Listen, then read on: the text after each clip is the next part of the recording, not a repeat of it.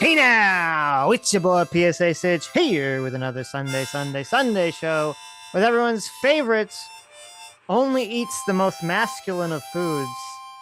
Adam Friend. You know, in some cultures, you're not allowed to eat any fruit that looks like a woman's vagina. It's like that's where Really? they draw the line. Yeah. But you can No, eat? Can you eat a fruit that looks like a man's genitals? I don't. I'm not sure about that. We'd have to consult the archaeological evidence. Interesting. So today, this is a very interesting video. This is called Hmm. "How the Right is Winning Young Men." This is a video by Matt Bernstein, and it's very fascinating. He gets a very special guest.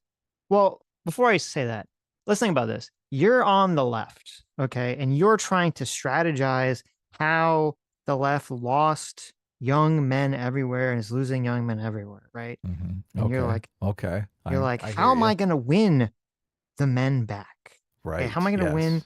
these young, just generally straight males, because the majority of the population is straight.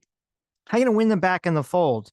And if you're doing your little strategy meeting, okay, how to get young straight men to vote for your causes, who do you think's Hmm. like a good idea? Like, who should you get to maybe weigh in on these sorts of things? Well, you want to talk to some of the young men, some of these Right. disaffected young men that might be out there that are disappointed with how life has turned out for them Mm-hmm. and Mm-hmm. are leaning towards voting for Trump or just not voting for Kamala Harris, right? You want to talk to them, those people. I mean, but those people are like bigots and incels, and they're gross. I don't want to talk to them. What? What are you talking about? Maybe they left Kamala at the altar because she wasn't cool, right? Maybe it's not bigotry. Yeah, but then I would feel bad about my own political beliefs, and it would be harder for me to bully those people.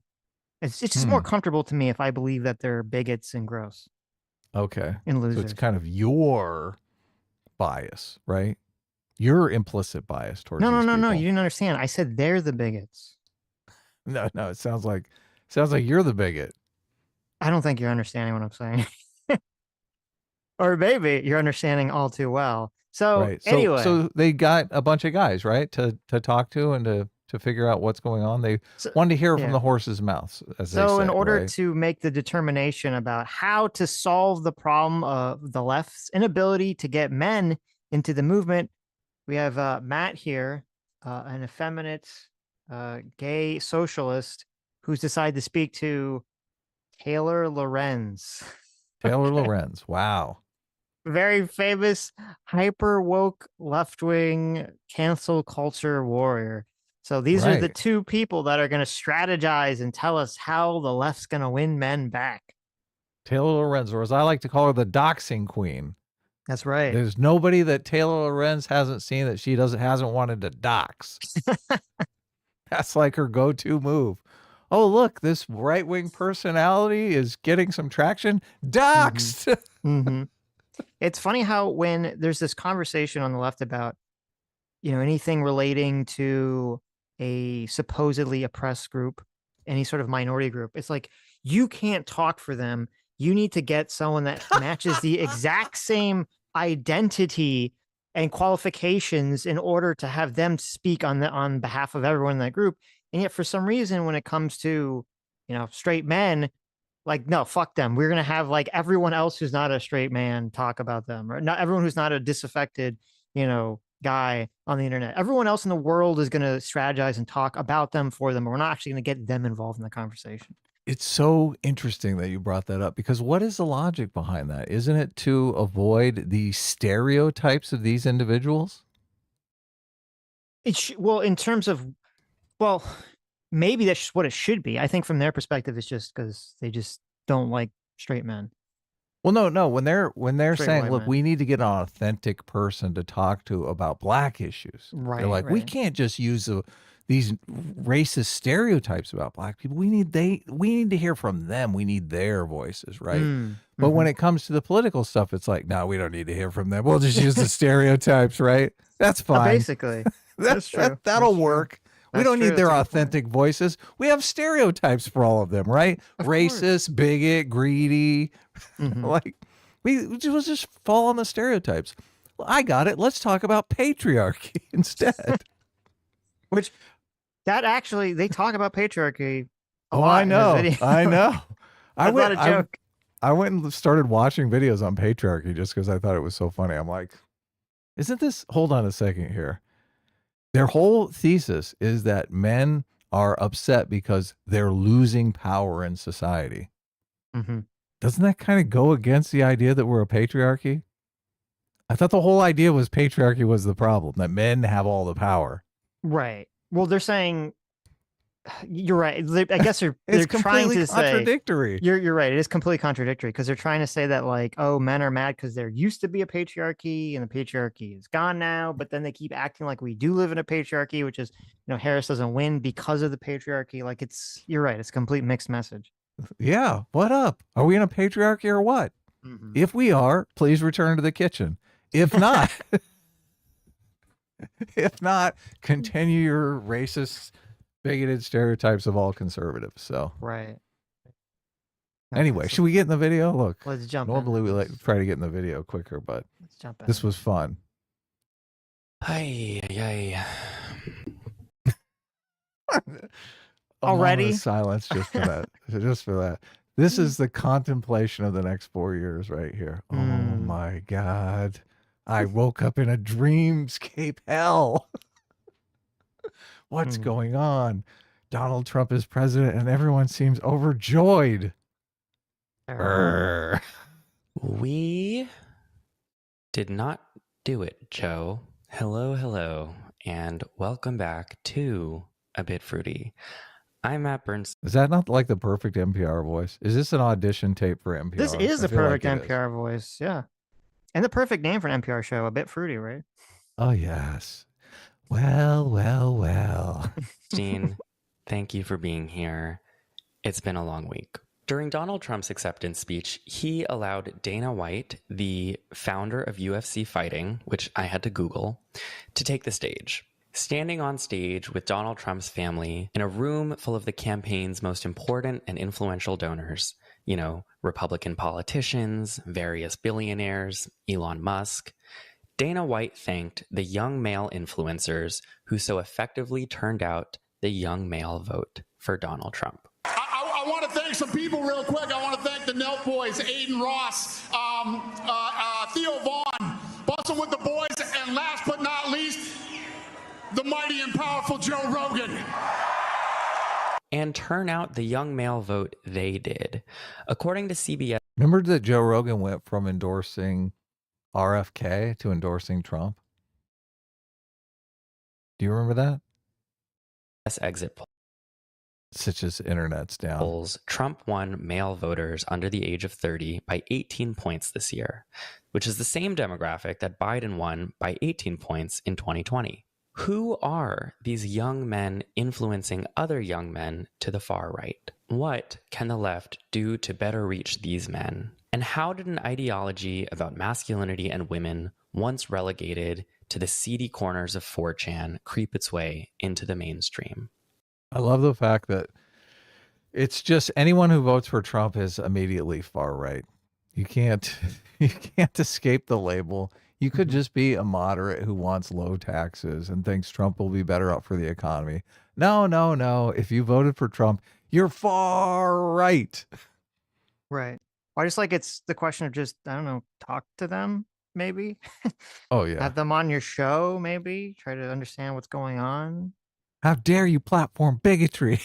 It seems like the obvious thing to do. They don't it's so weird because their whole strategy is just don't let anyone have a voice and it will go away. It's just the total ostrich strategy.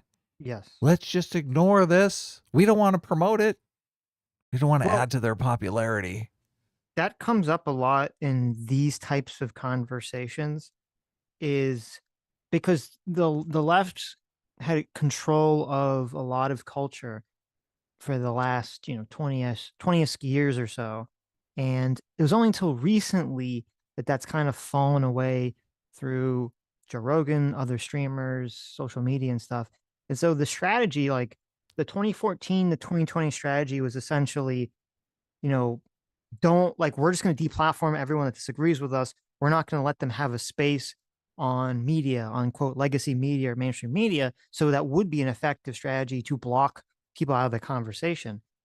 But that's no longer an effective strategy. So they're still working with the old playbook. And you're right. It's gone from like the defensive strategy of not letting anyone be heard to the ostrich putting your head in the sand while everyone else is hearing them.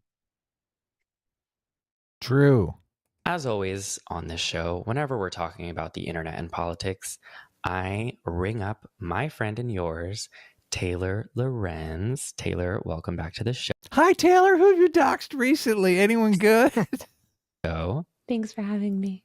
And since you were last here, Notice this. It's totally priming her with the NPR voice. She comes in with her NPR Yeah, voice. what was Oh, that? hi. That was so. Oh, That was so oh, crazy. hi. Oh, hi, Oh, Mark. hi, Mark.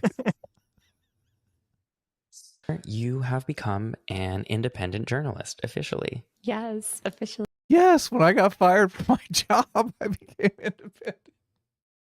Taylor is such an incredible journalist doing such great work. It is not an easy thing to go out on your own as a freelancer. It's what I do as a job and takes balls. So congratulations, Taylor. Thank you so much. I'm so happy. Are you excited to talk about the young men? Yes, let's speak to the men. Which is something I don't do a lot on this podcast. But boys, I'm speaking to you. Gentlemen? Gentlemen and gentle thems. If you would like to Okay, so Since get you're, ready, since guys. you're like a regular viewer of the show, right? Oh yeah, definitely regular viewer. So yeah, get ready, guys. Look, I mean, I know it's shocking that you wouldn't think that Matt doesn't regularly speak to the young men of the world. So I know this is a very like jarring experience for people to wake up with that realization right now. Yeah, we will be listening to the commercial spots because they are freaking hilarious. They totally give a window into who listens to this podcast for sure, right? Yeah. We'll let you guys guess in the chat who the sponsors are. Mm-hmm. would like more of the show, would like more of my post-election thoughts, which totally understandable if you don't want to listen to anything about the election anymore. But in case you do, you can get all of that on my Patreon, which will also be linked in the bio. You're so demure with your like, thanks for having me. Thanks for having me.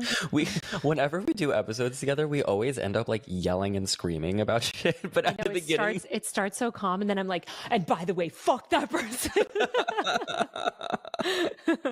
I think we'll get there quickly. Yeah, this is a triggering subject. The portion of the internet that has become enormous, that has enraptured the young men of America, is generally referred to as the manosphere. And this is going to be an episode about the manosphere. It's going to be an episode about the people who run it, about the young men who receive it and where they're at in life. Do you think the manosphere is bigger than gaming culture? No, I'm not sure. Yeah, No it way. seems like gaming culture is way, way bigger. of course. Yeah. But like the quote manosphere, what it's I don't know if I'd say overtly political. It's overtly cultural. I guess it's political / culturally motivated content where, a lot like the majority of gaming stuff is not any of those things. It's just about gaming. Well, it becomes political when they start shoving politics into the games and hitting Of you over the course. head with it. Yeah. Of course, when we start to have to see, someone talking about their pronouns in Dragon Age, we're like, oh, this is a little Yeah. And unusual. that's an achievement. Yes. Get people to acknowledge your pronouns will be the next achievement Right. in our game. Right. Level up. Use they, them pronouns in public Mm-hmm. and don't get made fun of.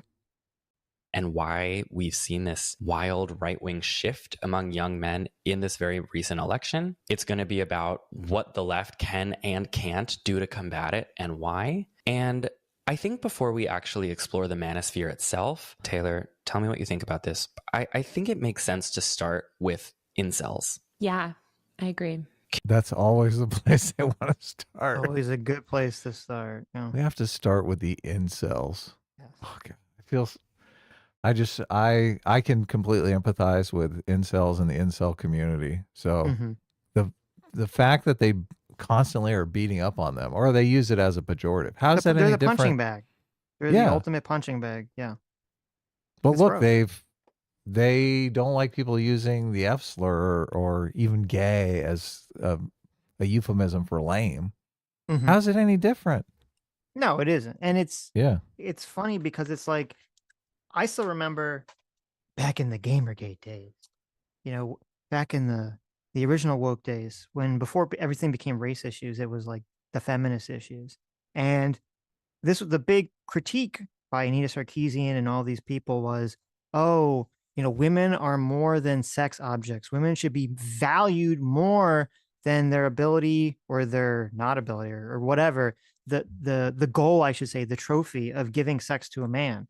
Right. They said this repeatedly. This was like the number one critique that feminists levied against gaming industry, against media. I And then know. a few short years later, what's the fucking number one insult all the people on the left use to attack anyone? Oh, Yeah. you haven't had sex with a woman. You haven't unlocked the special achievement in your video game. You haven't got the fucking trophy that we were criticizing, for the last 4 or 5 years. It's insane. Makes it seem like they were correct. Yes, it does. It's like, oh, I guess it was a trophy. Oh, okay, Yeah. thanks. Yeah. Look, we all figured it out. Nature's trophy. And then they sit there and they go, gee, I don't understand. Why is it that all these people are following Andrew Tate who tell you to treat women like shit and just get sex out of them? I can't figure it out. Yeah, I was trying to think of a equivalent from the female perspective, and I'm not sure if it works, but I was thinking something along the lines of involuntarily single, like in-sing, because women can definitely get sex a lot, but I think getting into a committed relationship can be more difficult for them, and that's really what they want anyway. So. Mhm. Well, they call them femcells, but Right, but that Yeah. that is celibate still, which I yes. look. I do think women, no matter what they look like, can get sex. Right. If The they question is whether or not they're going to be in a long term, like if the guy's going to call back in the morning. Right. right, and how much they want to lower their standards. Yes. Exactly. Exactly. That's where I ran into trouble because you think, well, no one is involuntarily single. They're setting their standards too high. Right. That's the thing. Well, you're talking about for women or for men or for either? For women. For women, yeah, that's Yeah. probably true for women. Yeah. Well, probably a lot of men set their standards too high as well, I think. So, Sure, I think that, yeah, but I think the problem isn't that though, overall. but if you're not that attractive, if you're socially awkward, like I could see people on the left saying, look, you can fix all those things. You can't fix being same sex attracted, right? Which I agree. Like you're born that way, but aren't you kind of born like socially awkward? You're definitely born like your attractiveness level is just implicit, right? Well, I just it depends. There's a lot of things you can do. Like men, I think men have it easier. Men can dress nicer. They can get better haircuts. They can work out, and do those sorts of things to definitely increase their attractiveness level. Women have to generally learn makeup witchcraft. I don't know if you've seen these insane like before and after makeup videos. I have, yeah. Yeah, where it's like the women completely reshape the way their face looks with makeup. It's like They draw totally, lines on their nose. yeah, it's like, yeah, they draw a bunch of lines and then it like does the jump cut and they look like a 1010 model and then they look like a pig farmer beforehand. And you're like, what happened? This is witchcraft. So there's definitely ways that you can make it. And I think that's part of the problem. You can definitely make yourself a lot more attractive physically. And then when it comes to personality, like, yeah, people are born with a predisposition towards being outgoing or introverted, but you can 100% learn to talk to people and to get over social anxieties. You just have to make yourself go in those situations. Otherwise you'll never get over them. Okay. It's kind of like, Jordan Peterson always talks about how in order to get over certain anxieties, you have to make the conscious and willing decision to put yourself in those situations, keep sticking your toe in, kind of acclimating and going deeper and deeper and deeper. If you keep running away from it, it'll never get better. Right. Yeah. Got to work on it. Yeah. Can you tell me a little about the incel movement? This is one that I can do on my own, but Let's chime in and we can do it together. Well, the incel movement it stands for involuntary celibate movement. It's sort of become its own identity almost outside of that, though. It started with these communities of mostly young men online who felt really rejected by women and essentially felt like it was impossible for them to get sex from women or the type of connection from women that they wanted. So they would gather in these communities that essentially became more and more radicalized and misogynistic. Yeah, incel as a term was originated in the 90s, ironically by a queer woman. Yes, which is very funny. It is very funny because incels are not generally associated with lesbians today, but it really took off online in the 2010s on websites like Reddit, but also on 4chan and 8chan, which, can you explain 4chan and 8chan? Because those are websites that I actually really can't explain. Yeah, 4chan is a message board that's completely unmoderated. It's kind of, it was considered the front page of the internet because throughout the aughts, it's where a lot of early internet forum users gathered. It's kind of like an earlier version of Reddit almost. Reddit's like the much more sanitized 4chan. And then 8chan is actually even more extreme than 4chan. And then you have a lot of incel forums now that really cropped up in the 2010s too that are just solely dedicated to incel ideology, that are their own almost like offshoots of 4chan and 8chan. And the thing, look, like we've all had points of insecurity in our lives. We've all had probably points where we're wondering, especially, when you're in middle school, high school, like, am I sexually desirable? How do I become sexually desirable? But these young men online, they form identities around not getting laid for reasons that they believe are entirely out of control, like their height, their voice, their head shape. The thing is, if it stopped there, then it's like, okay, you're just a, very insecure teenage boy. Lots of teenage people are, but they blame women for all of their problems. And that's, I think, what is the hallmark of the incel ideology, is that the reason you can't be happy as a young man is because women are doing this to you. They're also against like gay. I know nothing about this culture, this incel culture. So I don't know that they blame women directly. Like maybe there's 5% of people doing that and they're blaming the entire community on that. There definitely is anger towards women.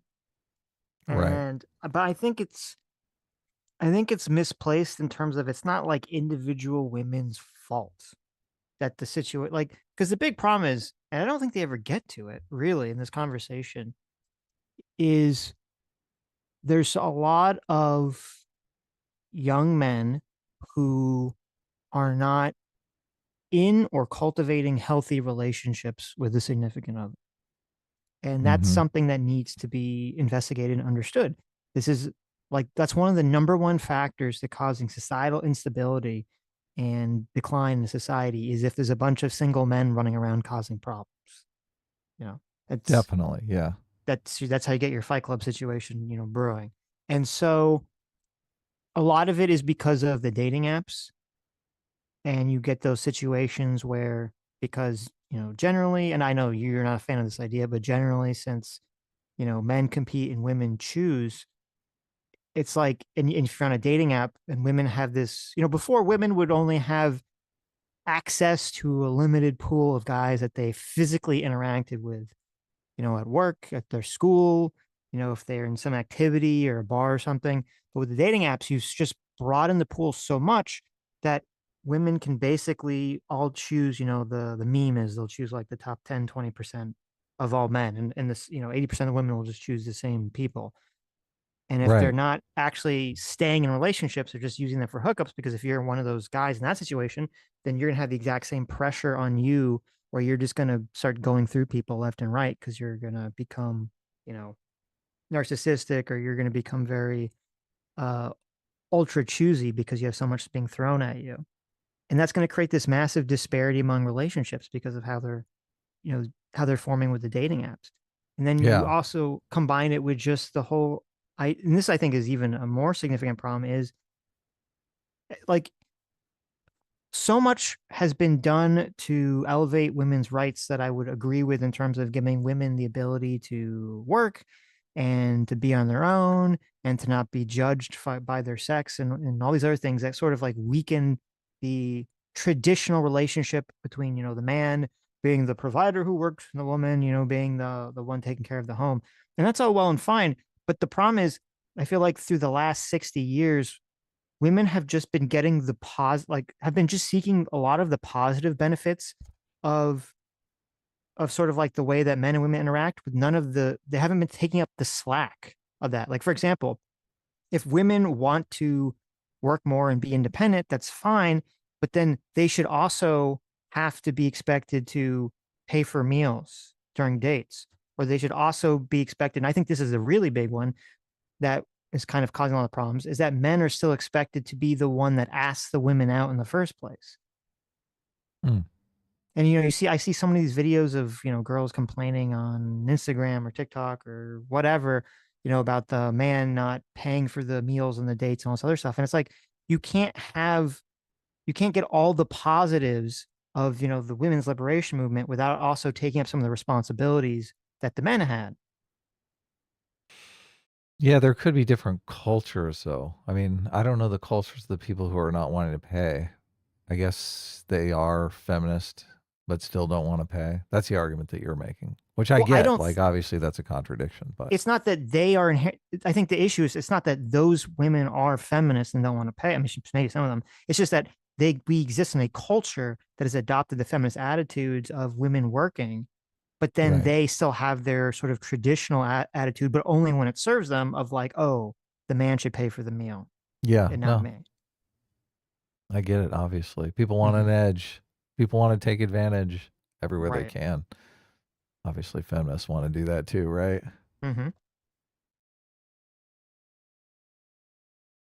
Gay people generally too, and the LGBTQ world, but it's very like traditional. Like they believe that sort of like every man deserves a woman, and me not being able to have one is like against my rights as a man. Right. There are So was going to say I've only seen one incel, a guy who called himself an incel, interviewed by Jesse Lee Peterson. And he definitely did not have that attitude at all. He was completely humble and empathetic with it just seems to be like a big group that gathers together to have empathy for the finding a girlfriend type strife that Mm-hmm. they all are experiencing. So I didn't see a lot of that misogyny coming out of him. Well, no, and also, because Taylor is a very bad actor, she's going to hyperfixate on the most negative Right. aspects of, anyone who's quote an incel or part of the incel movement or something, Right. in Yeah. order to promote the idea. Because what Taylor's goal is ideologically, whether she's conscious of it or not, is she wants to keep alienating and pushing to the fringe the quote incels.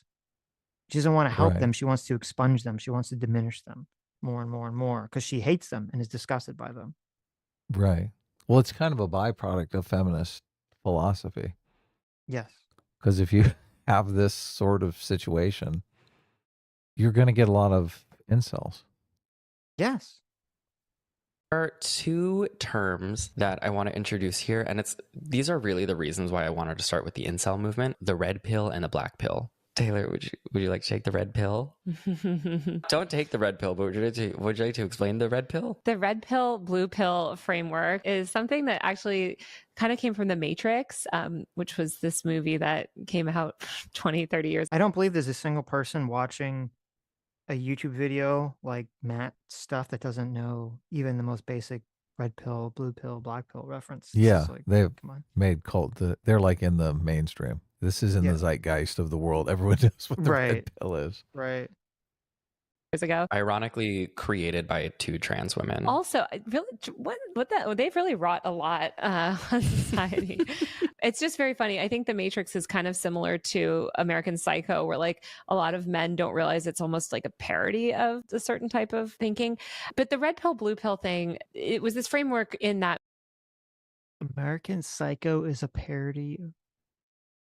What does she mean by that? Like she thinks the people who like American Psycho think the main character is cool when she's saying the movie is the opposite of that, saying the main character is not cool. I've heard people that interpret Fight Club where they're like, "Oh, I want to go and join a Fight Club." Right? I've definitely seen that with Fight Club. I don't think I've ever seen that with American Psycho, where people You are want to like, go "Oh out and yeah, I be an want to go American Psycho? be a serial killer." I've not heard that one before. You don't know. Got to try it out, Sitch. I also haven't even really seen people like, I don't know, maybe in the communities that I'm just not even a part of. I haven't really heard people talk about wanting to emulate like the 80s American Psycho business aesthetic or look either. Right. So it's a weird thing. I don't know. It's a weird comment that you made. Do you think this is, first of all, the idea behind this podcast is they're thinking, look, we really blew it with men, and if we want to be electorally viable, we need to learn to speak to young men or just men in general, right? Mm-hmm. Do you think this podcast is going well? I mean, they're basically starting off the entire podcast with saying, look, let's talk about incels. Let's talk about far right incels. This is like when you're trying to talk to someone and they don't speak your language, so you just start shouting louder.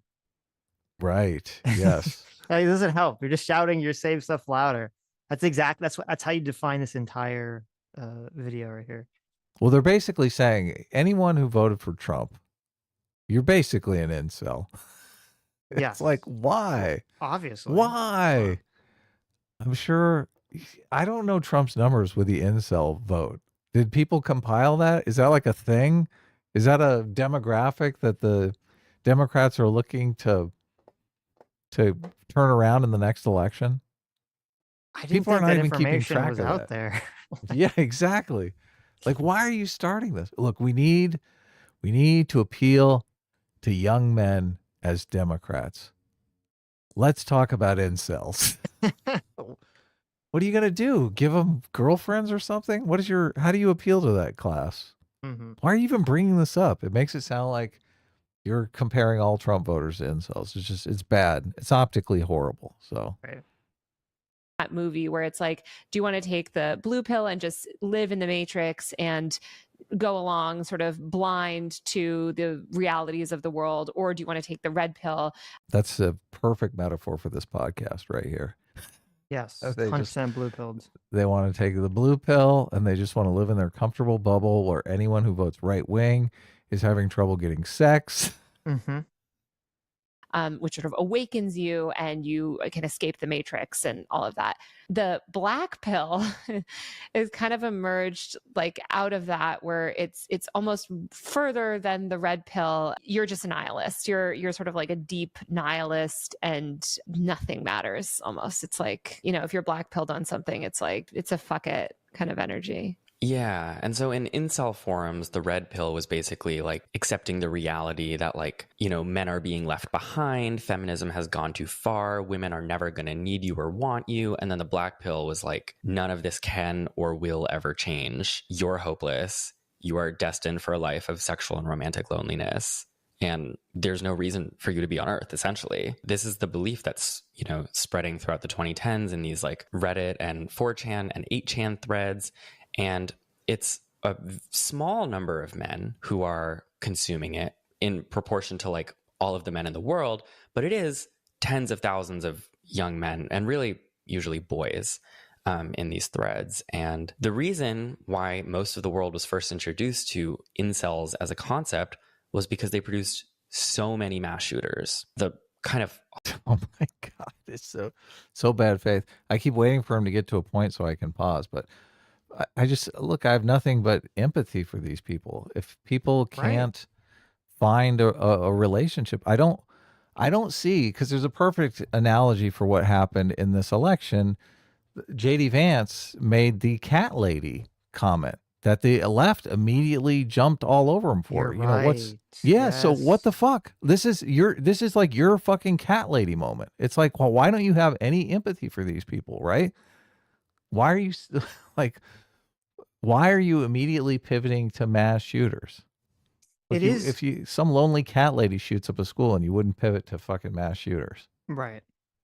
Though to be fair, I don't think that happens very often. But No, obviously not. right, But just to make the right. point, it's like, Yes. have some empathy for the people. It's yeah, and you're right. There was so much blowback. There was so much the gnashing of teeth over the cat lady comment because it was just like, oh, how dare you? Are you implying that women's only value is through their Their ability reproductive value. yeah, their reproductive value to produce children, blah blah blah blah blah. And yet, all these people do constantly is shit on incels 24/7 and attack Yeah. their political opponents as incels, doing literally the exact same thing, and there's no complaint about it whatsoever. They don't even realize they're doing it. It's so Yeah. bizarre. Yeah. It's so bizarre because it does perfectly map onto the thing that a lot of people have pointed out, that the party split is really like a gender split. Well, they're so brainwashed onto like sort of like the oppression privilege hierarchy thing of just saying, well, because men as a class of people, have had power in society for so long because of patriarchy and all this other BS, they literally they don't even think to analyze or to empathize with a man on an individual level. Yeah. Some men Yes. have had enormous amounts of power. Right. Most Yeah. haven't. Yes. They should note that. Yeah. Hallmark event of early incel culture was the Isla Vista shootings, where Elliot Rodger, a 22-year-old living in California, he uploaded. That guy is not. This guy is not that bad looking. Like, what the Well, fuck? that was part of the weirdness of the situation too. I was like, It's just, it's got to be socially awkward. Just totally socially awkward. I think a lot of it is that. A lot of it is the sort of people hyping themselves up into the whole, you go in some of these places. I don't know how prevalent this is, but you go in some of these places and it's like, they're doing the fucking ancient geometry on people's face shapes to like, oh, you don't have the exact perfect jawline or whatever. Oh, yeah. Yeah, that's bad. Though in the interview with Jesse Lee Peterson, the guy talked about how a lot of them talk about how they're only celibate because of location. Like they're in some small town, or, they're in Los Angeles and they don't have a good job, or they're in New York and they don't have a good job. Like that can definitely, I could see that playing in. So they're basically using the community to kind of strategize to move to a place where the lady pool is significantly better for them, which that's good, right? That's a good idea. Yeah. Yeah. It's funny. I didn't do this when I went to college, and I found out about this later. I was walking around this college campus, like, this is a few months ago. And I was looking around. I was like, why is every person here a woman? It was really weird. It's like, where are all the men? What the hell's happening here? This is so strange. I'm and then I going looked back it to up. college. I know. I was like, what is going on? And like, I was like, what? This is so strange. And I looked it up, and it was like, for some reason, like there was like top 10 colleges where like the sex gender balance is like totally disproportional. And this was like one of the top ones. And I was like, that's so weird. I was like, hey man, if you're going to college, maybe this is what you should look for. That's a place to go, right? Yeah.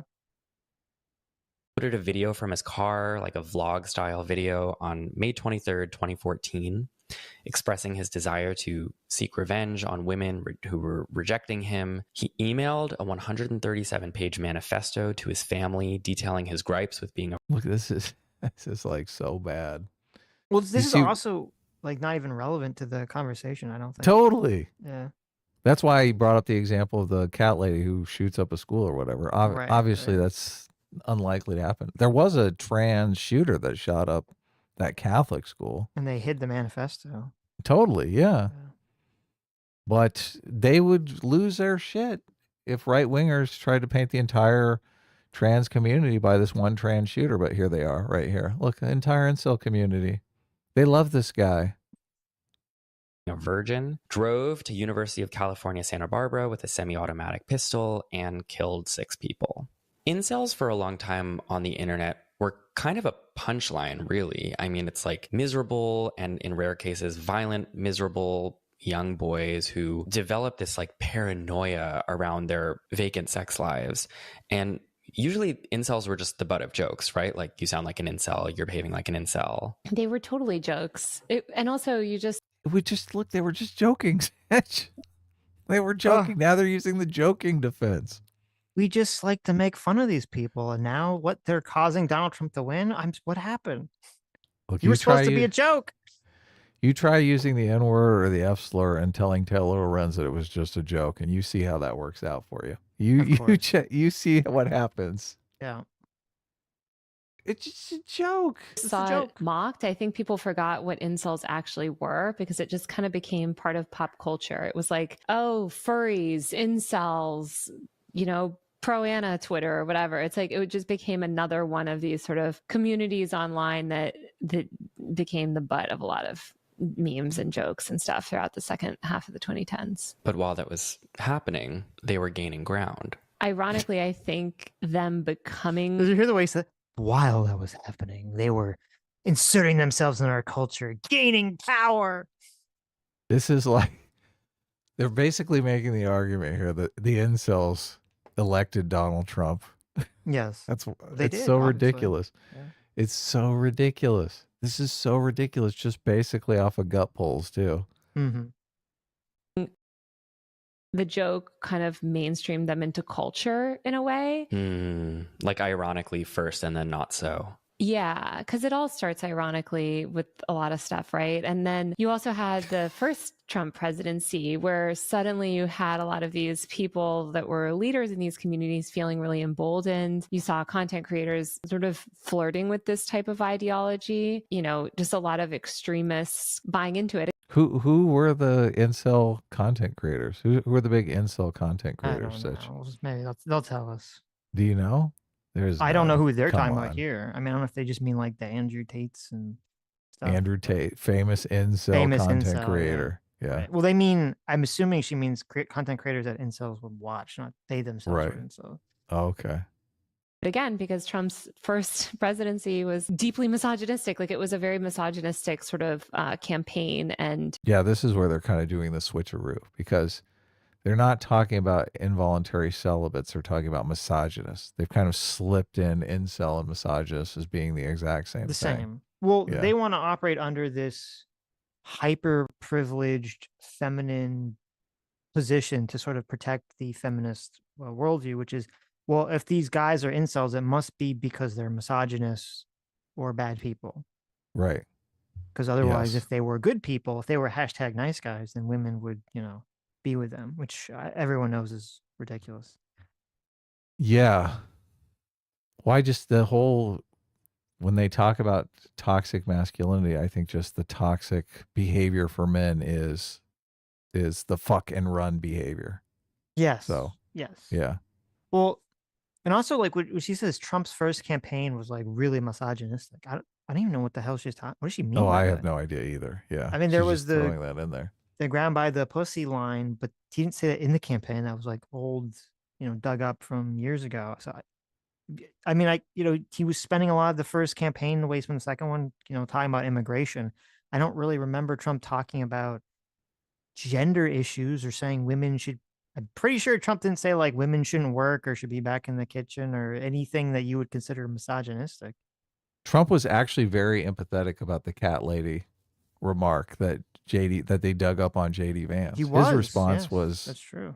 Super empathetic towards people. Like being in a relationship is not always easy. He kind of had that. I've been lucky, obviously. I'm a person that people want. Like I'm not lacking in the finding a significant other department, but I can empathize with people who aren't. It's just this whole conversation is pretty fascinating to me. Mm-hmm.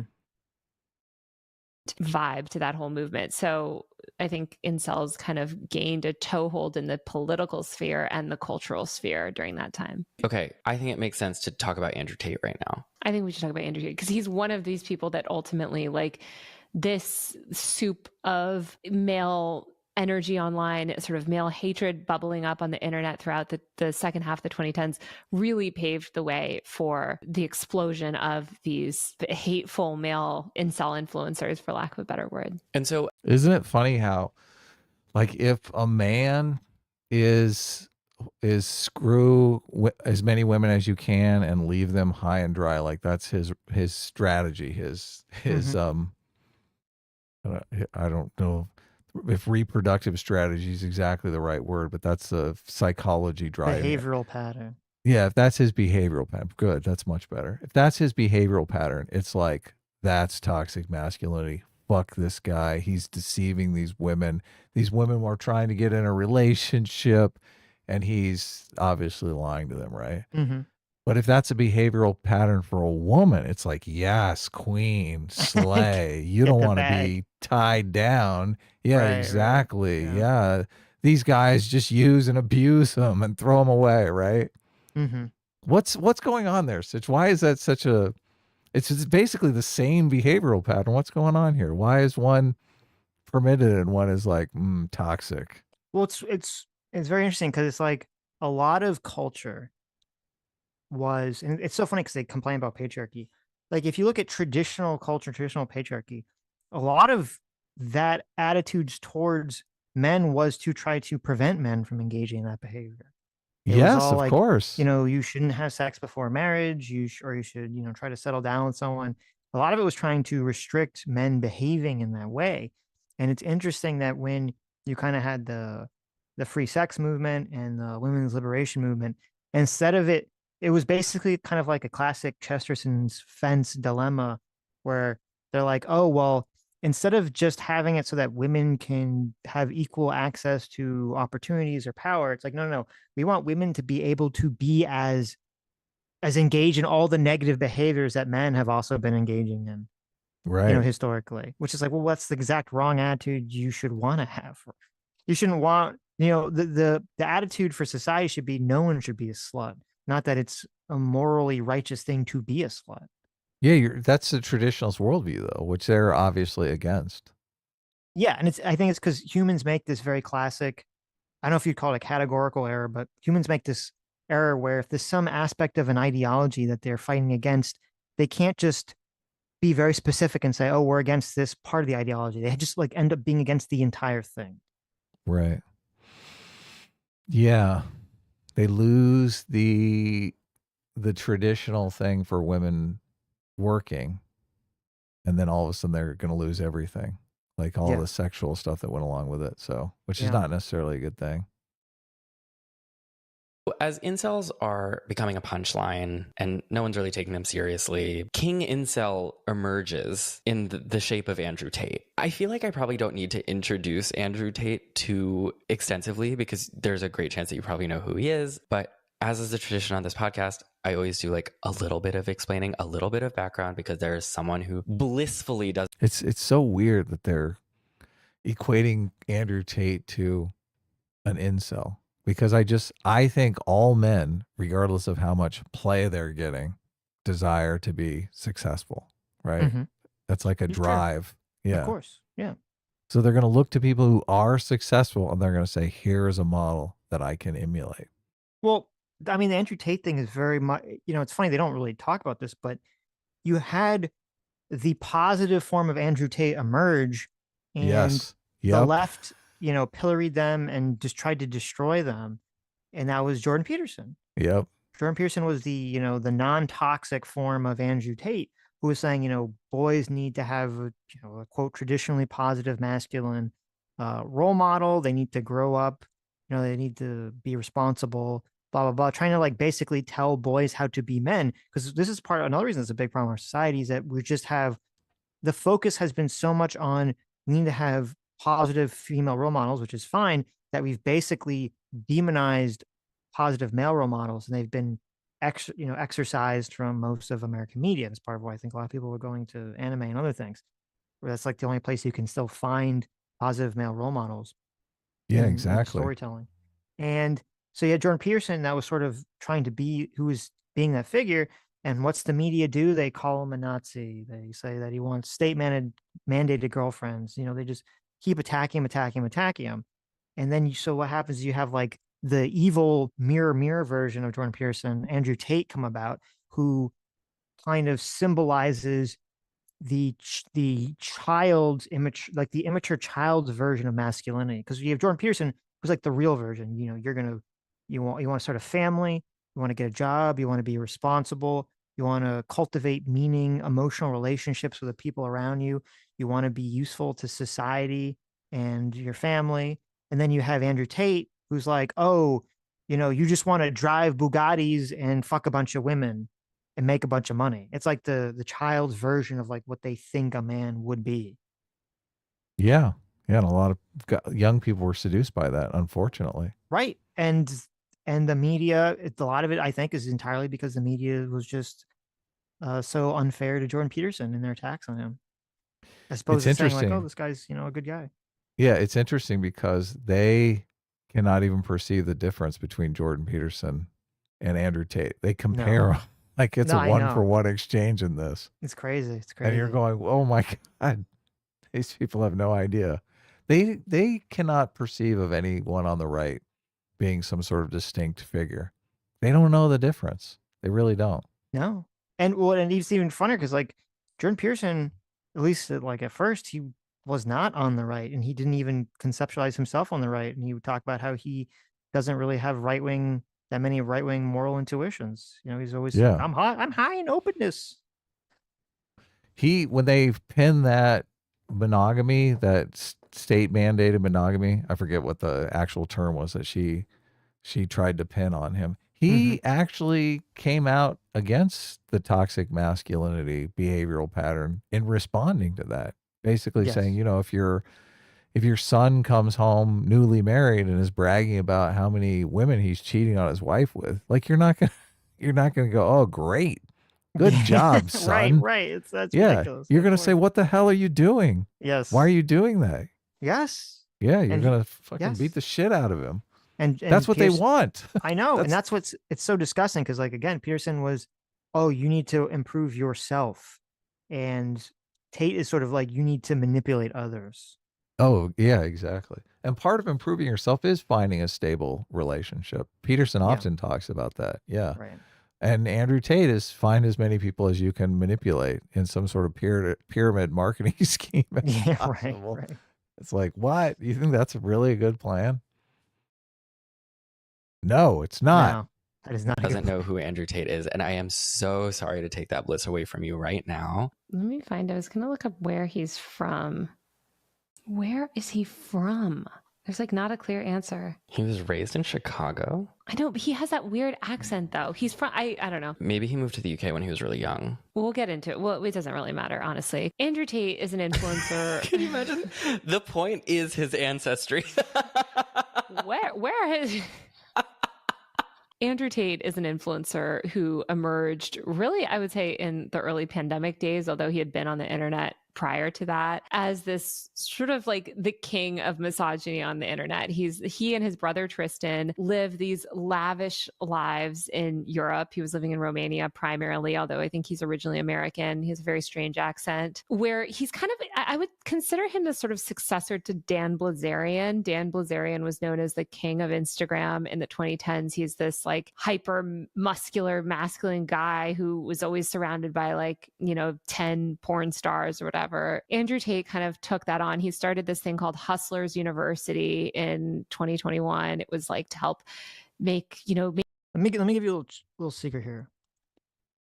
Anyone who like constantly is posting pictures of themselves 24/7, who's being one of these, look at me, I'm on a boat with all these attractive people, look at me, I'm fucking all these attractive people doing all stuff. Those people are not either A, not fucking those people, or not happy. Because when you're in happy relationships, the last thing you want to do is take time away from your happy relationship to set up a fucking photo shoot on Instagram in a bed, or to keep, going like, oh, hold on, babe, I can't like interact with you, the person I'm in love with. Let me go, I got to go keep posting pictures on Instagram. I got to be on social media 24/7.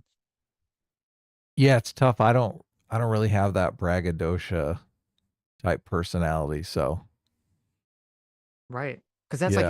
you're just doing it just to show off. You're not doing it because you're actually happy, because you actually like the people you're around or with. Yeah, yeah.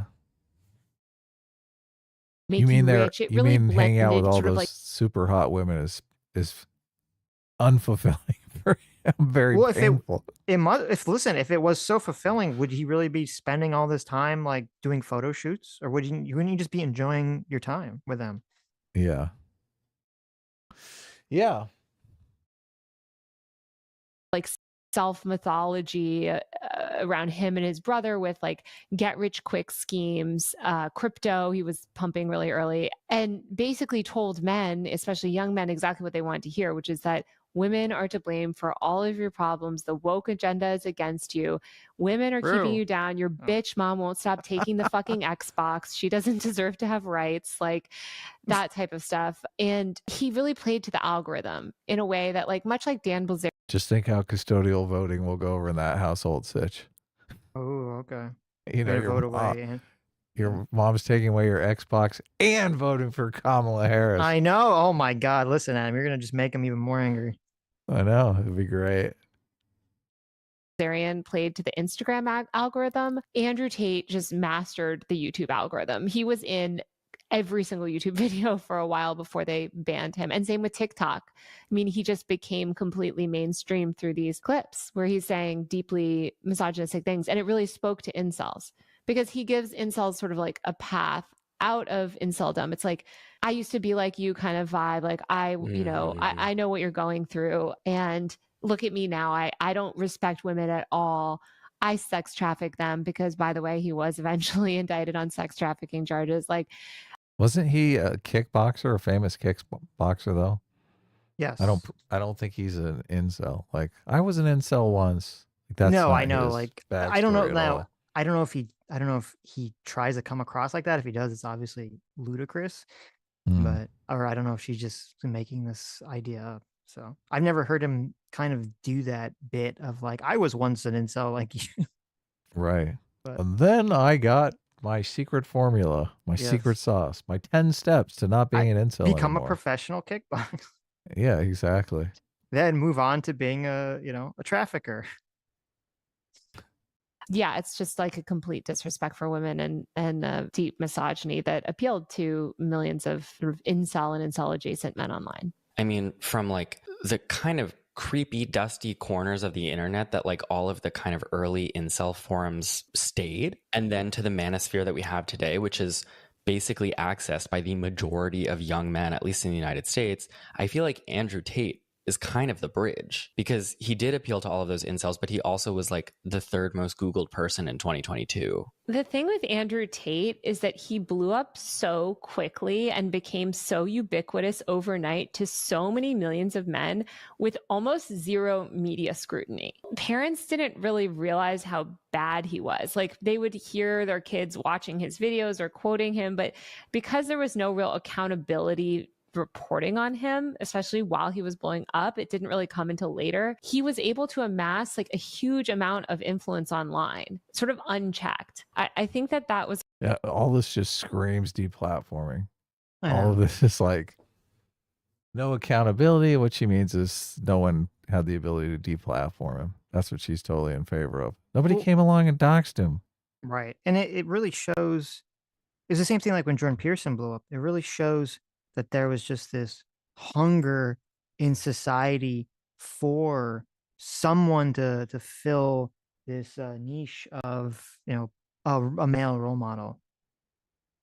Yeah. Yes. a really big part of his rise. Because all those single moms out there, kids are like, look, I need a male role model. I mean, that could be part of it. They turn to the internet. Yeah. Mm-hmm. But of course, Taylor Renz is going to be like, but we can't blame those single moms. Right. It's because I think there were these other bridges. I mean, Dan Bilzerian is another one, right? Where like men sort of idolized him, but he was always sort of viewed with a critical eye by the media. And like he wasn't producing content that was video as well. Is that the guy that went full anti-Semite on Piers Morgan? Is that the same guy? That's the same guy. Interesting. I never watched that. It's pretty I only insane. heard crazy shit about it. And I think the video format that Andrew was using was just really appealing to young people. He had that like hyper retention edited crap that's like made to appeal to them. And it was really appealing to them, again, through the lens of self-help. Like that's what's so important to understand. Like Andrew doesn't just get his fans from being like, fuck women, right? Like they get there very quickly. But they start to watch him because they're like, look at this really successful, rich, cool guy with like everything that a 12-year-old boy could ever want. Like what a life he's living, right? And he's telling me how to join Hustlers University and get rich and how to do my little drop shipping crypto scheme or how to work out or how to, it's like there's this like a self-help aspect to it, which Jordan Peterson also sort of tapped into. Like so much of the manosphere taps into this idea of like betterment as a man. Totally. And this is a perfect segue into... Is Jordan Peterson part of the manosphere? I don't think so. I don't know how she categorizes it, but I don't either. He's like, I'm a male content creator who other males watch. Well, she doesn't make any distinction right there or talk about the difference or any self-reflection of like, maybe it was a bad idea to smear Jordan Peterson with this brush. Yeah. What do you want to achieve? That's the thing. I really do believe what they want to achieve is they want to be as misandrous as humanly possible with no accountability. Yes. And they want men to like worship the ground they walk on. It's like completely one-sided. What they want is a dream that doesn't exist. It's the gender equivalent of utopia. The problem is that since all this like weird feminism, radical feminism is rooted in like very extreme leftist, socialist, critical theory stuff. At the end of the day, its goal is to tear down society and replace it with, whatever weird thing they want to replace it with. And then you have a bunch of people who regurgitate a lot of this stuff and they don't even understand that that's what they're regurgitating, that that's an element of what's going on here. And that's why it is so destructive. That's why it dissolves every part of society and culture. Yeah, it is interesting because that philosophy is animating people. We're all animated by some philosophy, some guiding philosophy. Mm-hmm. Ours is much better, though. That's true. Renoro Zoro's here for $20. Thank you. It says, in order for them to appeal to men, they have to completely abandon intersectional feminism, affirmative action, and leftism. They would need to embrace classical liberal values. Jordan Peterson represented that, and they rebuked him. Exactly. That's exactly it. Well, and I think they would have to embrace some traditional values. They're never going to do because they perceive of traditional values being anti-gay, anti-trans. Yeah. Mm-hmm. It's so funny because the whole idea behind the gay marriage or marriage equality, whatever you want to call it, was that gay people should be able to engage in traditional relationships, right? Yeah, I think it was James Lindsay who was talking about, this was a while ago. I remember him, I think it was him, was talking about how there were actually kind of long forgotten all these queer theorists who were against gay marriage because they were saying it was normalizing gay relationships, which they didn't want to be normalized. Wow. Yeah. Oh, it's so funny that they're in a common response to this election is that the right used trans people, use them. But every time I hear you say something like that, I think, who's really using the queer community? Like who are the big users? The radical far left revolutionaries. They're trying to use queer issues as a wedge issue to deconstruct various elements of society. Yeah, totally. Yeah. They're the ones using them. Yep. The right is responding. Remember, that's why you guys call them reactionaries. Yeah, because they're just reacting to you. I forget that part of it, but Twitter sucks for $20. Thanks so much. Says, quote, ha ha ha, incels are dumb because they can't get unlimited sex, lol. But also, you're bad if you're a man whore because you treat women like sex objects. Leftism can only exist as a double standard. It's purely hypocritical. Yes, true. So true. Detective Stabler SVU for $20. Thank you. Says their criteria for toxic masculinity is action media with an in-shape stoic male hero and women that don't intentionally look like one of God's duds, not ugly but tastefully scuffed. And incels are makeup like 0.69% of the voter base. That's a good point too, is like, I mean, when we're talking about the incel thing, I don't, how much that really has I don't know that like incel stuff, like as individuals, they're not the big voting base. It's more just they're like a symptom of a society that is very anti-male, or I should say very anti-masculine. And a lot of people do react to that, even people that are in relationships. And I think that's why you have such a large gender divide going on right now between the left and the right. Mm. PI for $50. Thank you so much. Says, I was at the end of Afghan, lost a friend to self-deletion, kissed a girl mid-20s, lost virginity to a hoe, multiple deployment, and was part of an operation that stopped Article 5 from triggering. Never had a girlfriend, and I hear women don't need men. Mm. Wow, seems like you've lived a pretty full life so far. That's pretty crazy. Yeah. Yeah. Well, I think, I'm curious what the operation was that stopped Article 5 from triggering. Well, I'm a big fan. Obviously, I'm married, so I'm in a serious relationship. So, Right. and I do think a serious relationship can be the most meaningful aspect of your life. So, don't give up. Give it a try. I do feel for people though that have trouble. I mean, obviously, I've been in points in my life when I've been dating.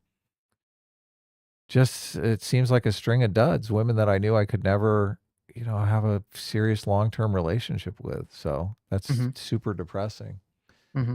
So yeah, I do empathize with that. Once you can finally find someone that, is someone that you genuinely like, that's the key. Yeah, that's moving, very moving. So yep, but it's tough.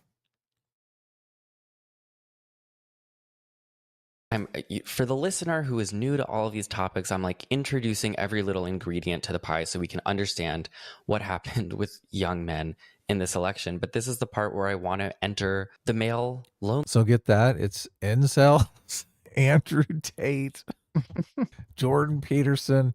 This is all adding up to how we lost the election.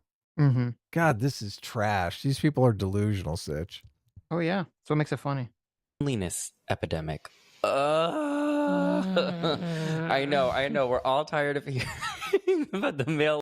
Look, this is so zero empathy whatsoever. Fucking zero empathy. The party of empathy here, Sitch. The people are going to chastise being like you for not being empathetic. We're so tired of hearing about, women's rights. We're so tired of hearing about racism against Black people. We're so tired about hearing about income inequality. It's like, okay, right. Thanks, guys. We're so tired of land acknowledgments and pronouns. Yeah. Yes. Right. Just, oh my God. I feel 10 times more empathy for someone who can't find a significant other than I do for someone who's having trouble getting their pronouns acknowledged. It's like, one just, I feel cut me to my soul. It's just, God, I believe life is like the buddy system. You need people you can trust and depend on. And a significant other is kind of the base of that. So, and look, I don't even think, is that a traditional outlook? I mean, I think some people on the left would call it traditional, but it's just life. That's tradition. Yeah. No. I think the best science backs this up.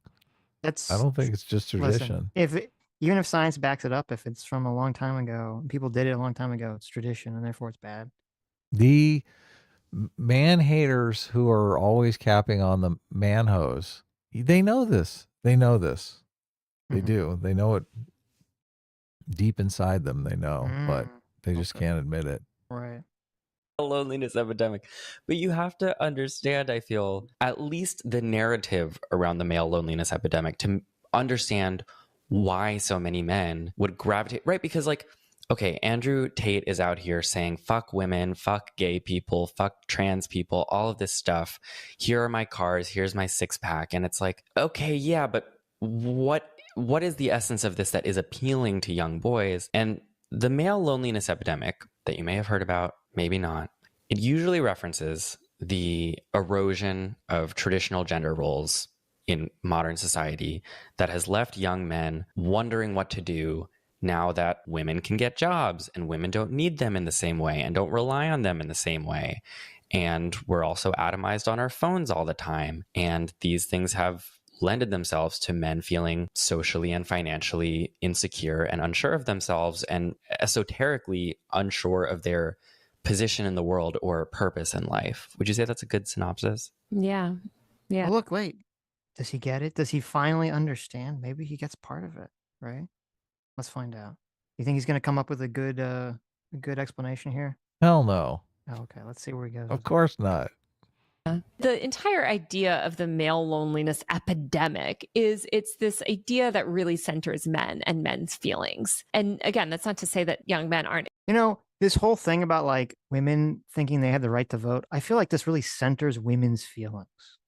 Like, why do movements about women not, being abused or women having the right to vote or work, like, why is it so centered on women? Okay. Like, shouldn't men be considered in that conversation? Yeah. They don't I want to just- be outvoted by all these women. Right. Like, come on, guys. It's so obvious. Experiencing loneliness, but we can get, I mean, I don't know how far you want to get into all this right now, but the premise is of quite a flawed premise to begin with. I agree. I also, I have such mixed feelings about this. I do. Unpopular though it is on the left to like give grace to the male loneliness epidemic. I have mixed feelings about it because Oh my God. It's like a teeny shred of empathy is coming through here.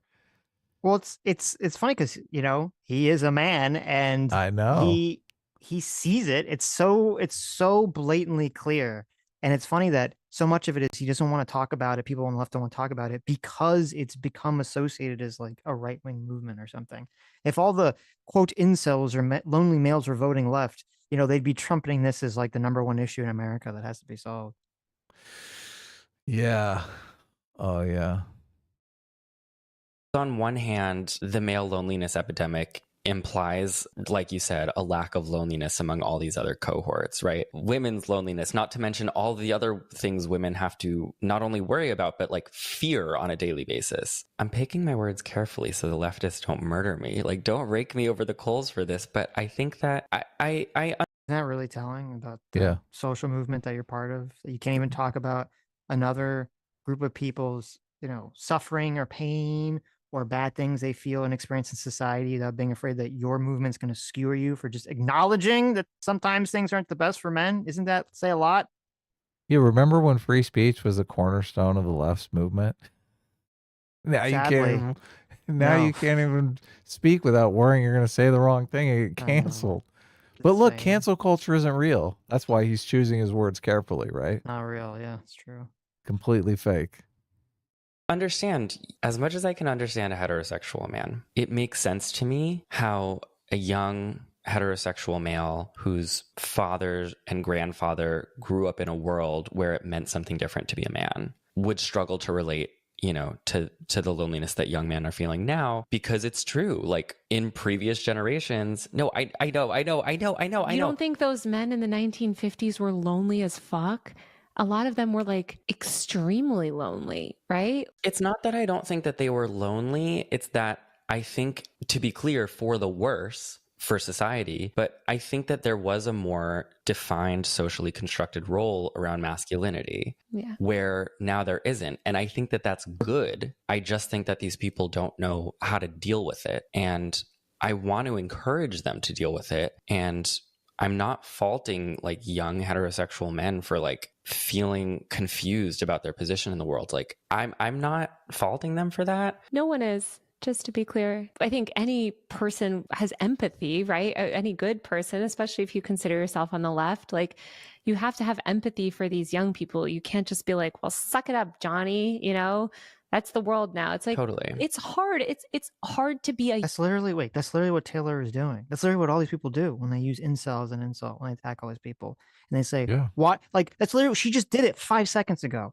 She When, did. like, Matt's like, it's so funny because you have Matt here is like, well, there was this traditional view of masculinity and like, or more importantly, there was a role that mapped onto, biology, that humans are animals and animals have evolved for from all the various animals for millions of years for the purpose of wanting to reproduce sexually and have children.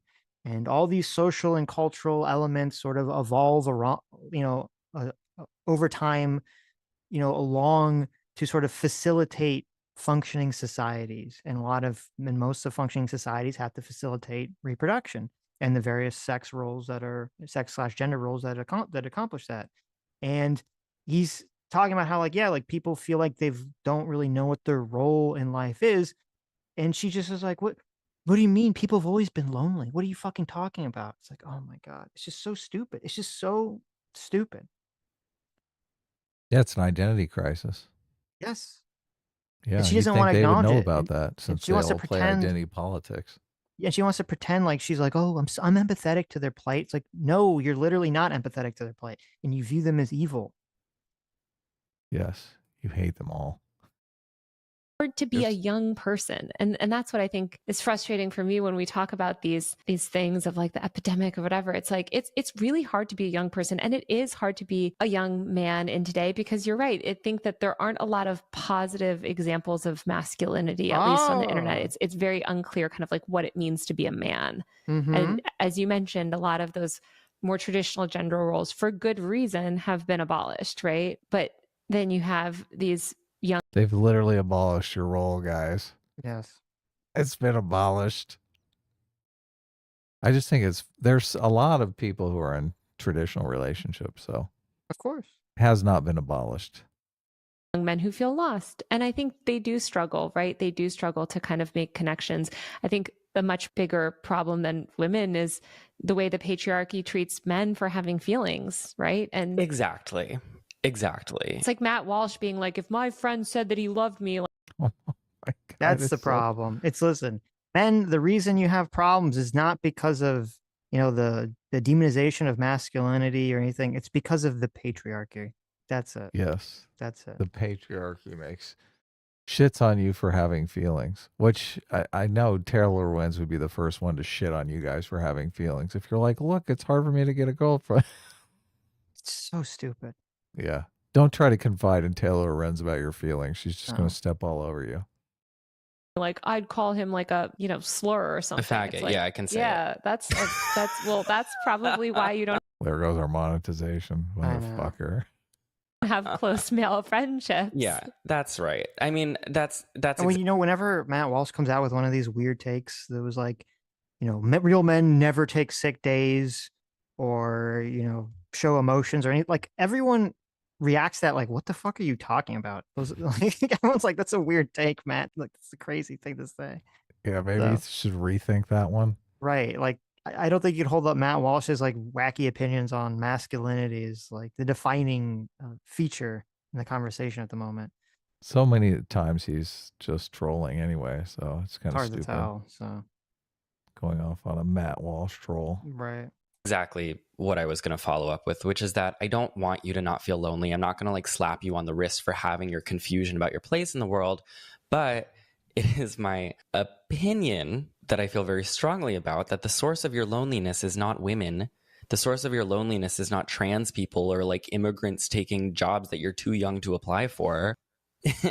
It's capitalism and patriarchy. Are you sure it's not the Democratic Party not really embracing your needs and embracing the needs of immigrants and trans people over you? Maybe that's it. Maybe it's not capitalism. I know. I wish that he would explain what he means by that. Because, like, I know. The only thing, and I mean, I don't blame capitalism, but I blame the current market. You could say, okay, it's harder for men to buy a house and afford things, and that's going to make it harder to attract women. I definitely agree with that. But when he talks about like the patriarchy makes it harder, what does that mean exactly? Why is that? How exactly in the year 2024 is the patriarchy making it harder for men in American society? Please tell me what that means. Yeah. How does it make house prices more expensive? Yes. What's the patriarchy have to do with that? Yes. How's the patriarchy making it so that men are not getting women on dating apps? Are we going to blame the patriarchy for the fact that women are engaged in toxic, feminine, serial monogamy? Mm-hmm. Is that the patriarchy's fault? Is it Mhm. patriarchy's fault that a lot of attitudes for both men and women is that you should just fuck as many people as possible instead of cultivating meaningful relationships? Is that the patriarchy's fault? It seems like it's the opposite of the fucking patriarchy. Yeah. You're talking about de facto polygamy, right? Yes. Yeah. It's just, Sick. Very what does that sick even stuff. mean? How is the patriarchy, what is the patriarchy? How is the patriarchy manifesting in 2024 in America? Like at all, in any element of American society? It's not. Well, I mean, Donald Trump won. So this is Donald Trump's America. So I guess, No. you know, that means the patriarchy is forever here to stay. Right. Nope. Oh, okay. Look, Donald Trump is like married. How's he part of the patriarchy? He's a part of the patriarchy. People only didn't vote for Harris because she was a woman, Adam. I don't know if you know this. I've heard some people say that. It's infuriating. I heard Katie Couric say that this Yes. morning. Yeah. It's very strange. Yes. Labeled everyone who didn't vote for Kamala a sexist piece of shit, and then went on to talk about how terrible a candidate Kamala was. Like, she can I say know. it. I know. It's pretty funny. It's completely ridiculous. Yeah. Why is she doing all this stupid shit? Because she's a shitty candidate. Duh. It's not because she's a woman. But men are the problem. Yeah, exactly. So ridiculous. Like, what? Men wouldn't vote for a shitty candidate just because she was a woman. Well, what'd you expect him to do? Okay. Yeah. Look, Taylor Renz is so proud of herself. Oh, look, you just totally nailed it. She got the look. You nailed it voice or face. Yeah. Okay, wow. Now I'm going to sound like the blue-haired SJW, but it's true. Like, the reason that Andrew Tate, I think, is so appealing to all of these people is that he represents someone who has succeeded under patriarchy and capitalism. He is the most traditionally like masculine looking. He's surrounded by hot women all the time somehow. Criminally, he is running all of these schemes and has gotten extraordinarily wealthy at a relatively young age. And it's like, you don't want to be Andrew Tate. You want to win against capitalism and patriarchy. And like, those are goals that I think young men share with the rest of us. This is so ridiculous because if we didn't live in a capitalist society, people would still be struggling for success in whatever system they set up. It's like, No. yeah, people want to be successful. Duh. No shit. If we lived in the magical socialist society where all the hierarchies were flattened, okay, everyone would be in perfect resource unity and there'd be no struggle. They'd be competing on other shit. No. They would. They'd come up with things to Competition- compete on. The greatest lie. that Humans the love to patriarchy- compete. No. What? You don't No, understand. Adam. bullshit. The greatest lie Bullshit. that patriarchy and capitalism ever convinced humankind of is that competition is somehow natural. Oh yeah. I thought this whole conversation was about competing for mates, and the incels are the losers. Go to sleep. Durr. Be quiet. Go to sleep. Absolutely. And I do Are you doing the sleep gesture from Go to Dark sleep. City? Yeah. Sleep. Sleep. Sleep. That's a good movie. Oh, it's a great movie. Yeah. How's it influence the patriarchy? I wonder. think that there is also a unique pressure on men because of patriarchy and capitalism, which was, by the way, I think probably worse 30 years ago, right? To be the breadwinner, to succeed and to have a job and to make money. And that's why you see these, teen boys get sucked into like these drop shipping or crypto schemes or e-course things. So look, she's saying people are sad because they lost the traditional gender role that gave their life structure. And she's also saying that patriarchy, the thing that gave their life structure, makes them sad. So which one is it? Does the structure make you sad or happy? Don't think about it. Yeah. What's up with that? They're like, look, we just need to get rid of patriarchy. You don't want all this structure in your life. It's making you depressed. Mm-hmm. Well, now you're depressed because you lost all the structure in your life. Look, you can't fucking win with these people, Sitch. It's impossible to win. There's no path forward for you as someone who wants anything out of life. That's intentional. It's so stupid. I'm listening. I'm watching. I'm like, what do I do here? How do I turn my life around? Get rid of the structure. No, you need the structure. That's the good part. You don't. Things. It's like they are so inundated with hustle culture, and the way that that manifests is through influencers like Andrew Tate, you know, amassing a huge following. And it's God, if you're going to Taylor Lorenz for advice, I feel sorry for you. You are fucked. You are completely fucked. Oh my God. Where's the advice in here, Sitch? What's the good advice here? Anything good we can take away? I'm sure there's something. If we keep looking hard enough, we'll find it eventually. it's ironically they're selling them actually just back the same conservative dream. Like it's like you will work hard and then these women will be your slaves, and you know you're the master. And Isn't that really what you want in a relationship, Sitch? A slave? A Yeah. slave, someone that Yes. you can just order around. Yes. Do this, do that. Taking Shine my notes. shoes, clean Taking my, notes. do my laundry. Taking notes. Anyone listening in chat? We shall may remain nameless.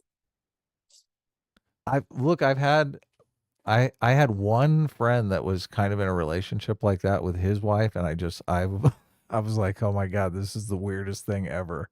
Mm-hmm. It's not the norm to be in this severely unequal relationship. No. I don't think people generally want that sort of thing. Maybe somebody who gets like a mail order bride or something like that is like, okay, right. this woman is going to do my laundry. Yeah. It's weird. It's weird. Yeah, look, you see relationships among you, your friends, and it's just this whole thing that she's talking about, the thing that people desire, just it seems like the thing nobody desires. Like, who wants to be in that kind of relationship? Jeez. You're the king of the household, and it's just sort of like new packaging on a very regressive ideology. I also think, you know, a lot of young men, they don't know how to talk to women. Like, you know, when you're going through puberty, it's really awkward, and like everybody's feelings get hurt. Like when you're in that time period of like middle school and high school and you're trying to figure things out, and like everything also feels so deep to you. And you see this guy who's like succeeding and he's like, fuck these women. Or sorry, I keep cursing on a YouTube podcast. Like, you know, screw these women. I get demonetized automatically. I don't care. Okay, good. Stop throwing the F slur around. Jeez. You might That's actually why. get monetized. Yeah. He's like, but I can say it because I'm gay.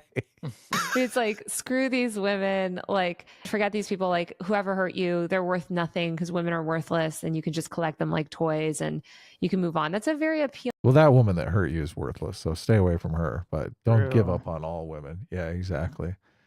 There are some bad ones out there. A lot of times in these communities, they tend to conflate the bad ones with all women, but that's not a good attitude. Feeling like thing when you're hurting inside, or you feel like some girl did just break your heart or stood you up for a date in 9th grade.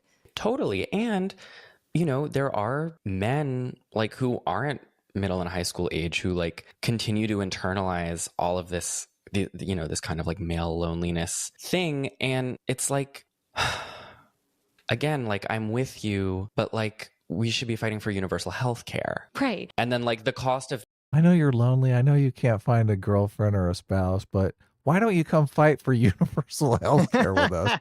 That'll make you feel better. Of course. These people are so fucking out of it. Nobody cares about universal health care when they can't find someone to love. So stupid. things, and like the fact that it's hard to find a job won't weigh so heavily. It's like all of these things are intertwined. And so the problem isn't feminism, it's capitalism. Exactly. Right? And like sometimes I think it is hard to conceptualize why that is until you like lay it out. And it's like you feel insufficient because you feel like you can't open up emotionally to other men, which is a great way to make friends and resolve loneliness, or at least manage it. And Sitch, don't try to open up to me, okay? That's going to be not a good way to make friends with people. Listen, I don't know what Matt's relationships are like. You know, I don't want to stereotype.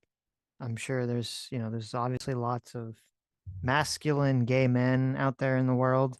I'm just saying, from the way that he talks and the nail polish and the eye makeup, you know, he's coming off very feminine in his approach to things.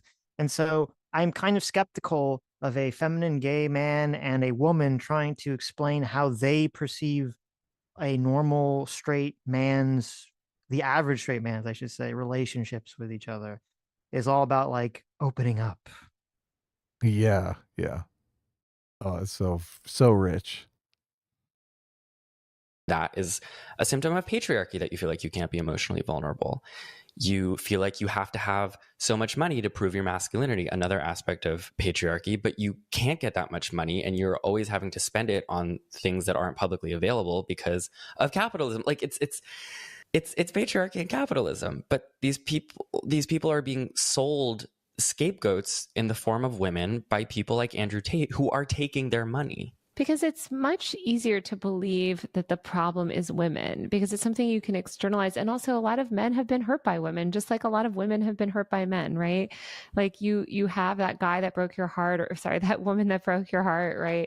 I had that guy that The Freudian slip there. Did you catch Freudian that? slip. Yep. And that big one. Yep.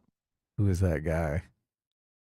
broke Some guy. Who is that himbo? Some guy in college, okay, is why we as a society have been plagued by Taylor Lorenz. I know, right? it's so true. We need to figure out who that man is and punish them. No, we need to get that guy on the show. We need to talk to that guy is what we need to do. We need to punish them for unleashing this plague upon society. Like, why Right. did you do this? You should have just called her. We all know he couldn't do that. If you just called her back, we would have It's to not deal with his her. fault. Oh, God. That's my gay male loneliness. I mean, a lot of them probably do have a guy that broke their heart and they're in denial about it. That's But, true. you know, it's like that's sort of this like emotional thing. Whereas when you try to talk to them about like structural change and universal health care, that's this like big thing that you can't really understand, that you can't grapple with, that you don't even have like direct engagement with in your life. And so it just becomes easier. And it's also, Young men are always worried about their health care. That's exactly what they turn Top to issue. first. Yeah. When you talk to men, top issue. Yeah. Oh, healthcare, They're worried. Yeah. Oh, I don't have health care. I mean, usually that doesn't kick in until you're like 40. yeah. it's really enticing to believe that you were born to be better than everyone else. You were born to lead, and you know you have the rightful sort of top place in society. If only these women would recognize it, you know, and people would respect you and bow down. It's like That's so just bizarre. That's Because very bizarre. men definitely organize themselves into a pecking order relatively easily. Right. And you don't have guys who are at the bottom of the pecking order being like, if people just recognized my greatness. So silly. I mean, yeah, you can have it. You can have sometimes. But it's not like this. That's not what's causing the problems that she's talking about. It's this idea. This problem is the problem of narcissism. Yes. Yeah, it's bizarre to me that you get a group of guys, 8, 10 guys together, and they're all going to be narcissists. Well, they can't function together. If that's the Yeah, of case, course they can't. Yeah. But you do get, some sort of chain of command usually course. materializes. So, and Well- just guys at the bottom of that chain of command, they're not demoralized by that at all. They're like, I know my place. I'm here to help. Like they like being part of something greater than themselves. Of course. Of course. Yeah. This happens in the military all the time. Listen, But her Taylor. conceptualizing this as, guys just, they want it all and can't have it. Not all Right. guys want it all. They just want the bare minimum. This whole conversation is about guys wanting the bare minimum. They're like, look, I just want a relationship with someone that I can love. Right. Yeah. That's asking. I for don't need a lot. Lambo or a Bugatti. I just want a girlfriend, okay? Like, Right. all throughout human history, most people have got a girlfriend. It's funny. I don't know if you remember in the first season of Mob Psycho, when Mhm. Reagan and Mob are like confronting the bad guy, the bad evil psychic people in their base, and the leader's like that old man. And you find out Mhm. he's like an old man. He like gives that speech about how society never accepted his greatness. Oh, yeah. It's like Taylor Lorenz saw that and just is like, this is the answer here. And also, but it's funny if you go, it's kind of like with Fight Club and same thing in Mob Psycho. All those, it's like it's not all men, but it was mostly men in an organization. None of them had significant others. And then the final bad guy, I don't know if you ever watched season 2, the final bad guy, like everything is kind of because he sort of lost the relationship with his wife and child. And that kind of like spawned like like he realized that everything he was doing in life was sort of like worthless because he lost the people that he cared about along the way in pursuit of like power. Wow. That's great. That's totally relatable. Good luck getting that in Western media. Toxic masculinity. Of course. Yeah. A guy doing everything for his family. Oh my God. That's the patriarchy and capitalism. Right.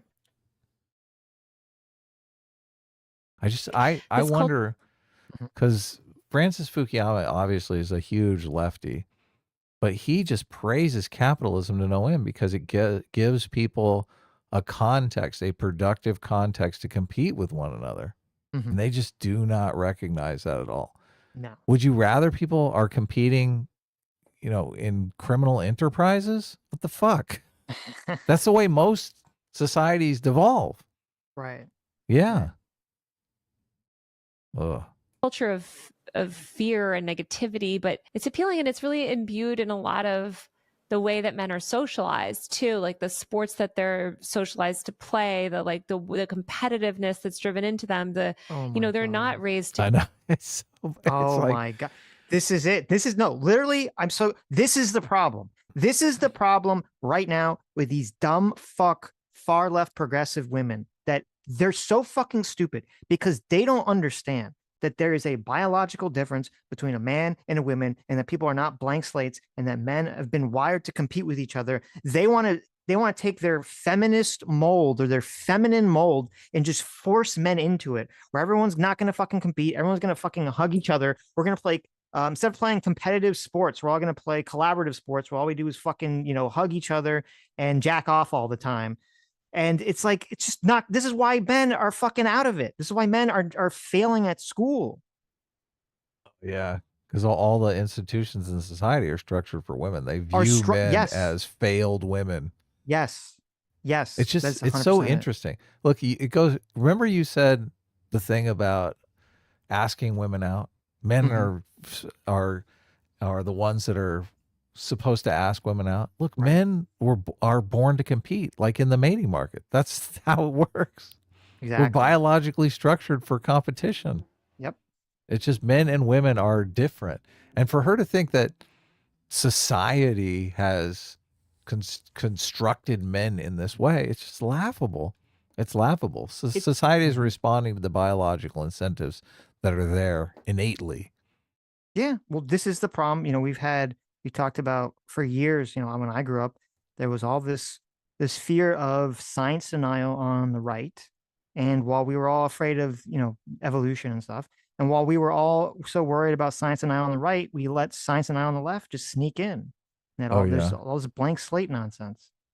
Total science denial. be collaborative and empathetic at all. It's like shove your feelings down, like work harder. You have to be the provider. And it's an enormous amount of pressure. Yeah.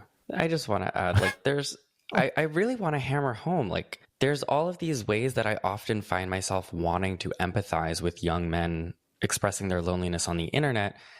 And then where it oftentimes I feel like I can't do that is because the male loneliness epidemic conversation becomes cover for men to just spew misogyny. Yeah. And imply that like women aren't struggling in the same way, which like, sure, maybe it's a different flavor of struggle, but it's, it's the whole thing of like a man's worst fear is like being falsely accused of rape and a woman's worst fear is being raped. Yeah. And you see these media pundits, right? Like the Scott guy. It's weird. He says that like that's a meaningful thing. Like, well, it's so much worse for women because their worst fear is to actually be raped. And it's like, okay, first of all, being raped and being falsely accused of rape are both horrible experiences that can destroy your entire life. I don't think saying like one is worse than the other or positing it that way is good or effective or meaningful in any way. At all. True. If you're falsely accused of rape and you lose your career, you lose your relationships, you go to fucking jail. I mean, it's just as bad. Yeah, totally. Galloways of the world that just all they do is talk about men while promoting misogyny. And it's like the problem is misogyny and centering men's experience. And misogyny hurts everyone. It hurts men and women. And they don't recognize that. And they think, oh, well, I can just sort of like out misogyny myself out from the system. It's like they go further into the system instead of getting outside of it. But the media cycle around the men's loneliness epidemic is, I think, a symptom of our patriarchal society that centers men's experience. And let's be real, men have lost a bit of status in the world, right? Like there are fewer male college graduates, there's fewer men getting higher degrees in certain areas. There's a lot more equality. And when you were on top and you were the sort of master, right? Like any sense of equality feels like something's being like taken oppression. Oppression, yeah. So look, now she's making the argument that the patriarchy's dead. She just switched. This whole thing was like everything, the patriarchy's to blame for everything. And now she's like, the patriarchy's gone. Suck it, guys. Right. And It's like just, something's being it's like, she's like, oh, well, it's biased that the media is focusing on, the male loneliness epidemic. It's like, well, that's because they're the ones feeling it. What are you how is that biased? They're the ones experiencing it. What the fuck are you talking about? And look, where has the media? This stuff is talked about on YouTube all the time, but I don't see it in mainstream media. I see it very male occasionally. loneliness I don't know if epidemic. it's, like out of her mind here, but yeah. Dude, and it's just, what does this have to do with the election? Like a bunch of lonely guys voted for Trump. Adam. Can't you feel like as a straight male, can't you feel the appeal just like coming off the screen and sucking you in?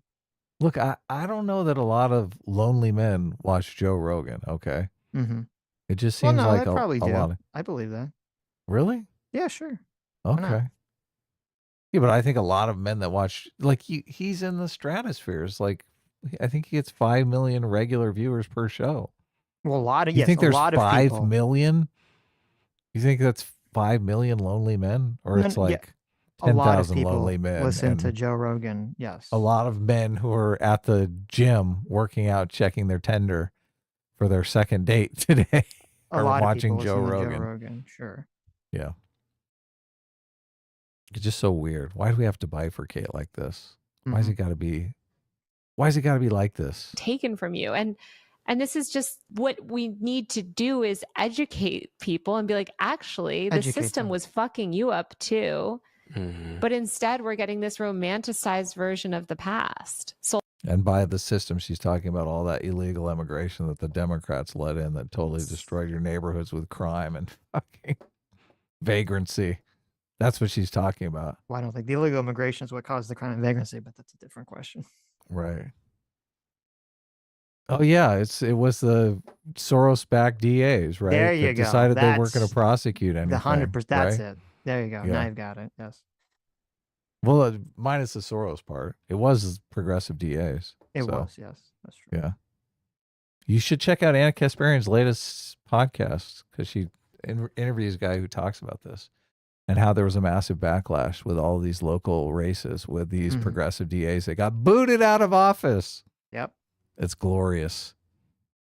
Sold back to us by people who are very cleverly profiting off of the whole situation. Mm-hmm. Should we return to the profiteers in question? Yeah. We really could talk about, yeah, they're so smug. It's the male loneliness epidemic. I'm not calling it that uncritically, but like in air quotes, like it's a rich text. It's a rich text. I would like. Okay, this is perfect. Are you ready? Okay, I'm ready. Are you ready for some joy? Who's the sponsor? I don't actually remember. Break from today's show to thank the sponsor of today's episode, NordVPN. Oh no, we can skip the NordVPN. Oh, we can skip that. Wait a second. Oh, what's this? Is this Nord? Look, when you're browsing the dark web, you need a good VPN. Stands, you already know.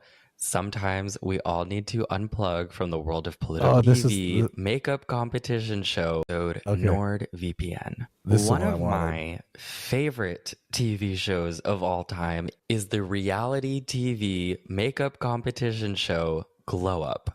Glow Up stands, you already know.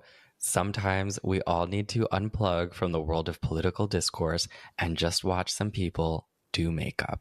It is a Sitch. Listen, as a straight man, I feel this content appeals to me. And this is Do a you person that really? understands my daily plight. Right, yeah. Yes. Sometimes you just want to watch makeup shows. Yeah, listen. How many makeup shows have you been into, Sitch? All of them. Right. Nonstop. I can't get enough of it. Okay. Yeah. Well, that's how you do those tricks, honey. Those are great. Yeah. British TV. Listen. Actually, you know what? I feel like guys nowadays should watch that stuff just so they can know what to look out for. Oh yeah, exactly. Watch out. This is a secret Uggo here. So Undercover actually, Uggo. Hey, look at that. That would be a great show. It's funny actually, because we're talking about like all the incel stuff. There's actually like I don't think it's gonna catch on, but there's like a movement of some men who they'll use makeup to like make it so they look like they have a stronger jawline and stuff. Really? Wow. Yeah, that's pretty funny. They got those shoes that add, I think, 4 inches in height too. Oh, get some platforms. Yeah. Which the girls all are very upset about. There you go. What do you think of my show idea, Undercover Uggo? What do you think? It could be great. It's a terrible idea. You thought she was great from her Tinder profile. It's the worst idea I've ever heard in my life. Undercover. It's not that bad. Come on. So bad. People would watch it. TV show, and seasons of it do eventually come to Netflix in the United States, but only after like a year. The only way to watch it in real time as it comes out is on the BBC iPlayer, and the only way to access the BBC iPlayer is to live in the UK, which is a problem for me because I live in New York City. Enter NordVPN. Look at this. He's like, you can use NordVPN to get your makeup show right now. This is the greatest sponsor spot. Perfect. How's this not capitalism? Nord does a lot of things. It helps keep your data safe while you're using 60 countries and use it for free. 30-day money. That'll also. So the success of Andrew Tate spawns a million Andrew Tates. And one of them, by the way, and I just want to like insert this really fast, is someone called Sneeko. Do you know Sneeko? Of course I know Sneeko. Of course I do, unfortunately. He's like Andrew Tate, but less. I don't know. All of these people to me, all of these people, by the way, who have millions of followers each.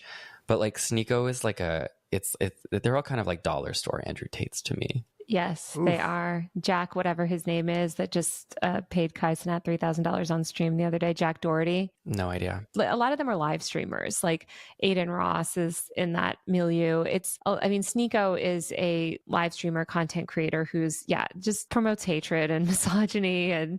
But these people are into like live streaming culture, gaming culture. Like they're more like involved in culture, like direct teen culture than Andrew Tate. Andrew Tate's like the top of it. Like he's so successful. He's up, living his life in Romania or whatever. Maybe he's running away from sex trafficking charges. Right. These other guys are very much like on the ground, right? Like they're showing up to meet with Donald Trump. They're like in America. They're really directly appealing to these young men. Yeah. One time Sneeko, this happened last year. He was at like some kind of sporting event, and he was like walking around kind of like the food area in the stadium. Maybe it was like a baseball game or a football game or something. So a group of these boys that look like they're in like 6th grade swarm him, and they're like, Sneeko, can we get a picture? Get a picture. And then he like takes one of their phones, poses to take a selfie with them. And while they're taking the selfie, these young boys go, fuck the women, fuck the women. Fuck the women, fuck the women. What? No, wait. We love women. And then Sneeko looks bewildered. And he's like, what? No, we love women. And then the kids are like, but fuck the gays, right? We hate the gays. We love women. We love women. But not like transgenders. Yes, sir. We love everybody. No. All gays should die. Preach. This is like the most epic troll of all time. It is. Well, that's the part I'm wondering. Is this like just, are they just trolling the shit out of him? Because that's what it feels like is going on here. Like, yeah. It's pretty funny. If it is a troll.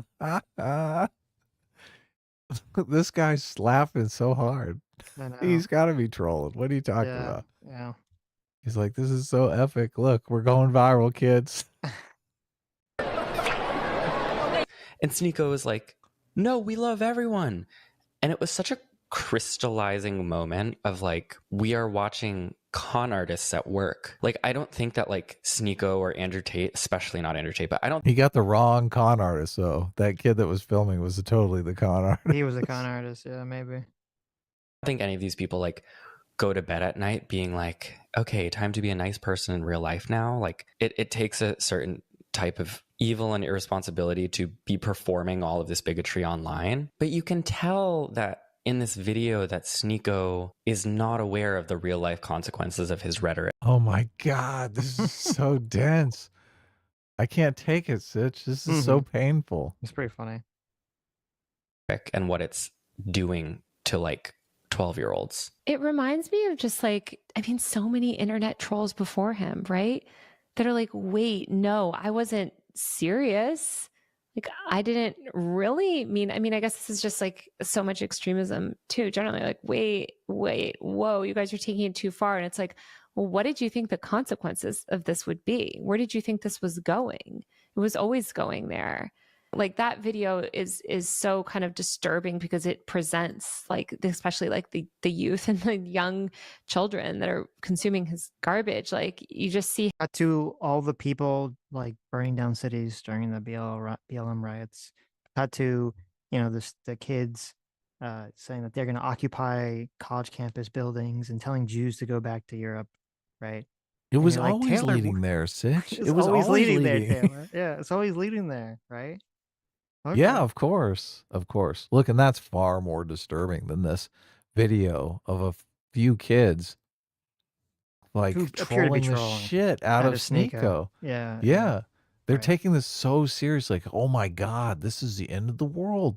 Yes. They said no transgender people. Can you believe it all? I don't know. The kids are funny. They're totally funny. It's kind of like, you know, when the kid drops the F-bomb and they're way too young to be using that kind of language. Mm-hmm. You don't, it's not like an indictment of all of society. You're not like, Right. oh my God, a 6-year-old used the F slur or the F-bomb. how it's interpreted, and there's no denying it. He can't deny it, right? Because otherwise in interviews he'll be like, oh no, you know, that's not my audience. And it's like, here's your audience directly confronting you, repeating back what they're hearing from you. A lot of people They put so much stock in this one I know. interaction. Lame. over the last week have been like, I saw multiple viral tweets with like, why have the young men of the United States turned into Hitler's youth? And I think that 10-second long video is like the single most illustrative example of the entire process happening. God, these people are so dumb. Oh, I cannot stand this. Can you imagine those kids going out and like beating people up? Yes. Obviously. Come on. that multiracial group of children are gonna go I out know. there. There's like a white kid, a Mexican kid, and a black kid. I know they're gonna go be Nazis. The most diverse group of kids ever. The most Yeah. diverse group of Nazis ever. Of the radicalization of boys. Mm-hmm. There are a few cast members of the Manosphere that I would like for you to explain to me. Because I feel like you know them and I don't. I literally made a list. Because How do people watch this content? It just is like so painful. So painful. I think you're just a hater. Oh, I know you understand these people. Explain them to me. That's so weird. What's this interaction? I was like, Is this like a? Do you think he acts this way in his free time, or is this like a characterization? That's a good question. You was just talking Yeah. about like, you know, do people act the same privately that they do online? So Yeah. I think, look, you and I both act the same. We've hung Yep. out together. so, Sadly. yeah. I think people want kind of an authentic person. I mean, he Of might course. act this way. You might go out with him and he might be even crazier. I don't Right. know. Right. But it's just so, it's fine. It's not a big deal. I wish there was more substance to it, but whatever. researching for this episode and I was like seeing all of these influencers that Donald Trump made content with. And I was like, who are these people? And they're all so famous. But just like that's how I don't know, walled off different parts of the internet are. What is the Nelk Boys?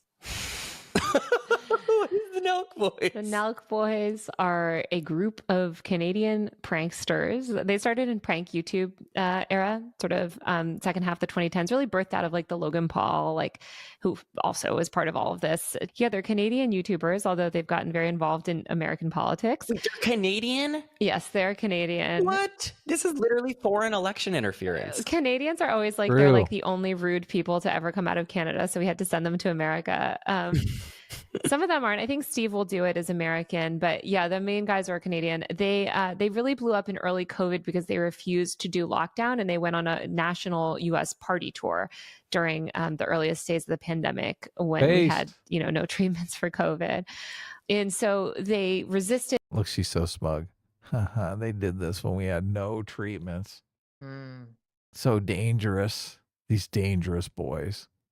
They also kept gyms open. They were really into the like right wing, we're not shutting down anything in early 2020. And so they did this like frat tour where they were like visiting frats and stuff too and partying, and that got them a lot of attention. They're just, I mean, ultimately they're a prank channel.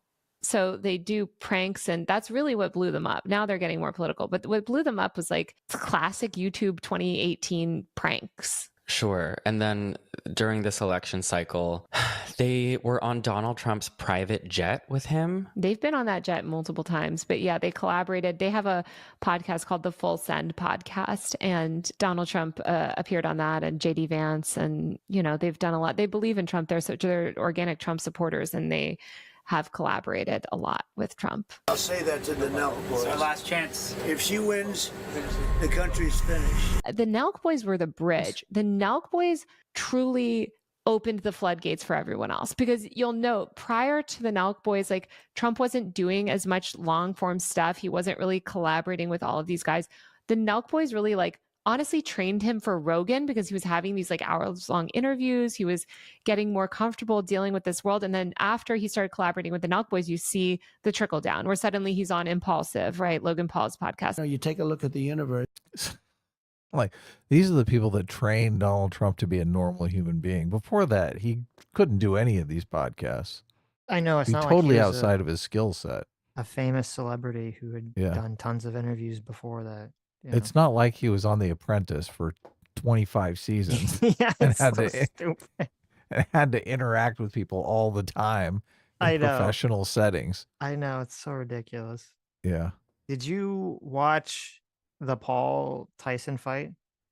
No, I didn't. I Okay. didn't, but I definitely heard people talking about it.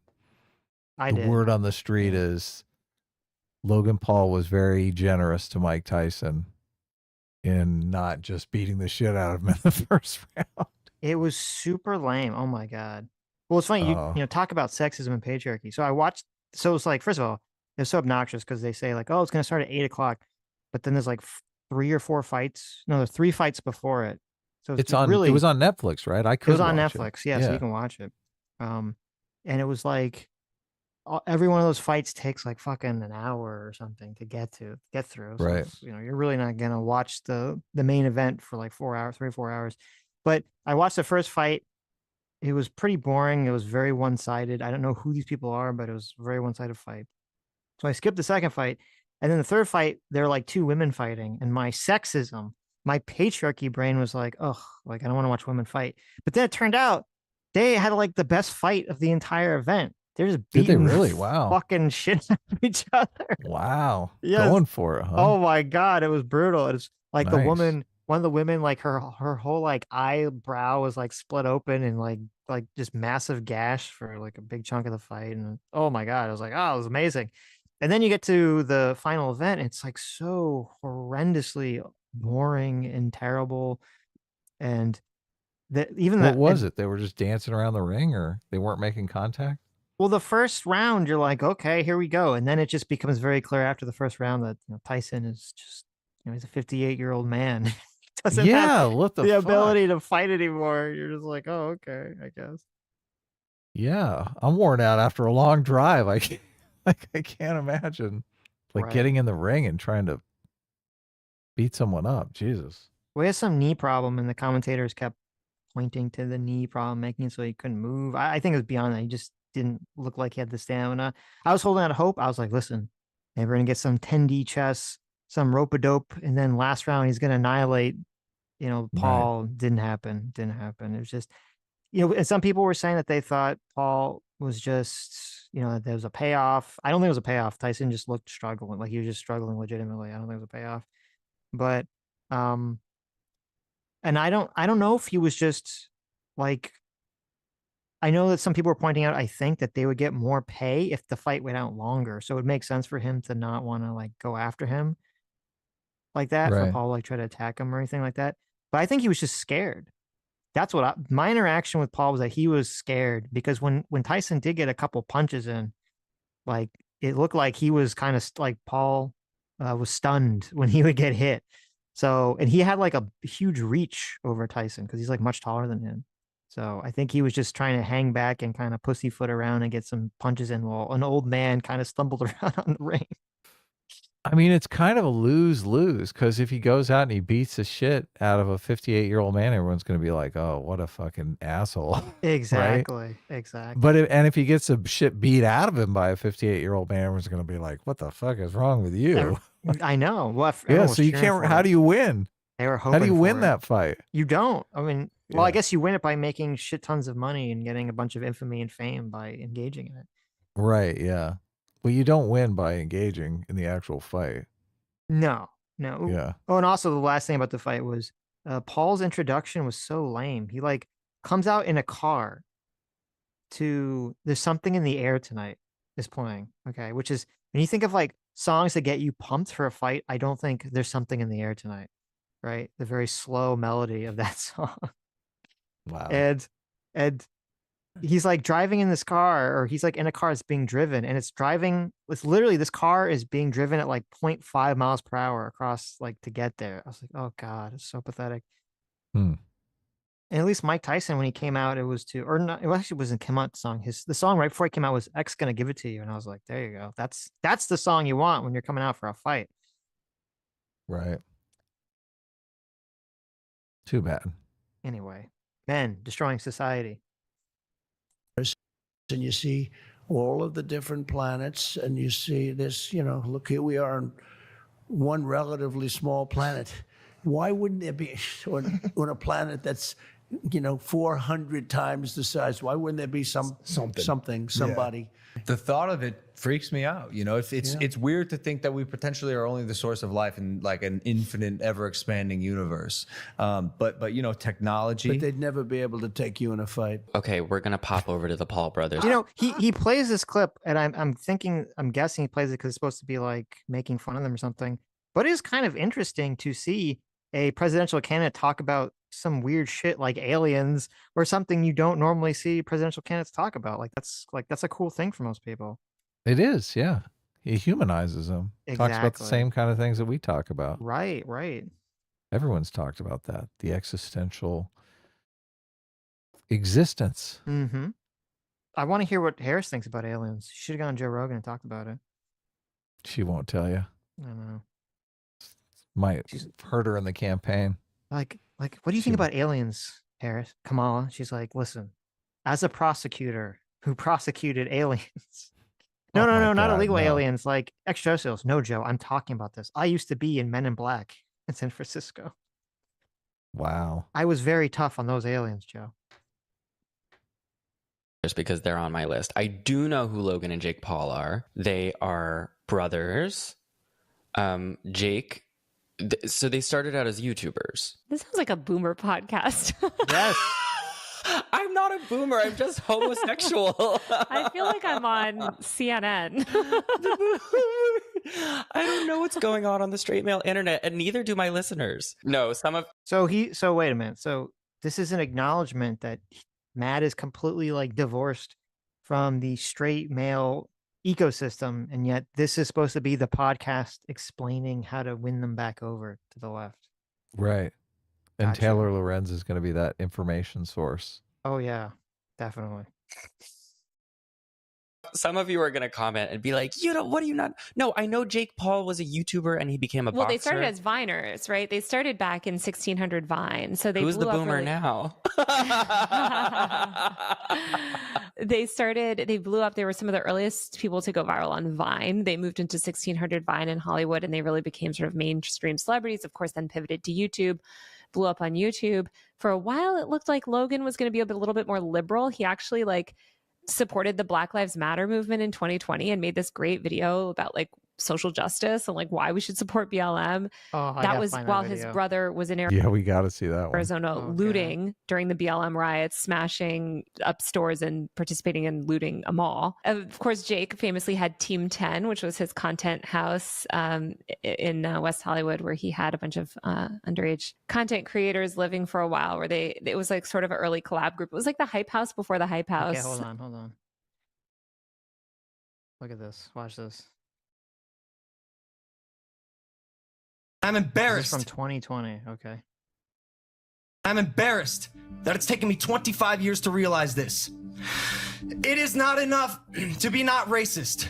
You have to be anti-racist.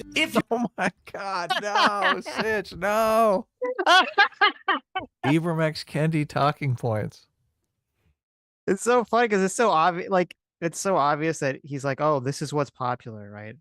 It's all just such an obvious grift. Bring up the colorblind video. The video where he sees color for the first time. Oh my, I forgot about that. He's like, I can see color finally. Rumor has it that that's totally fake. So yeah, rumor has it. I'm sure this is totally fake too. If you're white, if you look like me, use your privilege. And for those who do not think... He's literally reading off the screen. Who wrote this up? Ibram X. This is not like an epic rant. Oh. White privilege exists. You are delusional and you are part of the problem. Logan Paul publicly scolds his brother Jake for being at a looted mall in Arizona. The YouTube star opens up on the latest episode of his Impulsive podcast, saying he's torn about Jake's decision to visit the location, a stop which was also captured on camera. Because I love the kid. I love him. I will always love him, but I don't always like him. Sometimes I do not understand why he does the things he does, as I'm sure well, free shit, man. It's an open mall. There you go. Of course. Yeah. Feels the same way about me from time to time. Why he was inside of a mall that was being looted, I have no idea. I do not agree with him being there. Logan also seeks to provide more context on the events surrounding Jake's appearance at the shopping center from his POV. He was at a dinner that was next to the mall while We're probably going to get content. I know. Yeah, let's get off of this. Okay. I'll hit back. Now the stream's down for all week. I know. Hi. I hit back, but it It didn't work? no. Where are we at? We were at 38. I'll do it. Content creators living for a while. It's just funny that these people are such grifters when it's super grifty to be, on the left. It's like, oh, I'm super left. I'm going to, regurgitate all the BLM talking points. And now that it's, he thinks it's more profitable to be on the other side. It's like, oh, it all changes. It all goes out the window. Yeah. Look, he's hanging out with Trump. Yeah. He's in the walls of power now. I know. Can you imagine having a personal relationship with the president of the United States, Sitch? There you go. That's got to be cool, right? It's got to be interesting. Where it was sort of an early collab group. It was like the Hype House before the Hype House. But they've also become more famous. Logan has evolved and really pivoted into becoming a major podcaster. So he's up there, with a lot of these big podcasts with his show Impulsive. Logan is the one that filmed the dead body in the Japanese suicide forest. Nice. These are just not sentences that should exist in the English language. There's a lot of lore with the Paul family, but they're adjacent to all, obviously they know the Nelk boys. They came up in prank YouTube era together. It's all kind of the same crowd. I was going to ask you, how do you explain these people's position in the manosphere? But really it's all the same. They're all just performatively hyper masculine, very wealthy, very ostentatious and outward about their wealth. Is that they all have like, you know, tiny, beautiful blonde girlfriends? Well, Logan I thought all gender was a performance, but you know, who knows? has a Ooh, got fiance 'em. or wife now, I think, who is brunette and very pretty. Diversity. Diversity. She is a model. I mean, yes, essentially what you're saying is all the same and true, right? They have the model hot, you know, girlfriend or wife. They've got the mansion in Puerto Rico, previously Calabasas. Like you said, they perform masculinity. Like Jake has gotten really into boxing. He just boxed Mike Tyson, or is set to box Mike Tyson. It's on Netflix, you know. Isn't it? It's weird that, listen, I don't like the Paul brothers at all. I think they're bad people, but I don't like, it's so funny. It's like, like they're performing masculinity. It's like, are they? Is that what's happening there? Is this a performance? Is he like, Right. I'm going to go box because I'm trying to perform masculinity? Like, maybe that's the problem, is that you think that they're performing masculinity. Right. Yeah, he's just wearing a masculinity suit. Mm-hmm. You know, it's like this leaning into this like hyper masculine lifestyle and culture. Is there a point in which the Paul brothers become explicit? Being rich and successful is hyper masculine. Is this Yeah. culture of masculinity? Isn't is Oprah super masculine because she's like totally rich? Oprah is performing masculinity when she Really had Harris political. on. It's been that way. I mean, Jake famously said he wants to run for president. Both of them have endorsed, Republican candidates. I mean, Jake got Vivek Ramaswamy on TikTok in the primary, in the Republican primary. Jake was a big Ramaswamy person and collaborated with him. So they've, You know, the fact they can't say that Taylor Lorenz can't say Vivek's name Ramaswamy. correctly is, I think it's racist. I think it's an example of racism, right? Of course, yeah. Yeah, just want to Well, point who that out there. cares? Yeah. Oh, I care. been political for a minute. I did have Aiden Ross on here. Aiden Ross is another diet Andrew Tate. That's my understanding. He's actually kind of like the direct spawn of Andrew Tate. He's like the mini me, but he's not very masculine looking. He's small. Ooh. Like, not to be whatever, but he's not even fucking ripped. How's he supposed to perform his masculine role if he's not even big, Sitch? What's going Isn't on it there? funny that there's this whole thing about how men need to not be part of the patriarchy, performing masculinity, blah, blah, blah, blah, blah.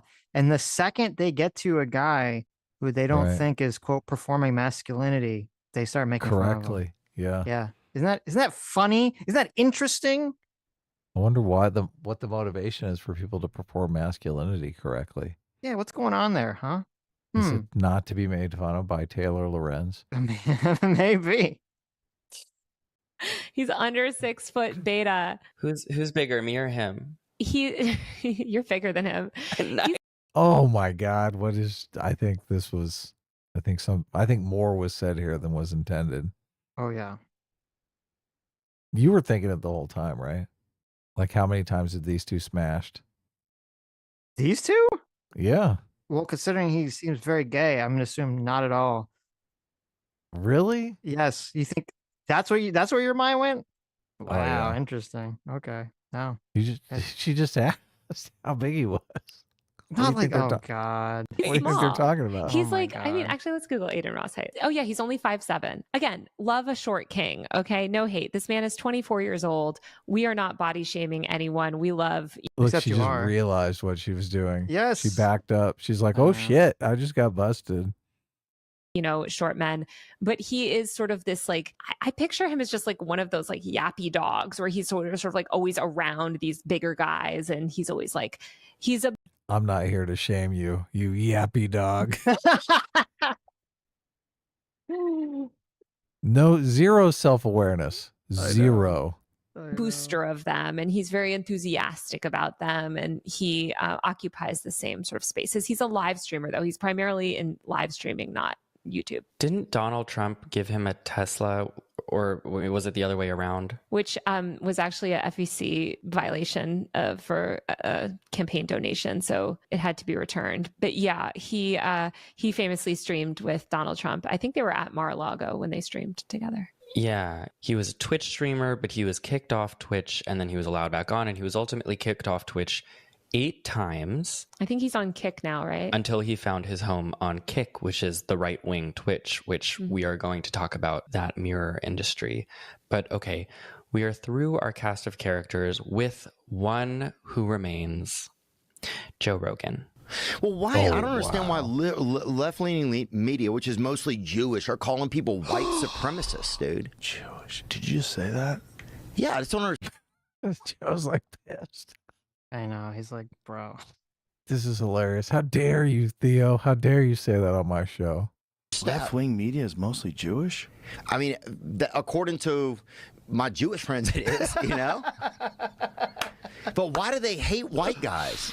It's just woke things, man. It's just virtue woke bullshit. I feel like people, maybe not avid listeners of this podcast, but maybe others, maybe perhaps fans of Joe Rogan, would bristle at the inclusion of him in the manosphere, because a lot of the people that we've been talking about, they are so ridiculous with the way that they show off their wealth, their bodies, the way that they talk about women. I mean, it's like, it's oftentimes, you know, in the style of Andrew Tate, it's like a caricature of 1960s misogyny. Whereas Joe Rogan presents himself very differently. Joe Rogan, obviously, biggest podcast in the world. Joe Rogan presents himself as like a cool guy. He's calm. He just wants to hear everybody out. He just wants to ask questions. He doesn't want anybody to be silenced.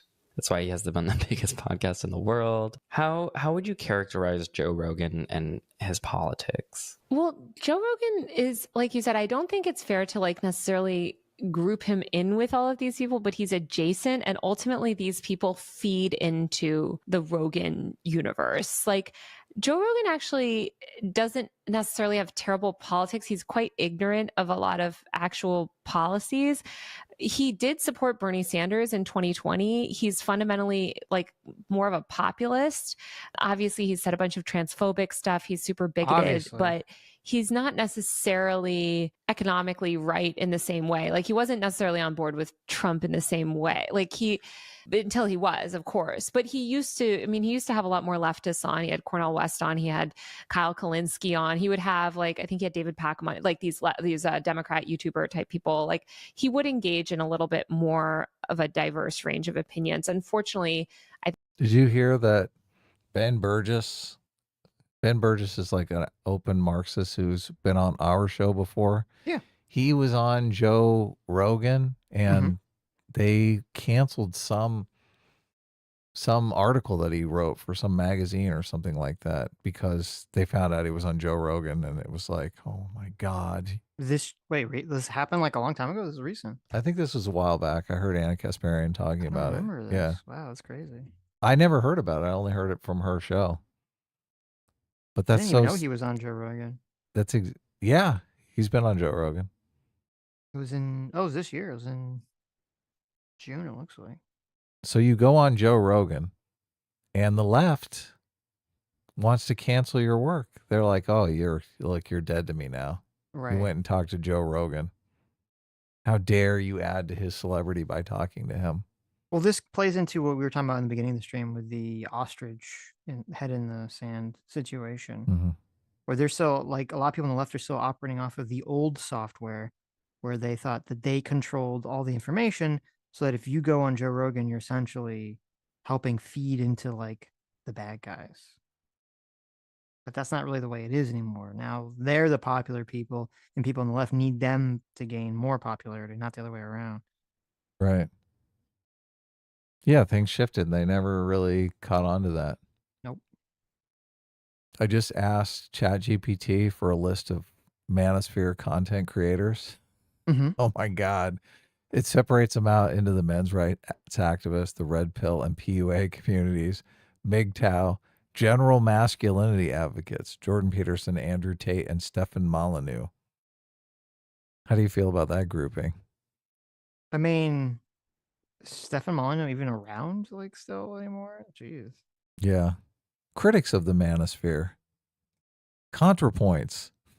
Philosophy Tube. Oh, Jesus. I know. Look, ChatGPT is even blowing them up. That's terrible. Even the robots. But yeah, I was thinking, well, they're not talking about Rollo Tomasi? How's that? Bruce V? He doesn't make the manosphere. I know. So Even fortunate. ChatGPT remembers Rollo Tomasi, So sad. which I'm sure he's stoked about, right? Yep. I think COVID, the early days of the pandemic, also really radicalized him. Like, we have to think of like COVID as this like seminal event on the internet, right? That really radicalized like a generation of content creators. And I think ultimately Rogan was part of that. But Rogan's been radicalized by the pandemic. Mm.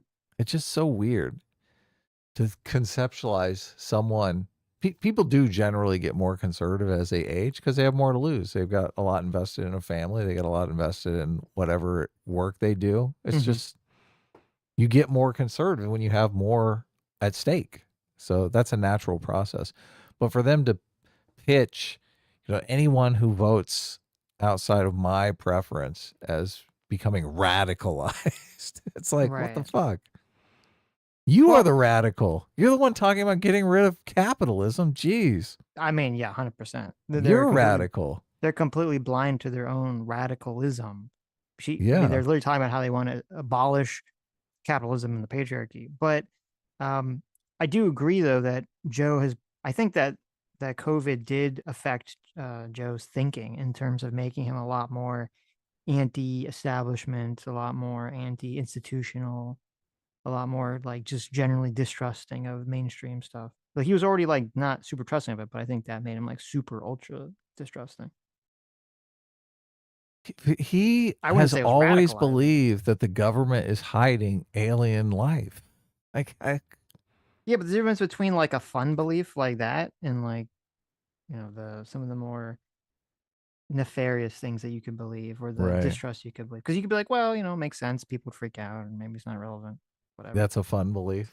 Yeah, aliens is a huge general. I mean, unless you believe like the Alex Jones, the government is having secret meetings with aliens to lock our Right. souls in from demons or whatever the fuck he's gonna say. I don't think Joe believes Oh in that yeah, stuff. interdimensional demons. I remember Yes, that one. Right. I still worry about that to this day. To this day, part of the really. manosphere, and he's part of this like hyper masculine internet, right? Like, he has a lot of these figures on, these UFC fighters, these gym bro type people, but he also has a lot of other interesting characters. His main role in this world, I think, is being a useful idiot. I mean, now I think he'll Oh my God, fucking condescending. This is exactly, keep in mind, the framing for this is we are going to learn how to win over voters in the next election. We Democrats got our asses handed to us, and we need to speak to these voters intelligently, right? Calling all Joe Rogan fans basically, they're the ones listening to a useful idiot. How degrading. Of course. I don't understand why is it like they are very careful. They're walking on eggshells anytime they're talking about trans people or black people or any people they perceived as marginalized, right? Mm-hmm. They don't want to offend. They don't want to say the wrong thing, right? Mm-hmm. But as soon as they're talking about voters who they actually need to win over in an election, it's like, fuck your feelings, you fucking snowflake. How dare you? Let me just talk down to you as rudely as I can. Let me call you an incel and a fan of a useful idiot. Yep. Someone who would fall for a grifter. Let me just tell you what an idiot you are. It's the P plus P equals R dynamic, which is just rots your brain. It's so stupid. It's so stupid. Look, it's no wonder you're going to keep losing. And most people are down with that. Like, if you don't care about these people, if you literally are going to go on your show and show contempt for the people that you need to win in the next election, I predict you're never going to win them. Never, ever, ever, ever. he'll intentionally platform certain ideologies that he agrees with, which is just Trump, like Trumpism and conservatism. I do think he's a fundamentally curious person. I don't think he's super knowledgeable, but I think he likes. I would put Joe Rogan up against Taylor Lorenz any day of the week. I know. He's always talking to these like best-selling authors, and he's like, "Oh yeah, I read your book." And astrophysicists, and it's like what? Like super interested in random science and genetics and all this stuff. And so, she just said like he's platforming people like Trump that align with his own ideology. I mean, again, he literally offered a spot to Harris, and she fucking refused. That's on He her. did not want to have Trump on because he didn't want to deal with the headache of it. Right. He invited Kamala Harris on, just who knows why, because he thought it'd be interesting, and then felt obligated to invite Trump on because he invited Kamala Harris. Like it's Kamala Harris fucked this up every step of the way, right? Mm-hmm. Mm-hmm. She didn't even end up going, and Trump ended up going because of her. Oh man, what a loser. To hear about, things like he'll have like some alien guys on, he'll have some history guys on, like he goes down these wormholes, and it's enticing for listeners because he performs, it's not even that he's that curious, he sort of just performs as curious, and he performs as I'll hear anyone out, like it's sort of this like He's not even, it's not even like legitimate that he's interested in these topics. It's just a performance. Somehow Taylor can read his mind and knows that this is just a grift. Yeah, this is just condescending as fuck. I know, it's crazy. It's so unlikable. And of course, he doesn't actually hear anyone out. He's not going to have a lot of progressive. He doesn't have very many women. He doesn't have, there's voices that are not being heard on the Joe Rogan podcast. And I think we know what those voices are.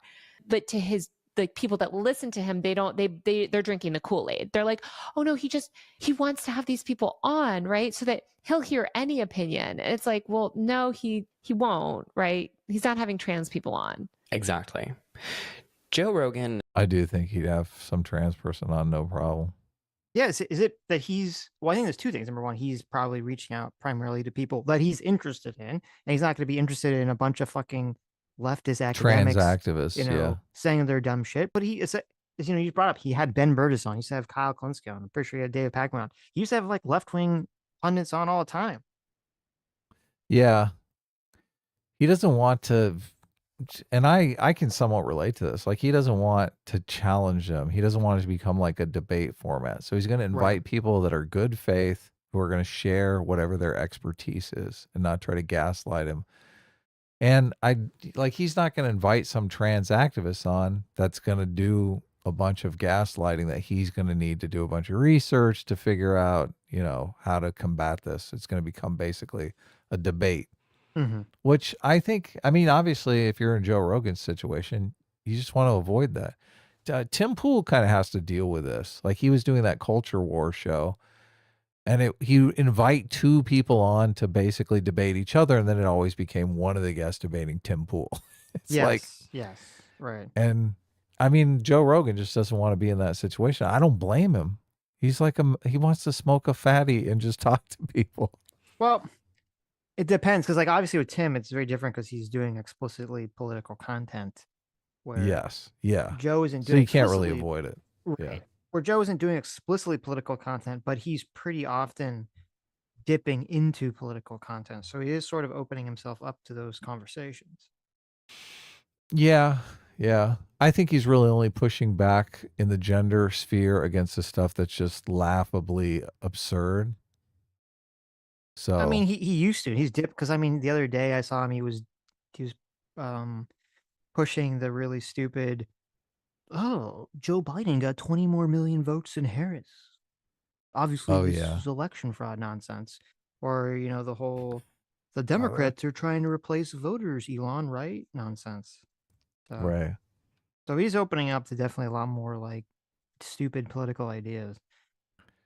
I bring that stuff up on the show from time to time, and I know that it can get under people's skin. I'm not really attached to it, and I always just try to say it in a joking manner because I don't really care either way if it's true or false. But you do get some people that are obviously attached to that they're going to be talking about the 20 million missing votes for the next 20 years. Of course. Yeah. Where are those 20 million missing? They're all missing, Adam. The mail-in ballots, you understand? Right, yeah. I forgot to mail my mail-in ballots. My supplemental mail-in ballots. Shame. It doesn't matter, though. Look. Trump won. Guys, give it up on them. Who cares? Move on. Life's too short. Find yourself someone to love. That's There you go. Your energy is better spent finding that special someone than those 20 million missing votes that nobody gives a fuck about. This is the second time on this podcast recently that I've invoked the ContraPoints character of the centrist libertarian podcast host Jackie Jackson, where in one of ContraPoints' videos she says, "Welcome to the Freedom Pod, where it doesn't matter what you say, it only matters that you say." And that's how I feel about Joe Rogan's podcast. It's like he is so undiscerning about what he platforms. But he is discerning enough because we know who he won't platform, right? He's discerning enough. And I think this gives him this plausible deniability to be like, I'm just a regular guy hearing people out and I'll have anyone on. It's like, you won't have anyone on because where are the leftists? Where are the trans people? Where are the people that are challenging your subtle ideology that is coming through your guest selection? And this is what you see in so many conservative podcasts. It's like they take. I mean, I think with Joe, they should just be more interesting, and then you don't want to have them on. So that's probably the issue. Yeah, look, Joe Rogan books his own guests. Like, I don't think he wants to do a bunch of research. He doesn't want it to turn into like, oh, I got to debate fucking trans issues debate now. ContraPoints on some issue. Yeah, nobody wants that shit. Nobody wants that shit. I don't even know if the Joe Rogan listeners want that shit. Mm-hmm. Take this sort of like air of neutrality. And look, the worst thing about all this trans stuff is the trans activists will come in and act like they're experts. And they don't know fucking shit. All they know is the propaganda, that's delivered to them from their side. They don't know any of the counter arguments. So Joe Rogan basically has to go out and find all those counter arguments. And who wants to do that? Dude, he wants to smoke a fatty and listen to someone talk about their expertise. Mm-hmm. That's like the best gig going. Yeah. But I had a fight with my friend about this the other day. We were looking at one of these. It was sort of like a knockoff Joe Rogan type thing. But it's like, he's like, well, he'll hear anyone out. It's like, well, let's go through the list. Let's look for the past 2 years of the guests. Only one mainstream Democrat person, and that's Reid Hoffman, right? You know, it's like that type of shit. It's like, let's be real. You've had Elon Musk on how many times? You've had all these people. Like, you have the people that share your viewpoint. I think that Rogan could have been a very useful tool for progressives and the Democrats, but they alienated him very quickly. Yeah, because after he had Bernie Sanders on in, I think, 2019, a lot of people on the left were very angry that... It's funny because he just brought up that he had Bernie Sanders on. I'm looking up... He had Andrew Yang, too. He had Yang on, yeah. I'm looking up, Joe Rogan's last guest. He had the CEO of Black Rifle Coffee. So you can say, oh, conservative. He has Jeff Dye, stand-up comedian. Then we have Josh Dublin, who's a criminal justice reform advocate and civil rights attorney. Yeah, look, they're talking out their asses. Now, listen, I don't know. I don't know anything about Josh Dublin. I'm assuming he's not some evil right-wing, misogynist. So it's like literally the third person back there. Now, he did have Dave Smith on, who I don't think is hyper knowledgeable about these subjects. Oh my God. You could throw your criticism there, but and he had John Fetterman. He just had John Fetterman on. That's right. He did. In between Vance and Elon Musk, he had John Fetterman on. Right. He's probably taking Harris's spot. He had Constantine and Kissen and France Foster on. Oh, with their right wing. So. Oh, okay. So. He had Brian Cox on right before that. He had Shane Smith. I mean, is Shane Smith become super conservative now? I don't know. He used to be very left wing. That was the guy that founded Vice. I don't know. Has his politics changed wildly? Right. He had a woman on recently, Diane K. Boyd, wildlife biologist devoted to decades of studying wolves. Exciting. Okay, it seems like a bunch of nonsense, but he had this guy, Paul Razulian. He's a conservationist, filmmaker, and writer. He's a founder of Jungle Keepers, an organization protecting threatened habitat in the Amazon. What a evil right-wing person. Right.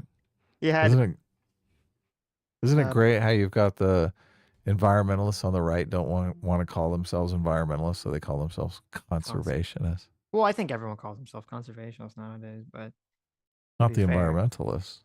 He's got Conservationist is like a slur to them. That means you're right Okay. wing. How dare you? He's got this guy, Brigham Buhler, founder of Ways to Well, a functional regenerative care clinic. So, well, he had a venture capitalist on, so that's bad. Oh, he had Matt Walsh on talking about am I racist? So, Oh, I remember that. that's the big problem. It's a big problem. I didn't watch that episode. I only saw clips of it. He had Kat Timpf, a female comedian.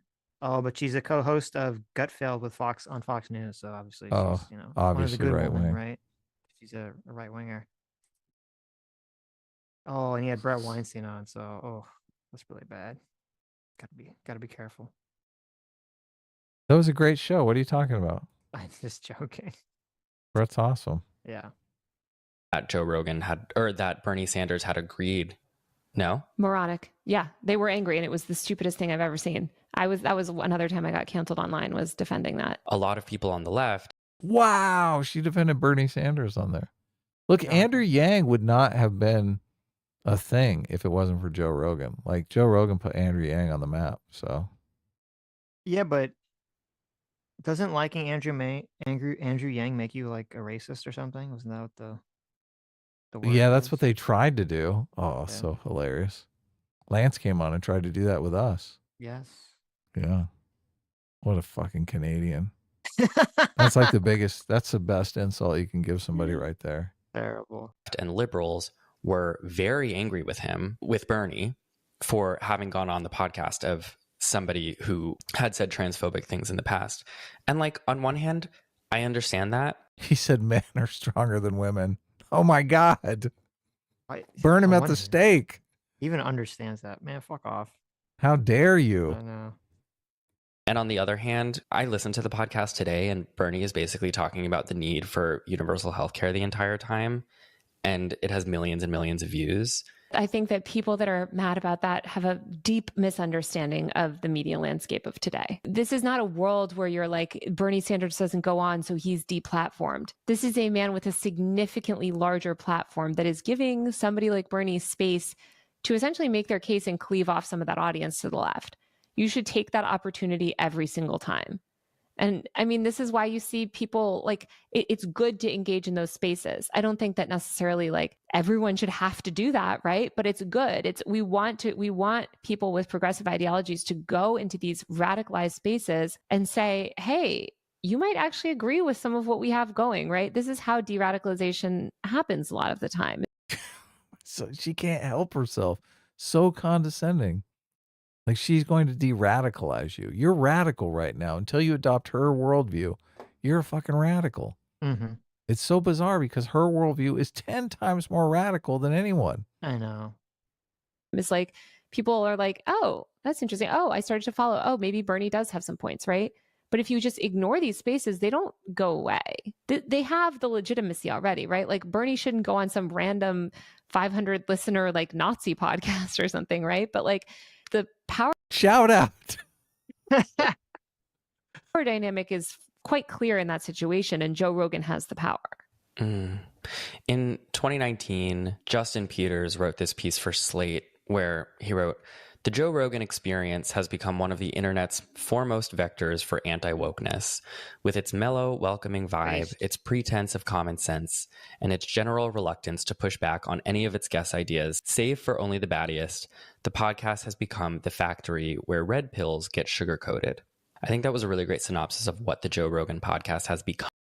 Oh my God. That's the good synopsis of the Joe Rogan experience. Or red pills get sugar coated. I think my synopsis was way better. Mm-hmm.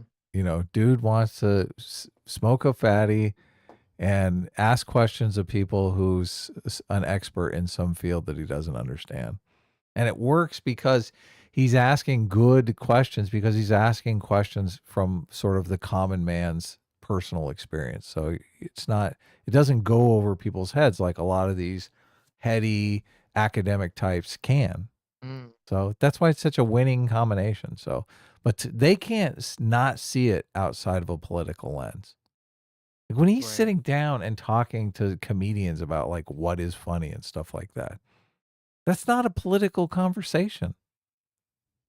It's so silly. Mm-hmm.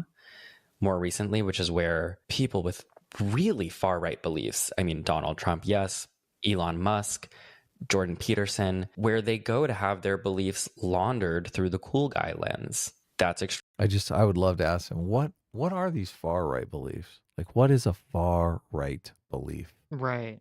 Like, you That's a shouldn't good cheat on your question. wife? Is that like a far right belief? Right? You shouldn't abandon your children? Is that like a far right belief? I'm curious. extraordinarily dangerous. And I would argue that's basically what's happened with like incel masculinity for the masses, which is why I wanted to start this whole podcast with explaining the whole incel culture, because it was originally a fringe thing where if you explained the worldview of incels to any odd guy on the street, any odd boy in middle school even, they'd be like, dude, get a fucking grip. But now it's been watered down so many times that it's kind of like, I don't know, a mainstay ideology that runs through like Barstool podcasts. It's interesting we didn't talk about Barstool. That's not because it's been watered down. That's because the problem that is creating incels or men that are kind of detaching themselves from society is expanding and increasing and hasn't been resolved. That's why the idea is continuing and permeating more mainstream avenues. Yeah. You solve these, culture usually solves these issues, but Right. it's not doing anything. Yeah. Still hasn't come up as much, but it also feeds into this version of masculinity. And also Dave Portnoy is a Trump supporter. Like, I think. Oh, that's why they got to talk about him. He's a Trump supporter. Look, if they perfect the sex bot and all the incels just get like a robot girlfriend, Taylor Lorenz is still going to be bitching, isn't she? Like the loneliness crisis is completely over. I know. They all have their sex bot. Mm-hmm. And it's still going to be the incels' fault. These sex bots are training men to treat women like sex objects. It's a big problem in our society.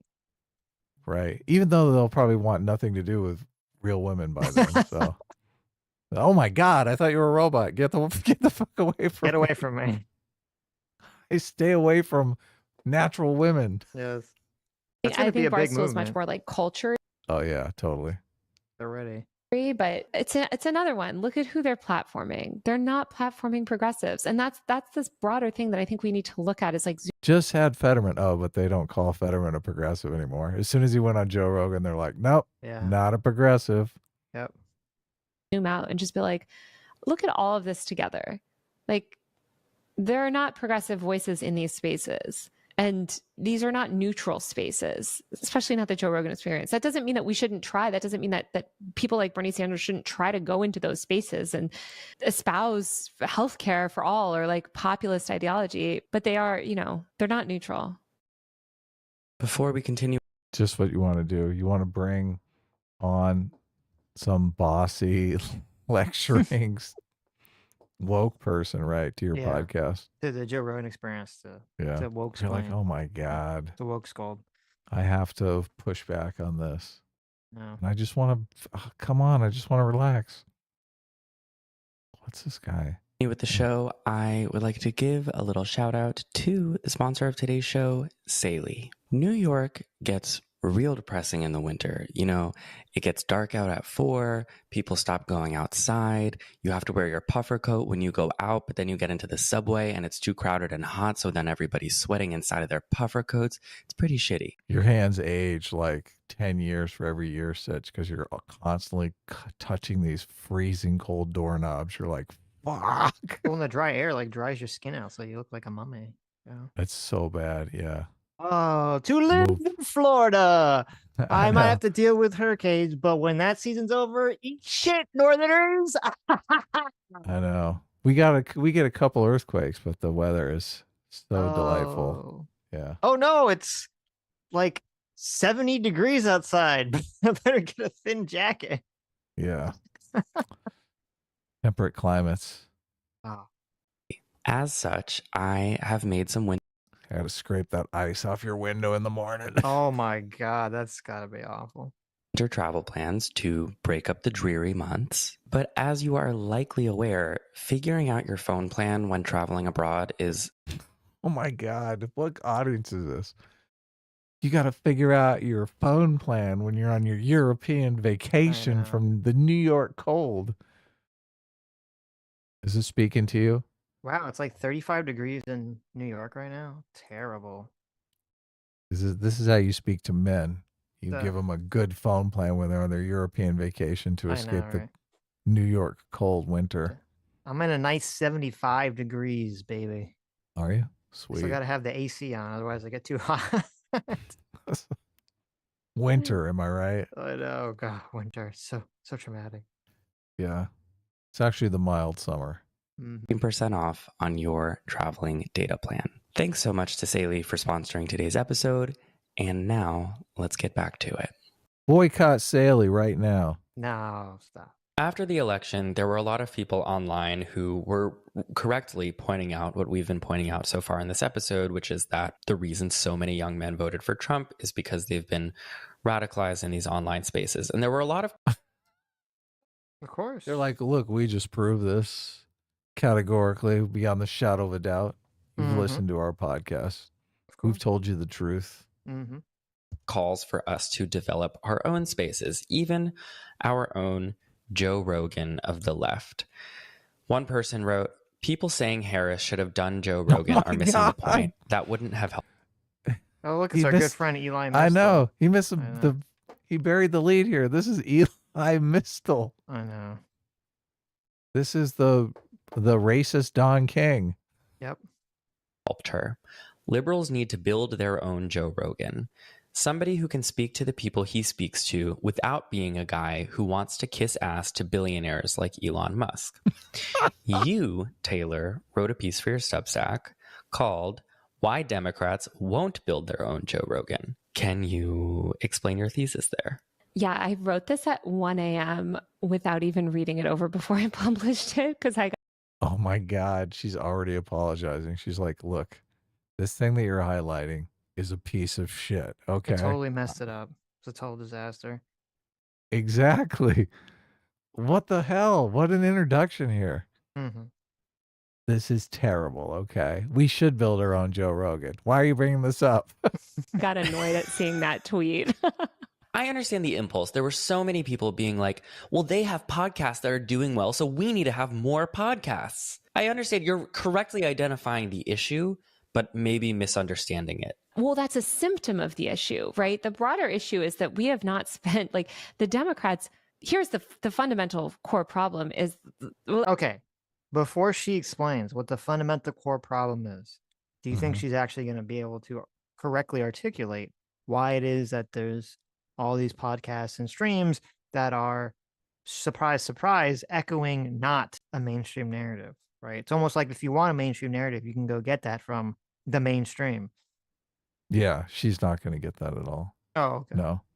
It's just, it's the most fascinating thing about this to me is that they're basically conceptualizing the idea that they need to build a podcast for people that they fucking hate. Which, like, why would you do that? Right. Well, they're basically saying, how do we build better propaganda to suck in young men into believing our stuff? Because she believes the whole manufactured consent nonsense. Yeah. She's thinking, look, Joe Rogan is grifting off of these people. How do we grift off of them so that they'll vote for us, our politics? Right. It's so stupid. It's just easier to believe in a world where people actually are driven by certain motivations, right? No. It is. They're bad people. It is. You're bad. They're bad. No. I think people are far more intelligent than old Taylor Lorenz thinks. No. They can see right through your bullshit. God, the fact that you'd even go, why would you not have this conversation in private? Right?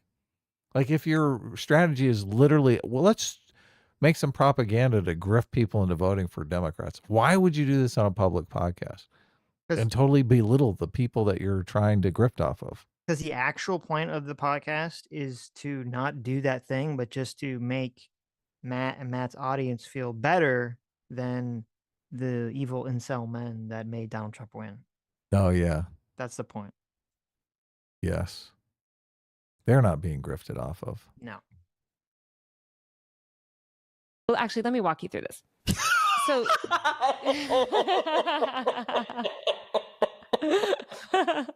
What the fuck just happened there?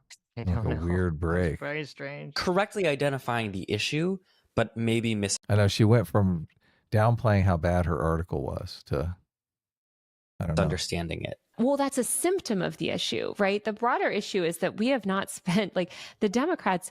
Here's the fundamental core problem is, well, actually, let me walk you through this. So,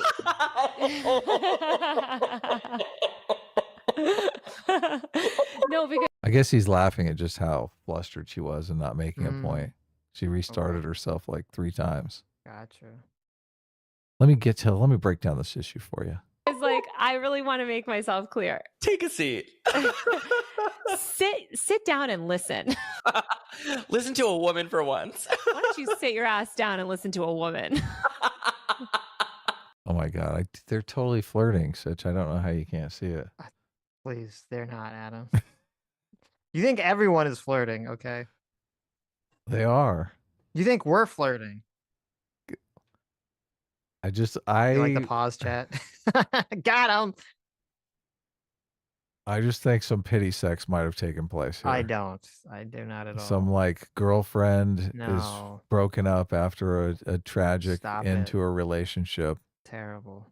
and just platonic sex took Oh, place. Jesus. Oh my God. Oh, that was so perfect. That was so perfect. That was the best sigh. There you go. Look, we're obviously flirting. Adam's trying to get me to sigh.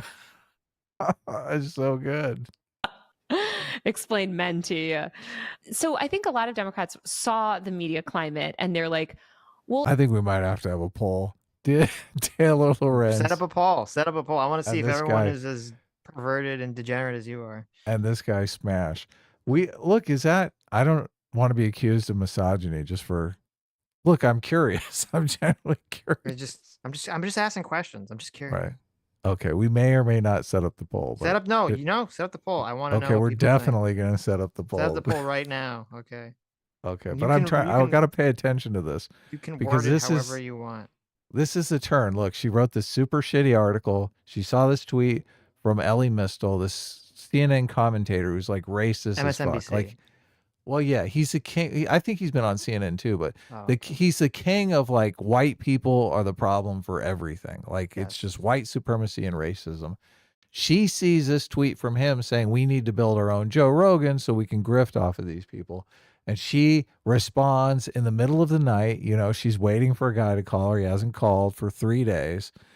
And she's like, I'm going to type this. No, we don't need a Joe Rogan. My ex-boyfriend listened to Joe Rogan all the time. And he fucking is a dick. Mm-hmm. Right? Right. And this is the response. well, if Kamala had just gone on a few more episodes of Call Her Daddy and had done Smartless and Pod Save America, like she'd win. No. The point is that the left ideology has no clout on the internet, right? Like there is no infrastructure on the left that is even remote. Ha ha. What the fuck is she talking about? What is she talking about? Oh my God. They have so much clout on the internet. What is she I fucking know. talking It's about? insane. remotely completely insane. equivalent to what the right wing has built for decades. Ever since the days of talk radio in the 90s, the right recognized the value of personality driven. Look at all these fucking losers. They got Sean Hannity. They got Dennis Prager. What They're about basically- fucking Hassan? I know. They're basically like, listen, we controlled 99% or not 90. They controlled like 75% of the ecosystem, like pre-internet, pre-social media days. And now it's, if you include internet and you include social media, it's like, I don't know, maybe it's 60-40, maybe it's 50-50. And they're like, control everything. We need the seize back power. I don't, how can you march out Sean Hannity and Dennis Prager and say they have no clout on the internet compared to these guys? They have Destiny. They have fucking Hassan. They have the Majority Report. Right. Every time some leftist puts out a video about how capitalism is bad, they have 1 million fucking subscribers overnight. Yep. It's true. We have no cultural power. Nobody wants to hear our message capitalism bad and the patriarchy sucks. People are dying to gobble that shit up. They're paying to go to Harvard to learn that. Media delivered natively and basically uncensored through first radio, then podcast. All these people are fucking dorks by comparison. I know. They don't get it. They totally don't get it. Then YouTube and stuff, when they got deplatformed there, they built their entire suite of apps like Rumble and Kick and all of these other, the right-wing version of every single mainstream social app for their deplatformed people. And they've seeded their ideology so successfully through amassing online influence, again, through this decades-long project, which is incredibly well-funded by major right-wing billionaire donors, right? Like things like Turning Point USA, where they're going out and recruiting college students that have the potential to be influencers, basically training them up, giving them resources. If you want to be a right-wing content creator and you're 21 years old and you want to say a bunch of regressive shit, somebody will buy you a camera. Somebody will edit your podcast. Like there is this. You know why they had to do all this? Why? Because they literally had to, because they were so unpopular. And the left was so dominant in this sphere. Totally true. Totally true. Infrastructure to plug into that does not exist on the left. So that not only are there no voices at the top, there's no voices all the way down. If you're a leftist and you're making a podcast, you're editing it yourself, probably. Don't call me out like that. I'm editing this tomorrow. Yeah, I mean, you're not getting a check from the Heritage Foundation, right? Like this funding structure doesn't exist. Adam, we need to contact the Heritage Foundation, because I feel like ridiculous. I feel like we're owed a bunch of checks that we've never got yet. Okay. Yeah. That's not going to happen. Part of that is because leftists actually challenge billionaires' existence, right? So like rich billionaires aren't going to fund people that don't even believe they should exist or believe that they should be taxed and stuff. And also a lot of these billionaires are right wing. Also, cut to all the people on the right complaining about Disney, major pharmaceutical companies, major food companies, every large company right now. This is like a very weird, old-fashioned view of the current landscape. It is. Yeah, it's totally outdated. Completely outdated. It's just, you described it correctly when you talked about the incentives, right? If you can get a certain type of content from the mainstream media, you go to the mainstream media. If you can't, you go to YouTube, where you can get anything, any kind of content you want. Yep. So there is no like Joe Rogan of the left too, because the left essentially has mainstream media. Like this is why the right built this alternative media ecosystem, is because it is true that legacy media is largely a tool of the Democratic Party. It's corporate media. Like corporate media, of course, they're gonna, like the Wall Street Journal is also like Republican, whatever, but it serves this two-party system and ultimately serves capital, right? They have an interest in preserving capitalism and a pretty fucked up version of capitalism. You're not going to see the New York Times espousing any sort of leftist or progressive ideology. Look at the shit that they're publishing about trans people right now, or Gaza, right? So they're. Did you say the New York Times? Yeah. Oh, okay. Now that the New York Times is not, is kind of pivoting to be a little bit more towards the center. Slightly. She's like, oh my God, you've betrayed us. Check out the poll results, Sitch. Read them and weep. Wait, hold on. I got to refresh. You didn't get the poll? Okay, 53%. Oh, God, you guys are crazy. You guys are crazy. No way. No way. This is why you're all incels. This is why you're all incels. Oh, look, he's turned to the dark side already. I'm turning to the dark side. You're all incels. You disagree with me? You're an incel. I put scientific poll. Have Taylor Lorenz in this gay guy smash. 53% of you say the obvious. Yes, of course. No way. 46%. Look at that. The yeses are 45. The yeses are running away with it. Holy cow. Don't let us prime you to pick the correct answer, which is yes. Don't let us influence your vote. Okay, wait. Okay, hold on. Is he gay or is he bisexual? If he's bisexual, then I 100% agree with you. If he's gay, then no, you're crazy. Oh, okay. Well, look, gay guys can have sex with women, Sitch. I don't know if you know that's, but it is I've possible. read a lot of George R.R. Martin books, and that is not true, according to Game of Thrones and House of the Dragon. Oh, yeah, right. No, he says he's gay. No, I'm sorry. They have not had sex. You're crazy. Oh, you rest that all on the fact that he's gay? Yeah. Why? Yes. You You act Adam, like have you ever fucked a being man? gay. Have you ever fucked a Being man? gay makes it physically impossible. No, it makes it so he wouldn't want to. It's not a question of being physically impossible. Right. Adam, you've never had Okay. sex with a man. You've never Yeah, desired to have sex with a man, have you? That's true. Okay. Well, it's the same thing. Right. He's not like, oh, listen, listen. How many times, Adam? I don't know about you. I don't know if you've been in a situation where you're like hanging with the bros. Your bro's real sad about a breakup, and you're like, let me throw you some pity dick. Mm-hmm. It's never happened to me. Okay. Some pity bro dick. No, that would be odd. Exactly. So that would be strange. Exactly. Right. So I'm assuming that Matt here is not like, oh, listen, Taylor, I know you have a hard time getting a man, so let me throw you some pity dick. Right. Yeah, I guess you're right. I mean, if he sees women the same way that I see other men, then yeah, that's not happening. But Oh, wait a minute. According to Google AI, I don't Mhm. know how accurate it is. Google AI, like, it's like a little AI search result you get. It claims that Taylor Lorenz is gay and not actually straight. So now we have two gays here, Adam. Oh, Taylor Lorenz is gay too? Supposedly, I didn't know that. Oh, wow. That does complicate the poll. There you go. See, It's looking. up, but the poll is up to 57%. No, you guys you're all crazy. The yeses are running away with it. By the end of this poll, It's a gonna be meme. like They're just doing it for the 90%. meme at this point. You guys aren't trolling. Please don't troll our poll. Okay. They're just doing the sneako troll. No, look, I put scientific poll at the beginning. Oh, okay. As long as you put scientific poll on the thing, that's that what dissuades them from trolling, Sitch. Oh, of course. Here comes Anna.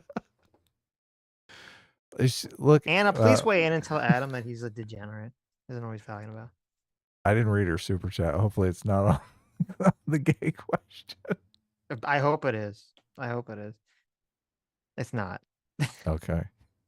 Anna, thanks so much for the $10. Anna Kasparian says, have they considered that maybe the crap leftists push culturally isn't appealing? This sounds like a lot of cope with zero self-reflection. Correct. Totally.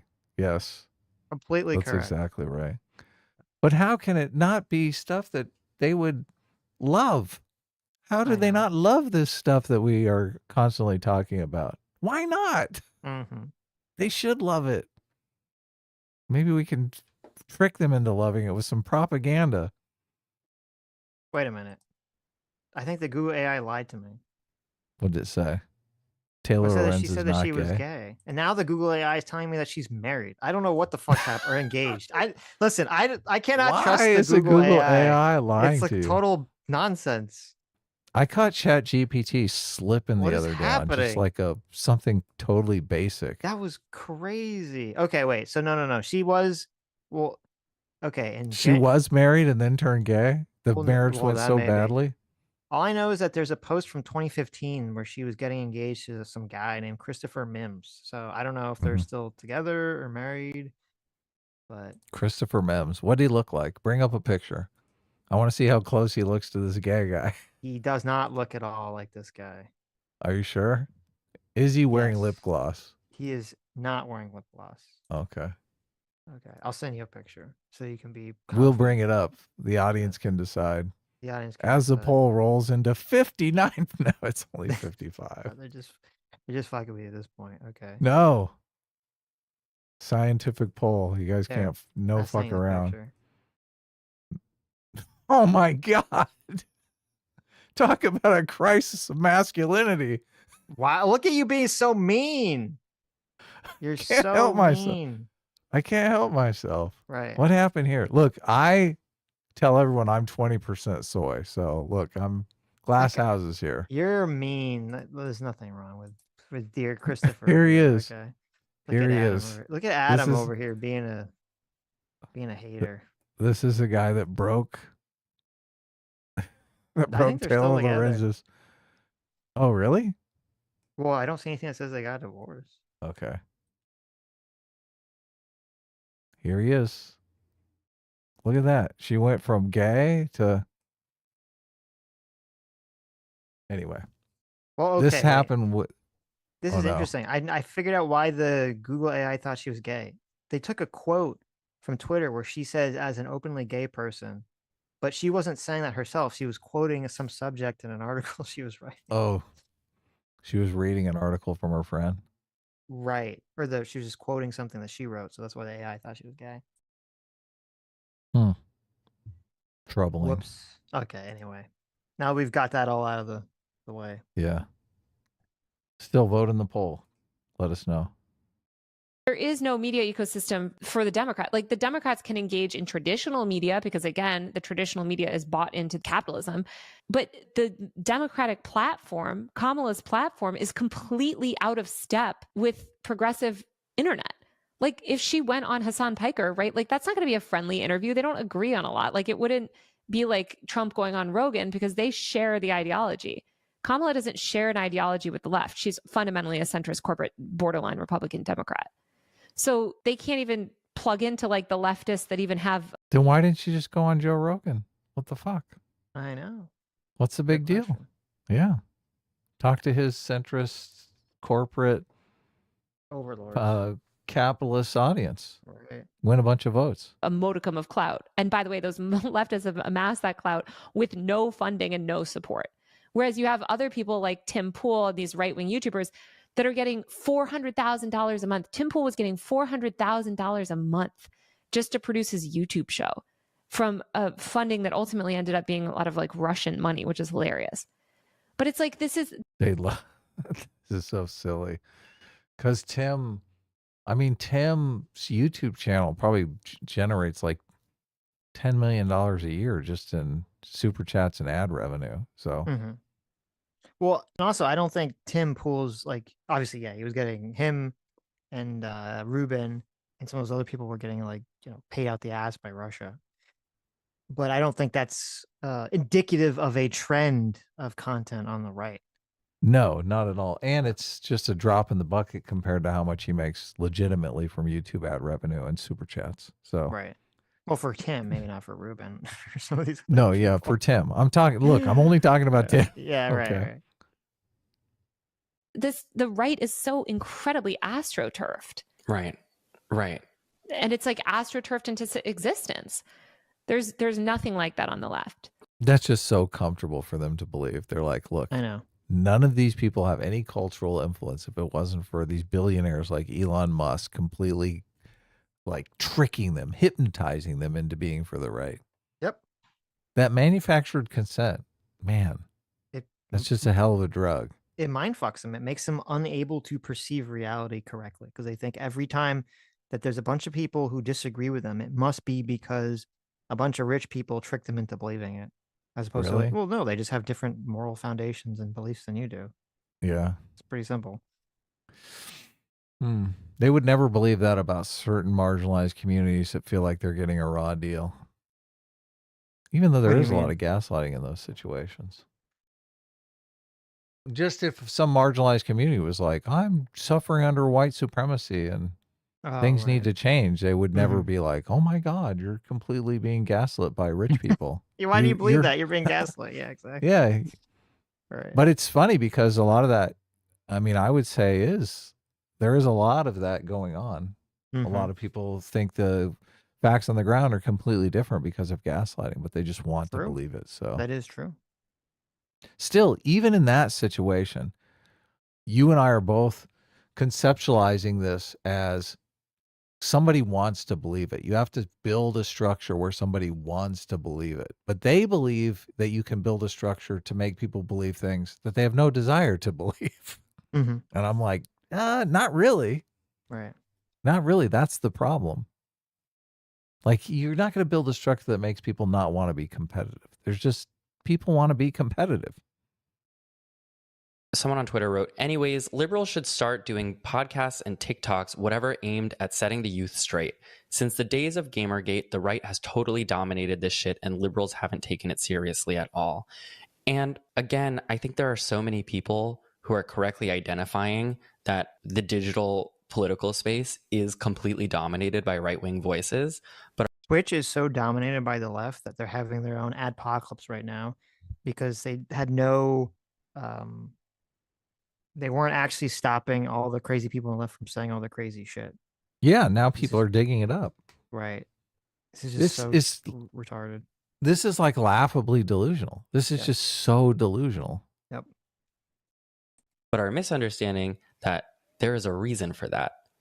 And it's all those reasons that you just stated. Like, there's not a shortage of like left-wing people doing podcasts. No, there's not. Like, if you're watching this on fucking YouTube, look on the right side, and there are going to be 16 other people making video essays about left-wing topics, and they're all going to be making their money entirely from crowdfunding and Patreon and stuff like that. I mean, people look at Hassan Piker, who, if you don't know Hassan Piker, he's like a leftist Twitch streamer, and they see his success, and he is very successful, and he is very wealthy, not nearly in the echelon of the top right-wing creators. And he's wealthy because of ad revenue he makes from Twitch, not because he gets a multi-million-dollar Daily Wire contract. They literally didn't credential him through the DNC. He had to get a credential through his uncle, who runs The Young Turks, another YouTube channel. Once he got into the DNC, they booted him out after he interviewed people from the uncommitted movement and told him that there was no more space for him. This is the most relevant content creator in the entire left internet. And they kicked him out of the DNC. That's just... I'm glad that we have an acknowledgement that Hassan Piker, the guy who simps for terrorism, is the most prominent and important content creator on the left on the internet, according to Taylor Lorenz. So thank you. Thank you, Taylor, for that. Right. Yeah. Metaphor for like how... And it completely contradicts her earlier point that the left has no cultural influence online. So... Right. Well, she's just mad whatever. She's just mad that there's not a left-wing Daily Wire that's basically creating a bunch of prominent left-wing streamers or something. Right. That's what she's mad about. The left has trouble organizing, obviously. Occupy Wall Street is a perfect example of that. So exactly. That's what I was going to say. I'm not sure if a left-wing Daily Wire could even exist. Right?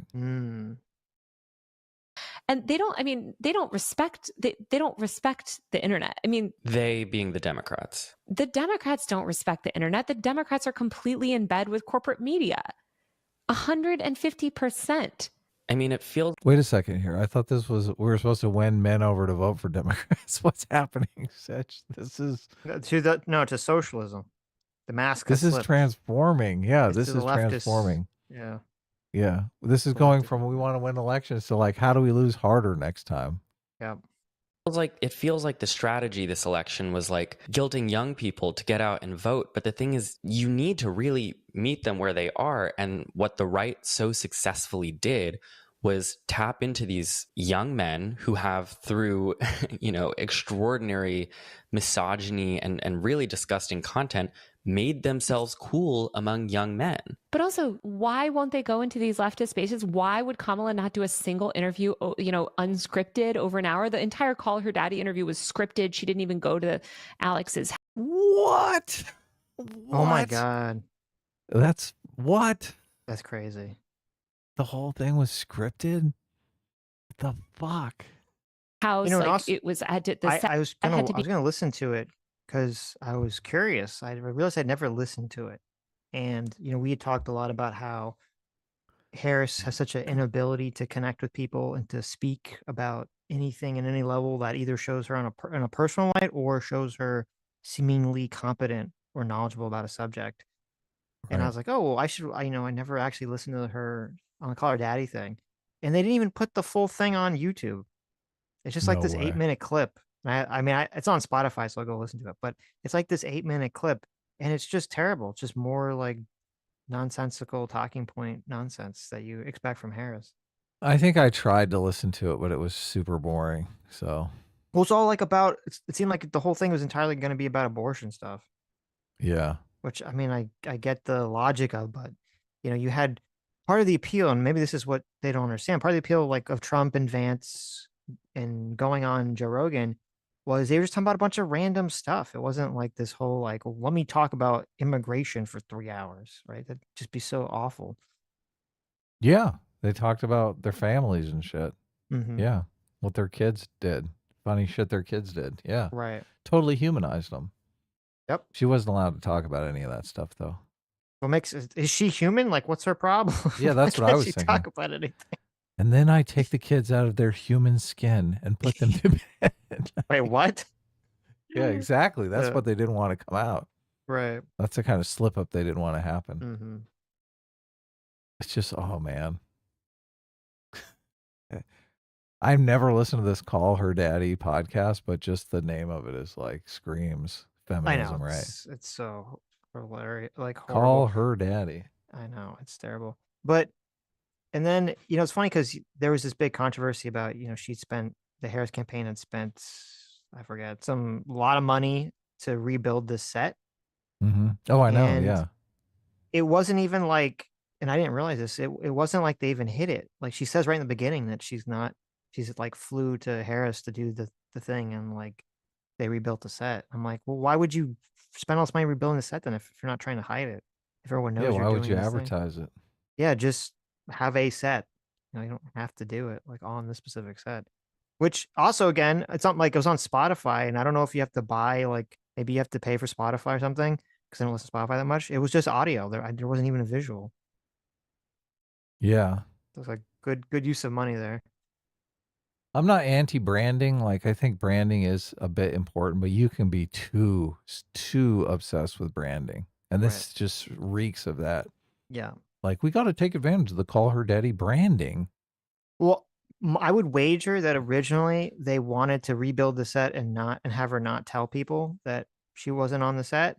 Mhm. And the Call Her Daddy person was probably like, I'm not going to do that. What are you talking about? Yeah, look, my audience wants me to be authentic. Yeah, You're in they're like, I'm not politics. going to lie. Yeah. Yeah. That'd be my guess. Shit, I don't want to lie to our audience. You don't want to lie Mhm. to our audience. We understand that from a content creator perspective. I But only want to lie to our audience if we make a lot of money. I mean, what? What are you talking about? shh, Sitch. Oh, sorry. What are you doing? Let me play the video real quick. Be created. It was an interview that was not how they normally do those interviews, like set up to look like a 60 minutes interview, right? Like they don't want to engage because Why didn't Trump do Between Two Ferns? That would have been fucking. Is that even? I don't think that's even a thing anymore. That would have been a thing. That's not a thing anymore, Adam.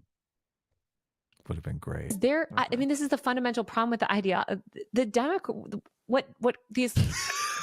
What they keep running, remember at the beginning of the episode how I was like, we'll get there. Yeah, but I know I was like, I'm gonna get mad.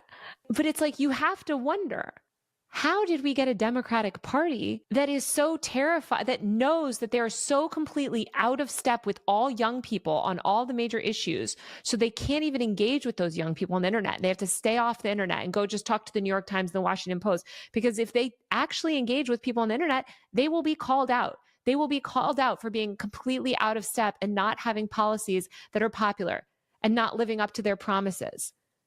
They're not a party of the people. They're a party of corporate rich donors. And if you're going to be a party of corporate rich donors, just be Republicans. They already have that on lock. And I think she's not. I don't think Taylor is seeing this properly because of her own biases that she's kind of entering in the situation with. If I think the reason Harris didn't go on any of these things or any of these podcasts we're talking about, it's nothing to do with anything that she's talking about. It's she can't see, because of her own bias, how awful Harris was as a candidate, how Harris was completely unable to articulate competency or expertise or personality in literally any subject matter in a way I've never seen a politician in my entire life. And that's why they didn't want to have her go on Joe Rogan. That's why they didn't want to have her go on any of these podcasts unscripted. It's because they just know she cannot do it. It has nothing to do with any of this, corporate media stuff that she's talking about. Yeah, I completely agree. She's just way out of her depth on being able to just talk about shit. Mm-hmm. Which is pretty crazy, by the way. It is completely crazy. It came up on one podcast or one interview where she said that's discipline. She's acting like it's a virtue. What do you mean nobody knows anything about you? Yeah, that's because I'm disciplined. Okay. Okay. Right. Yeah. Oh, nice. Like, I am very curious that now that the election's over, and I wouldn't be surprised if Harris is completely removed from politics after this. If we ever will get to see her in an interview or someplace where you're like, oh, this is who she really is. You're like, why do you just be like that? Like on the campaign? Why are you, pretending? Like, what was going on there? That happened with that Romney documentary, so we may see it. Yes. Yeah, exactly. Everyone's like, oh, Romney's just a regular guy. Yeah. Wish I would have known that before I voted against him. Yeah. Why was he so awkward? Yes. Yeah. You can't win on the internet when you have nothing to say. So it's like, even if you had put, like, imagine they had put her on Joe Rogan. Like, what would she even say? My favorite. Oh my God, she's just spilling. She's like saying it like it is here. Well, no, but she thinks that she wouldn't have anything to say, not because she's like a shallow person. Oh, who's because bad she's a corporate drone. Yeah. Right, because she would say something that would like affect, the corporate politics. The of Democrats. corporatocracy. Right. Just kind of echoing what Bernie was saying, which I think Bernie was he might have been right about this, but I think it's a bad framing. Bernie was basically saying that the Democrats need to, Trump won because he could point to immigrants as like an enemy, and the Democrats needed to point to rich people and corporations as an enemy because you need your giant watchman squid to unify people. And I'm like, okay, maybe that's true, but I think it's not really. It's kind of like a dark way to handle the situation, just to vilify someone. Yeah. Piece of content from this entire election is ironically a Barry Weiss video from the Free Press, who I hate. Okay.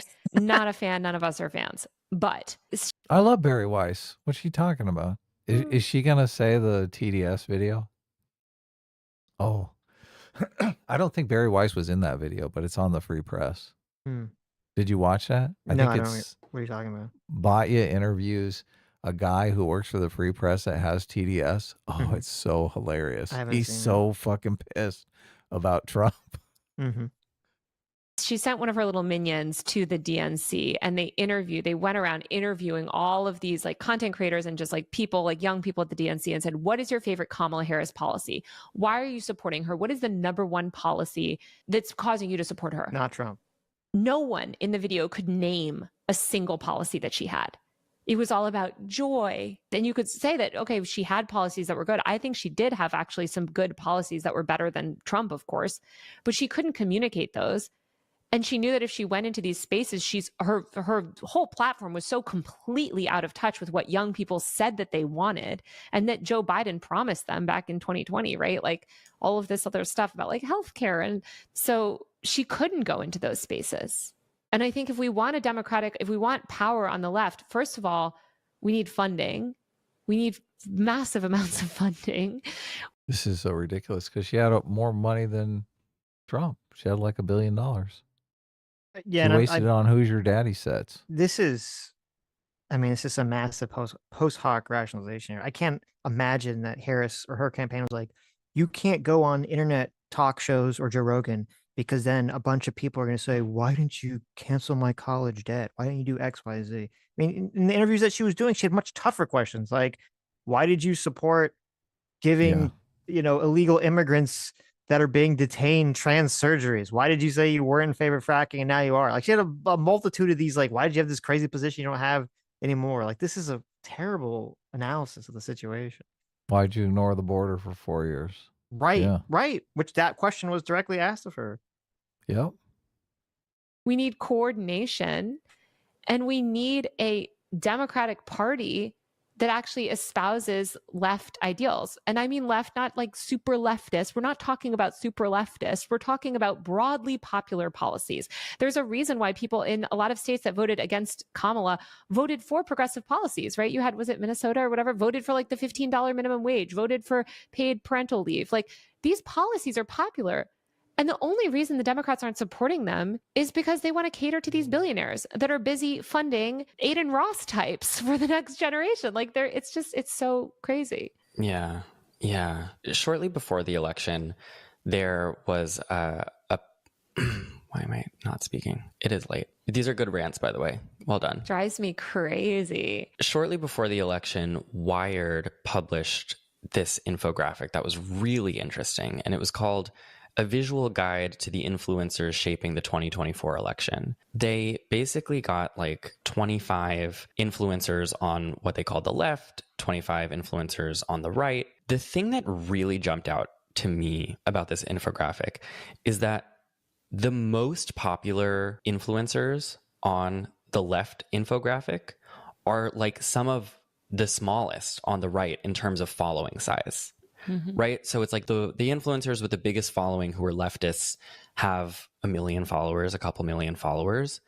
The biggest influencers on the right are Elon Musk, who has 200 million followers, the Paul brothers, who each have over 20 million followers. And again, it's like there's no shortage of. First of all, I think Elon kind of tilts the whole scale off for everyone. Like, yeah, it's ridiculous to. I guess Elon's calling himself right wing now, so maybe it's acceptable. well, I mean, to call he him right actively wing, supported Trump, so I guess even if you don't say left versus right, you can say, right? Trump versus Harris supporter or something. So Yeah. no, I'll admit I've never even heard of this guy that they say is like the biggest guy on the left, Carlos Eduardo Espina. I've never heard of that guy at all. And he's bigger than Hassan. That's who they put as the top guy. I've never heard this guy. I've never seen this guy. I don't even know what he's on.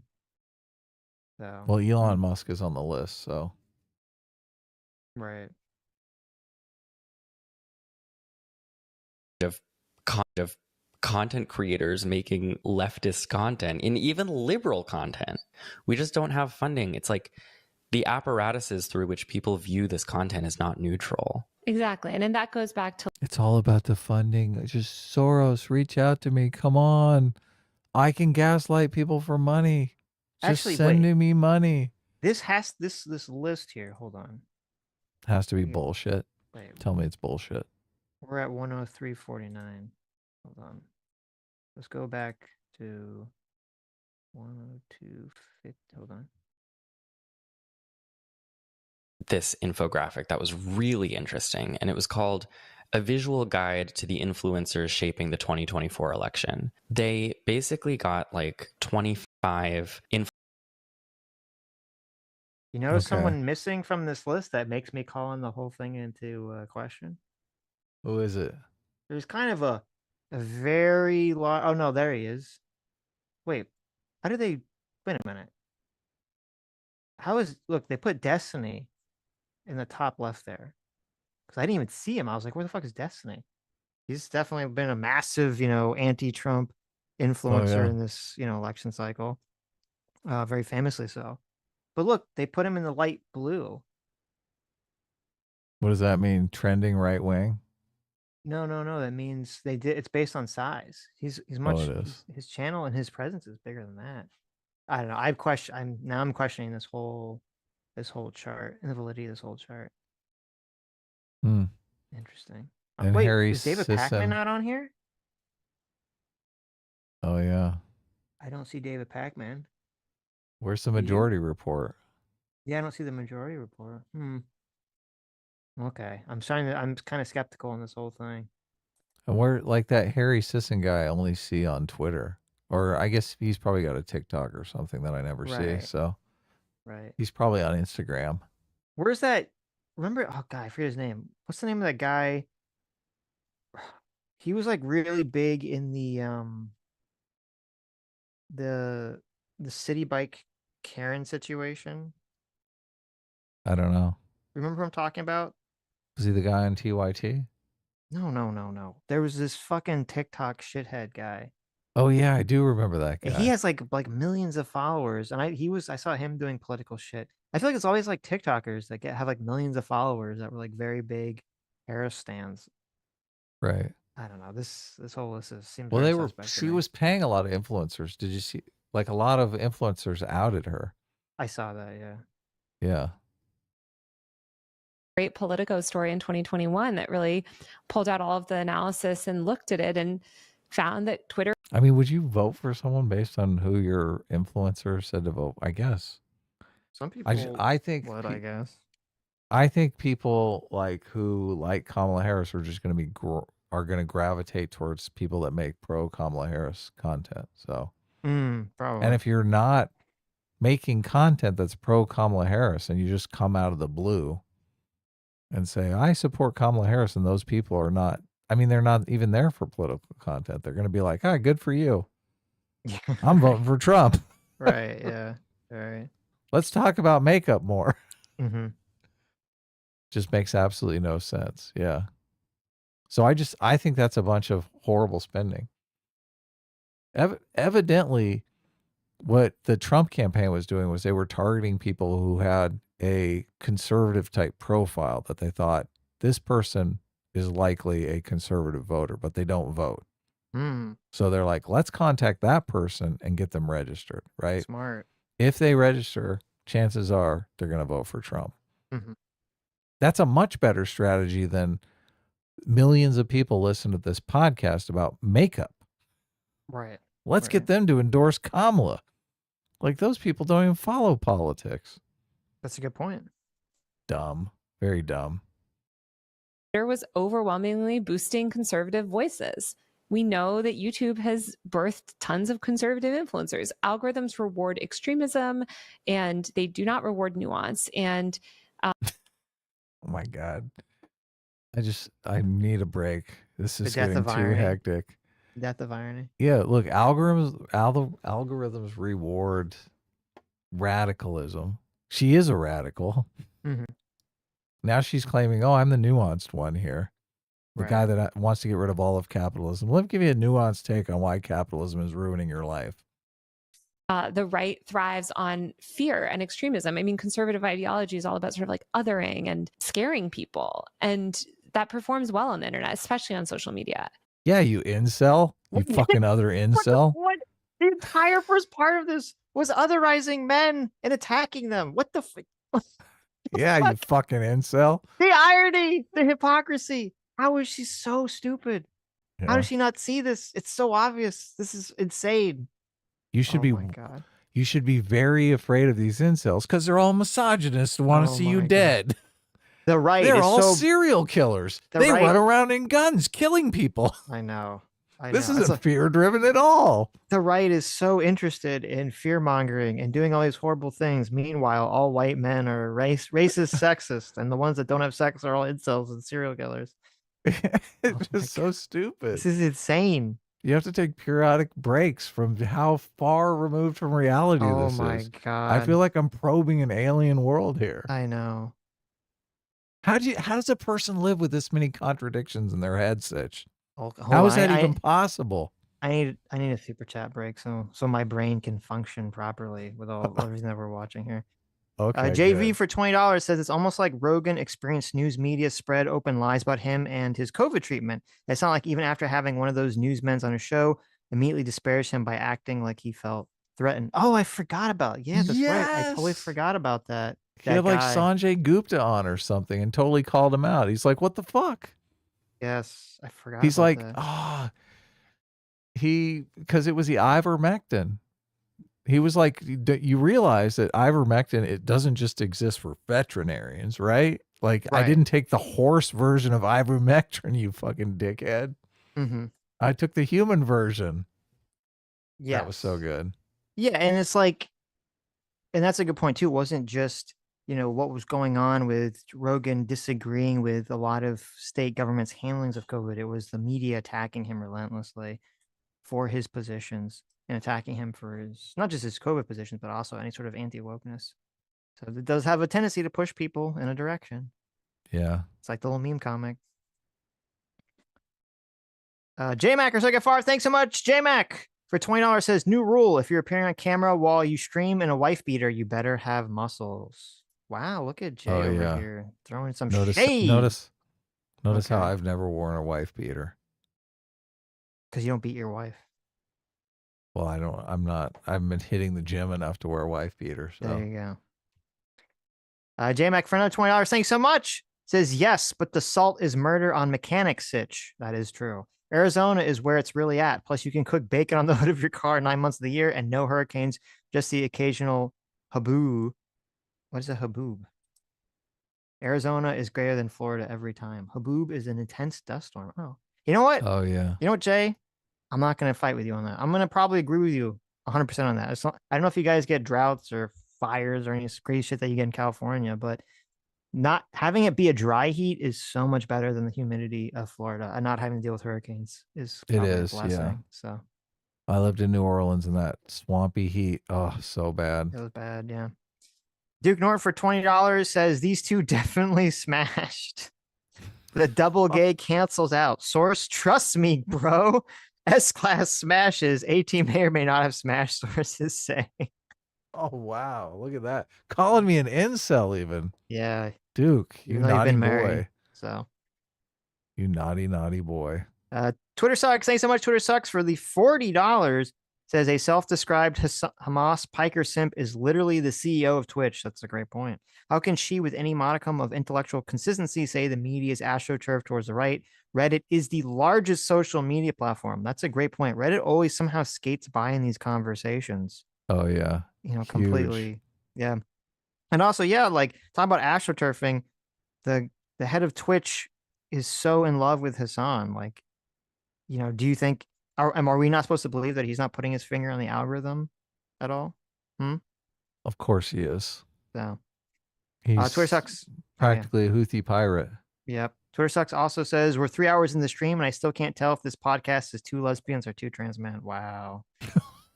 Oh my God. Terrible.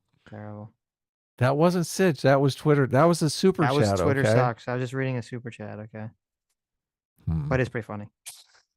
And now you have also like Elon Musk just openly using the entire platform of Twitter to influence the election very successfully. As you mentioned, right? Like there are these leftist, and I say leftist meaning like LGBT. Twitter was doing that before Elon Musk for the left. So whatever. I don't like Elon Musk doing that, but you have to acknowledge that almost every platform ever has been doing that against the right. They were deplatforming everyone on Twitter that had any sort of right-wing audience. So they were like starving them. Now I think Cute, right? I think Elon's gone too far in the other direction. He has. So, yeah. People that care about like rights, disability justice activists with followings, especially from TikTok. Like TikTok gave so many people, especially progressive people, voices on the internet in a way that YouTube really Can't wait to ban TikTok. Just put it out of business. That's going to be know. so good. Well, wait, unless what if Trump doesn't? No, we Or if he have to. We have to do it for capitalism. I mean, no, because doesn't he has some big TikTok simp like giving a bunch of money, doesn't he? Oh, he does. Some Trump guy who does? has a bunch of money invested in TikTok. We're going to make TikTok an American company. We can we'll go in there see. and look at that algorithm. I don't We're know. going to go, just right, looky here. What is this anti-Jewish code right here? really didn't. And they just don't have the support. They don't have any kind of infrastructure. And they don't have these things like Turning Point USA or the Daily Wire. It's like these feeder programs that build these people up, the Barstool universe, right? Where you like start in, you get in early, they train you up, you get good, you get big, and then you launch on your own. Because those people are espousing beliefs that fundamentally support people in power, which is something you taught me. I sound like Taylor Lorenz. Well, this is Oh my God, she ruined his mind. I know. She did. It's all just social construction. This is why Barry Weiss is able to get tens of millions of dollars. If you tell rich, What's that? This post coitus, they had this conversation. Oh yeah. She red pilled him. He was wearing eyeliner. She was smoking a cigarette. people that they're the victim, and you just tell them everything you want to hear, and you don't challenge power, they'll prop you up, and they'll prop you up as quote unquote independent media. There's nothing. Wait, we gotta hear this. I know. This is like confession by projection right here. The victimhood narrative. This is what the right does. The victimhood narrative. We on the left never do the victimhood narrative. Not us. We're about empowering people. What are you, a marginalized community? If you tell rich people that they're the victim, and you just tell them everything you want to hear, and you don't challenge power, they'll prop you up, and they'll prop you up as quote unquote independent media. There's nothing independent about the right-wing media ecosystem on the internet. I don't get this because it's such bullshit. Like Tim Pool became huge just off the algorithm, right? Mm-hmm. I don't think the Logan Paul and Jake Paul had some big donor. They were popular and made a bunch of money off of ad revenue and sponsors. Right. It's such bullshit. It's such bullshit. Internet. It is entirely bought and paid for. Mm-hmm. Also in Wired, Brian. I think also it's to deal with a lot of times people, they're not very popular. So they have to have a reasoning why they're not very popular. It's Mm, the rich people haven't come in and boosted me like they have all these right, other people, right? right. When are the rich people And going to bear it. boost me? I don't think YouTube is actively boosting these leftist content creators. I think young people genuinely lean more socialist. So, Right. and there's a lot of young people on the platform, so they want that content. And content creators cater to that stuff. Wrote, the world of conservative influencers dwarfs their liberal counterparts in both follower size and impact. In the same way Democrats never found their own Rush Limbaugh, they don't have a Steven Crowder or a Ben Shapiro or even, so help us, a Tim Pool. There are Democrats. They have all those things, though. I know. How is this so? How are you so blind to this? With followings. The fact that they're comparing this to Rush Limbaugh too, who was like the biggest boomer in the world. Well, the only thing that they could say, maybe this is their perception of it, is like, you will get, Tim has had, even though Tim is sort of still like shunted off to being internet guy, he still has had like mainstream political figures be on a show where, most mainstream Democrats won't go on any of these other shows, and, the internet shows. So, Right. but they don't Yeah. need to. So I think that's the issue. They don't But perceive the need to do so. Destiny and Vosh, Mr. Short Stack Goblin, they met with Ro Khanna in Washington D.C. You don't remember that? Oh, that is true. Yeah. Yeah. That Look is at that. true. He shook the hand with Mr. Short Stack Goblin.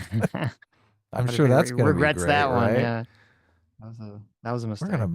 We're gonna make look. These influencers are going to help us in the next election. Online, but the cumulative gap in people paying attention to what they say is several orders of magnitude wide. Like you said, even when right-wingers get deplatformed from places like Instagram and YouTube for being, overtly misogynist or neo-Nazis or saying faggot, which I can say because I'm a faggot. Thanks. It's so rich. Free time. Why? It's like word privilege. I can't stand it. I know. Flaunting it. I mean, we're allowed to say cracker, right? Can we say? Just doesn't have the same ring. No. There's a cottage industry of conservative, like mirror social networks that are like Twitter. And I mean, now you can be a neo-Nazi on Twitter, but that are like YouTube or Instagram or any of these other apps. There's Rumble, there's Kick, there's Getter, Parler, Truth Social, Gab, and all of these platforms, they say they exist, be uncensored, freedom to post whatever you want, unmoderated. Like, I mean, none of those places would exist if Elon had owned Twitter and had been managing it the way he's managing it back then. They only existed because Twitter was not, was more censorious to people on the right. Yeah, not a viable platform for right wingers. Yeah. Right. And then those even had problems. Like they kicked Gab out of the iPhone store and shit. Yeah. Well, they did a bunch of insane. So I guess I can understand why. Is it? I don't. Oh God. I think I might have signed up for a Gab account way back when and looked at it one time. So. Yeah. When you see the owner of Gab going off about like Christian nationalism, you're like, oh God. Yeah.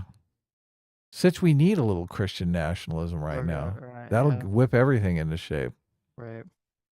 Until it happens, I'm going to be like 5 minutes later. What the fuck? Yeah, I know. Social media should be.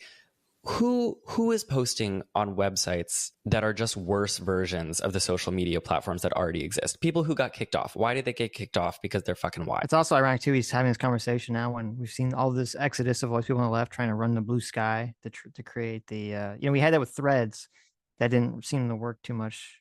Now they're doing it, trying to do a blue sky to find the Twitter alternative for the left. So, why? Because they want a little echo chamber, I guess. What's wrong with Twitter?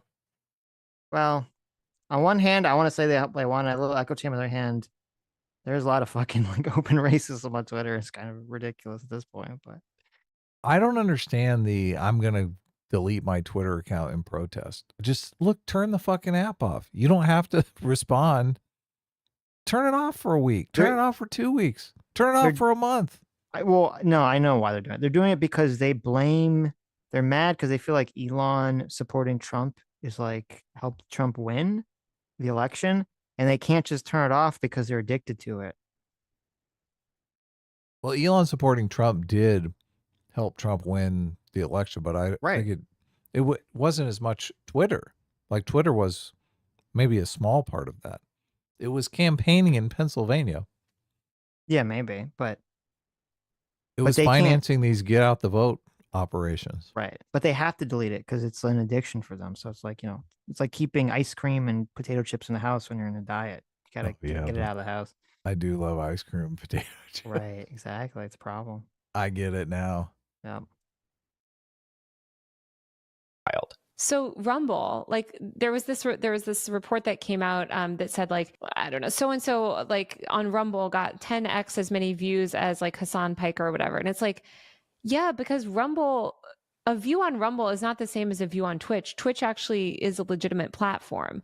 A lot of these other platforms will sort of like inflate their view count and make things seem bigger than they are to attract advertisers and to make it seem like they're more influential than they are. And that sort of feeds their influence. That gets them bigger opportunities because then they can go out and say, I got 10 billion views on something. It's like, well, did you? You probably got the equivalent of like 100,000 YouTube views, but of course you've been deplatformed from YouTube and now you can go claim this is the reason that Elon got rid of the view count that Twitter was previously using. And now every single API call is a view. So you can just have the tweet refreshing on your page and you'll get endless views, even if you're tweeting from a private account with no followers that's locked. When I wrote a story for the Washington Post on all of this a year ago, I posted a tweet to a locked account with 0 followers, let the page refresh. It got to 700 something views. Nice. 700 people didn't view that, right? It's just, it's view inflation, and it's made to make things seem more important and more impactful and more influential than they are. And that sort of feeds on itself. And you thought price inflation was bad, Sitch. Jeez. No. This view inflation is off the charts. Getting out of control. Who can afford these views? Nothing like that for the left. There's no leftist Twitter or like leftist YouTube or something that's like. I mean, there's Blue Sky. They're trying. Blue Sky's. Twitter used. I hate balls it out. Twitter used to be leftist Twitter. That's the thing. It 100% used to be that, and they're just mad that now it's just gone in the opposite direction. 100%. Of course, they're jealous of what was once they have lost. I know. It's so built funny on an that open protocol. Gives a Blue so then, Sky the thing. Yeah. To come Who years wants later to go after, hang out with a bunch of fucking leftists? No. Boring. Nobody. Boring. They want to fight. People want to fight. They want the dunk. If I see one more tweet about the difference between personal property and private property, I'm gonna puke. They want the thing that Taylor here thinks is a social construct. They want the conflict. Oh, they do. Yeah. That's the fun. Yep. Leftist YouTube or something that's like. I mean, there's Blue Sky. They're trying. Blue Sky is built on an open protocol. So then to come years later after literally just disrespecting the internet for like decades and be like, why don't we have like a liberal Nelk boys? It's like, you don't have anything. It's not that you don't have a liberal Nelk boys. Like you don't have anything. Adam Faze wrote this quote, which is now circulating widely. Conservatives own digital media, liberals own Hollywood. Hollywood is irrelevant. Adam gave that quote to me for my newsletter. Well, thanks, Adam. And it was a good quote. Adam's 100%. I mean, it's 100% correct. I wish somebody would send that quote to the DNC because it's true. And they have made no effort to. Hollywood made itself irrelevant. Okay. And you know how Hollywood made itself irrelevant? By listening to these fucking idiots. Yeah. That's how it did. If Hollywood hadn't listened to all this nonsensical, woke garbage shit, they would be a lot more relevant nowadays. They would, yeah, because they'd still have star power. It's so weird. Because you have all these people that are celebrities that you see them in real life and you're like, wow, they're so far removed from the characters that I fell in love with. Yeah. Well, there's a very interesting phenomenon which I realized it had disappeared from my mind when it was very prominent because I've grown accustomed to it. And that was when Twitter first started to become popular.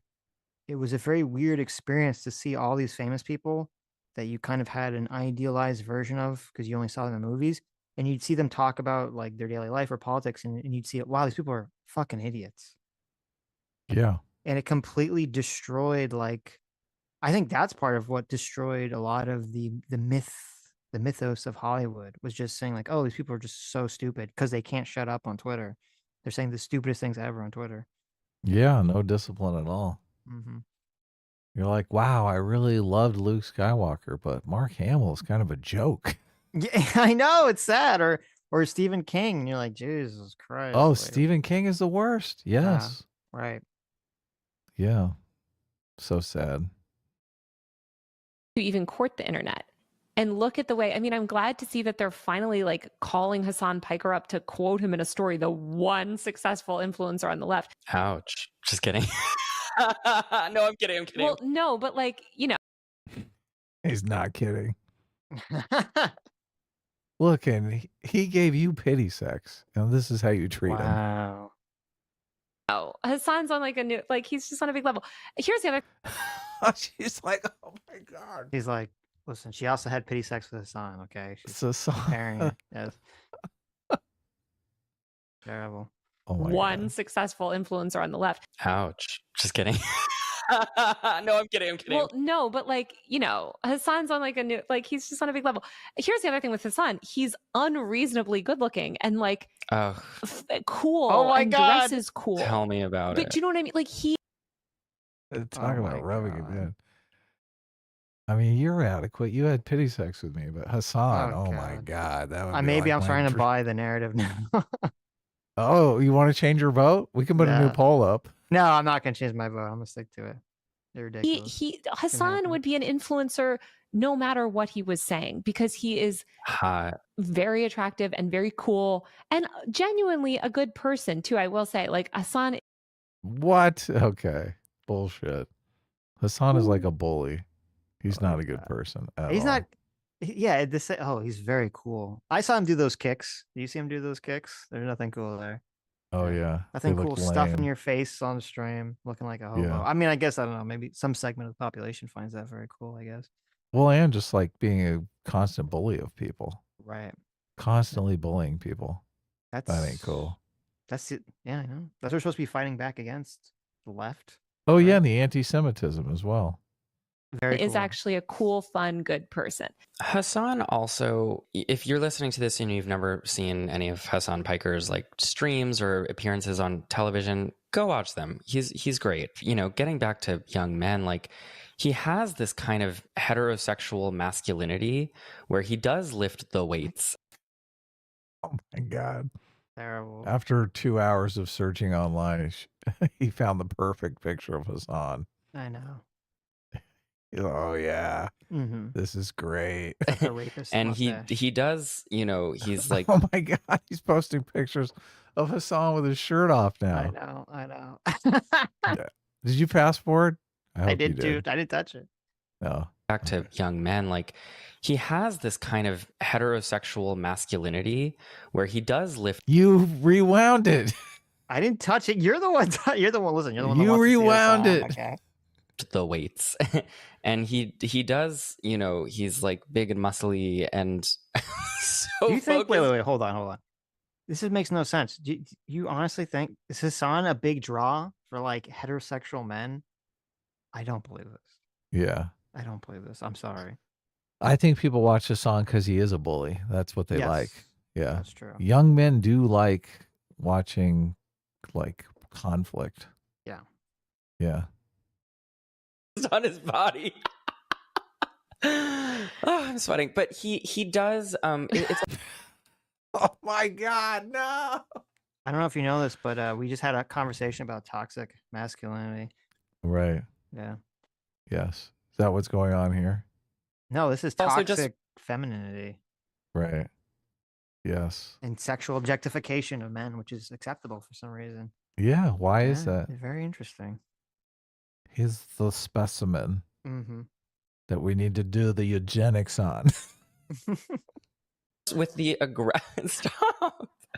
It's he Like, has. and as soon as you bring that conversation into women, all of a sudden it's body shaming. How dare you? I know, We need I all know. body types. I mean, Yeah, listen, why? if they want to, they should get a bunch of like titty Fat dudes, yeah. No, she had a bunch of titty leftist streamers. We'll get a bunch of men into the movement real quick. Oh yeah, that's the way to go, right? That's the move. This sort of like aggression with the way that the way that he yells about politics. Like he has this way of reaching out to young heterosexual men that like they don't want to listen to me. They don't want to listen to like the fag with the glittery nails.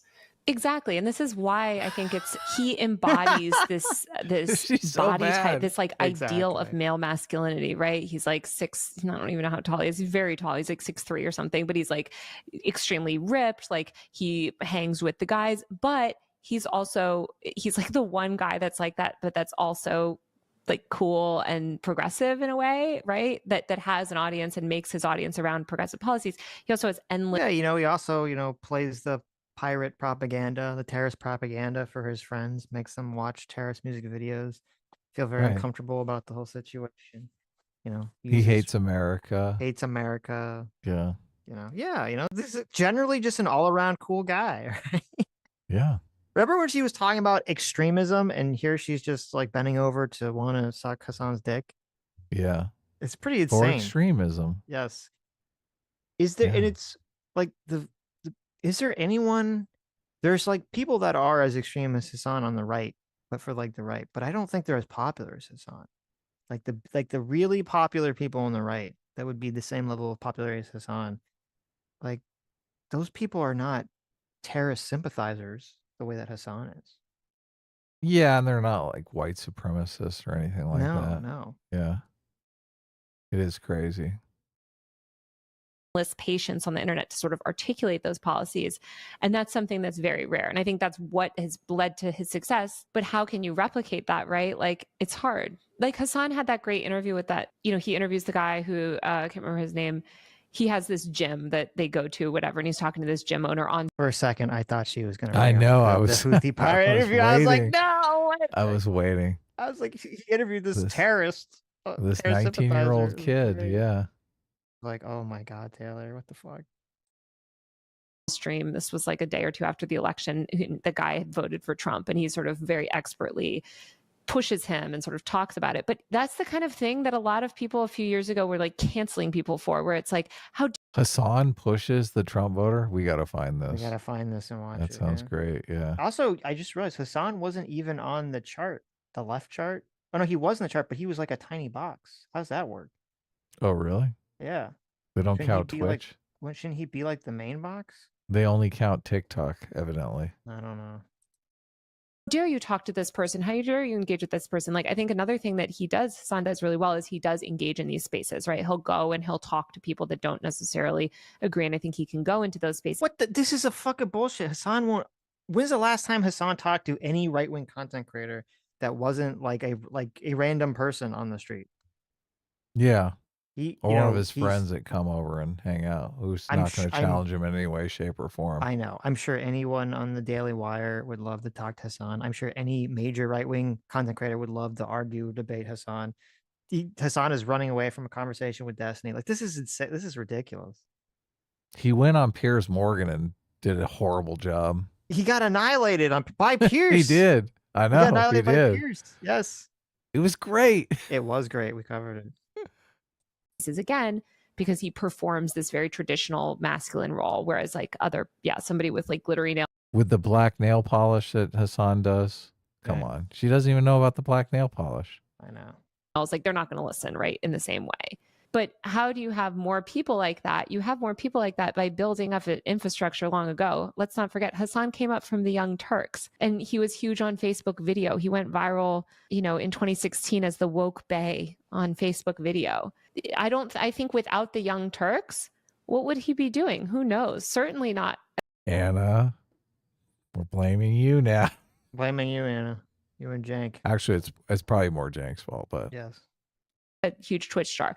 And so you need that talent roster. You need somewhere for people to learn and grow and get better at their craft before they really can move on to the next level. One thing, can we just say and you can't do that just on YouTube. You've got to have your uncle with a $5 million subscriber YouTube channel. Right. To learn to grow, right? Yeah.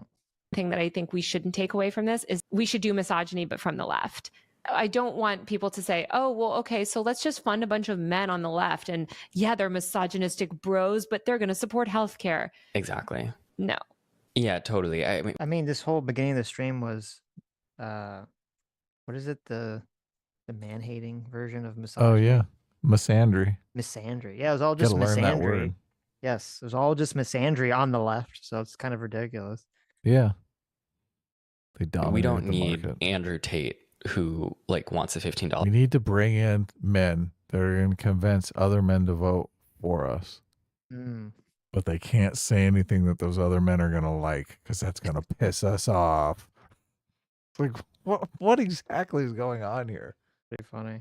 Are you trying to understand? Do you know how politics works? You understand people's perspective and you say, look, I can help you improve your situation. That's the problem with the Democrats. They're like, they come along and they're like, you know what would improve your situation? Pronouns in your bio. Right. It's like, maybe not.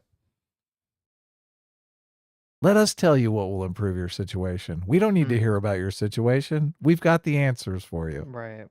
You're born in the wrong body. Minimum wage. Right. But we do need something. And I just, for the $15 minimum wage, that's all fine and dandy and everything. But do a lot of people work for minimum wage? I don't think so. Well, I don't think the $15 minimum wage is going to work on a nationwide level. I mean, Right. different states, different cities, they're going to have very different economic conditions. Well, they have all these policy proposals, and I'm just like, it doesn't really affect a lot of people. I mean, when Trump did his no tax on tips, he's like, I need to win Nevada. What's going on in Nevada? Oh, they're all tip workers. Yeah, that's true. I know.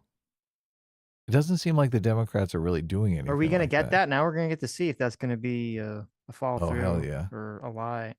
I'm banking on that's not going to happen at all, even remotely. I Is don't it know how you time to feel about tell? Yeah, I don't. All these tax cuts, inflation's gonna Go be crazy. restoked. Yeah. Yes. We're going to have a bunch of tariffs and tax cuts, baby. Get ready for some inflation. Yeah. I don't know. Sitch sent me a video earlier about how the market crashed after all these Republicans were elected. And I mean, I'm kind of Well, to be thinking, fair, the video was not structured politically the way that you're saying it. It wasn't about.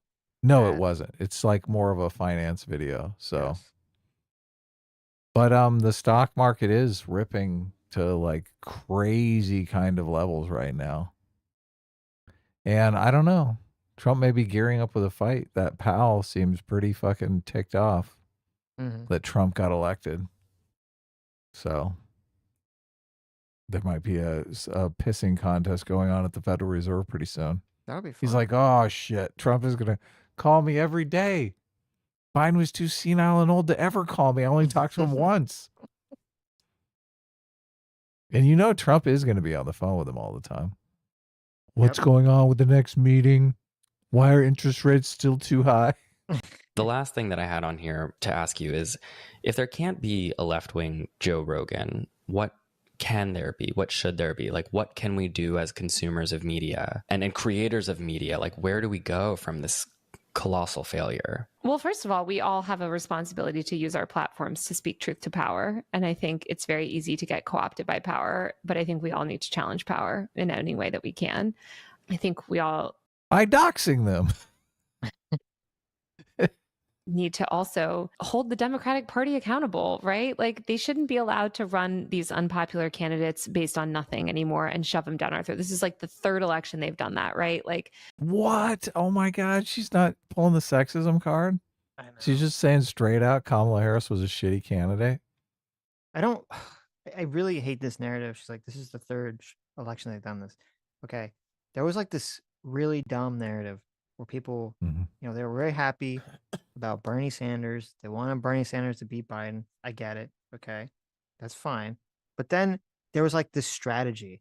They're like, oh, the strategy is that because Bernie is not popular enough, okay, because he's too far to the left, that you're going to have all the moderate candidates are going to split the vote, and then Bernie's going to win you know, because he's going to get the majority of the non-split vote.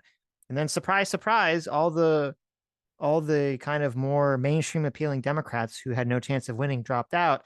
And oh, look, all that support went to Joe Biden, the last remaining popular mainstream candidate. They're like, oh, they cheated. They totally cheated Bernie out of the nomination. It's like, what are you talking about? Like, he wasn't popular. I don't know what to tell you. I mean, there was the dropping out of the candidates, so I don't know. I'm more yeah, I know. Well, if they hadn't dropped out, they would have split the vote and Bernie would have won. So yeah, but but they're you framing can't that you as can't pretend that makes you popular. If you literally have to split the vote to win, then you're not then you're not the super popular candidate. That's a great point. It's right like, there. what are you talking about? Like, yeah. So if it's between the moderate and the radical, people are going to go with the moderate.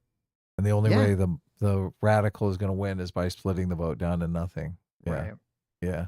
That's a good point. Yeah. But I understand what they're saying about how we were so in line to win until all these people dropped out. But and I'm they're just probably saying, saying you can't say that it was stolen or that the Democrats shoved it down your throat or something. It's like, no, people didn't want to vote for him. well, and you can't say that it's popular if you're Right. having to split the vote down with 7 different candidates just so Bernie stands a chance. Exactly. But the intuition people are pulling on, though, is that, you know, somewhere in a smoky room somewhere, a bunch of Democrats pulled these moderate candidates aside and said, your campaign ends here. Do what's right for the country. Bernie can't win. So no, what really happened was Joe Biden got in a room with them and said, listen, if you drop out, I'll give you places in my cabinet. And they that said, probably okay. happened. Yeah. Yeah. And they said, Yeah. oh, okay, we'll do that. And then that's exactly what happened. Yeah. Crazy. First, it was with Hillary.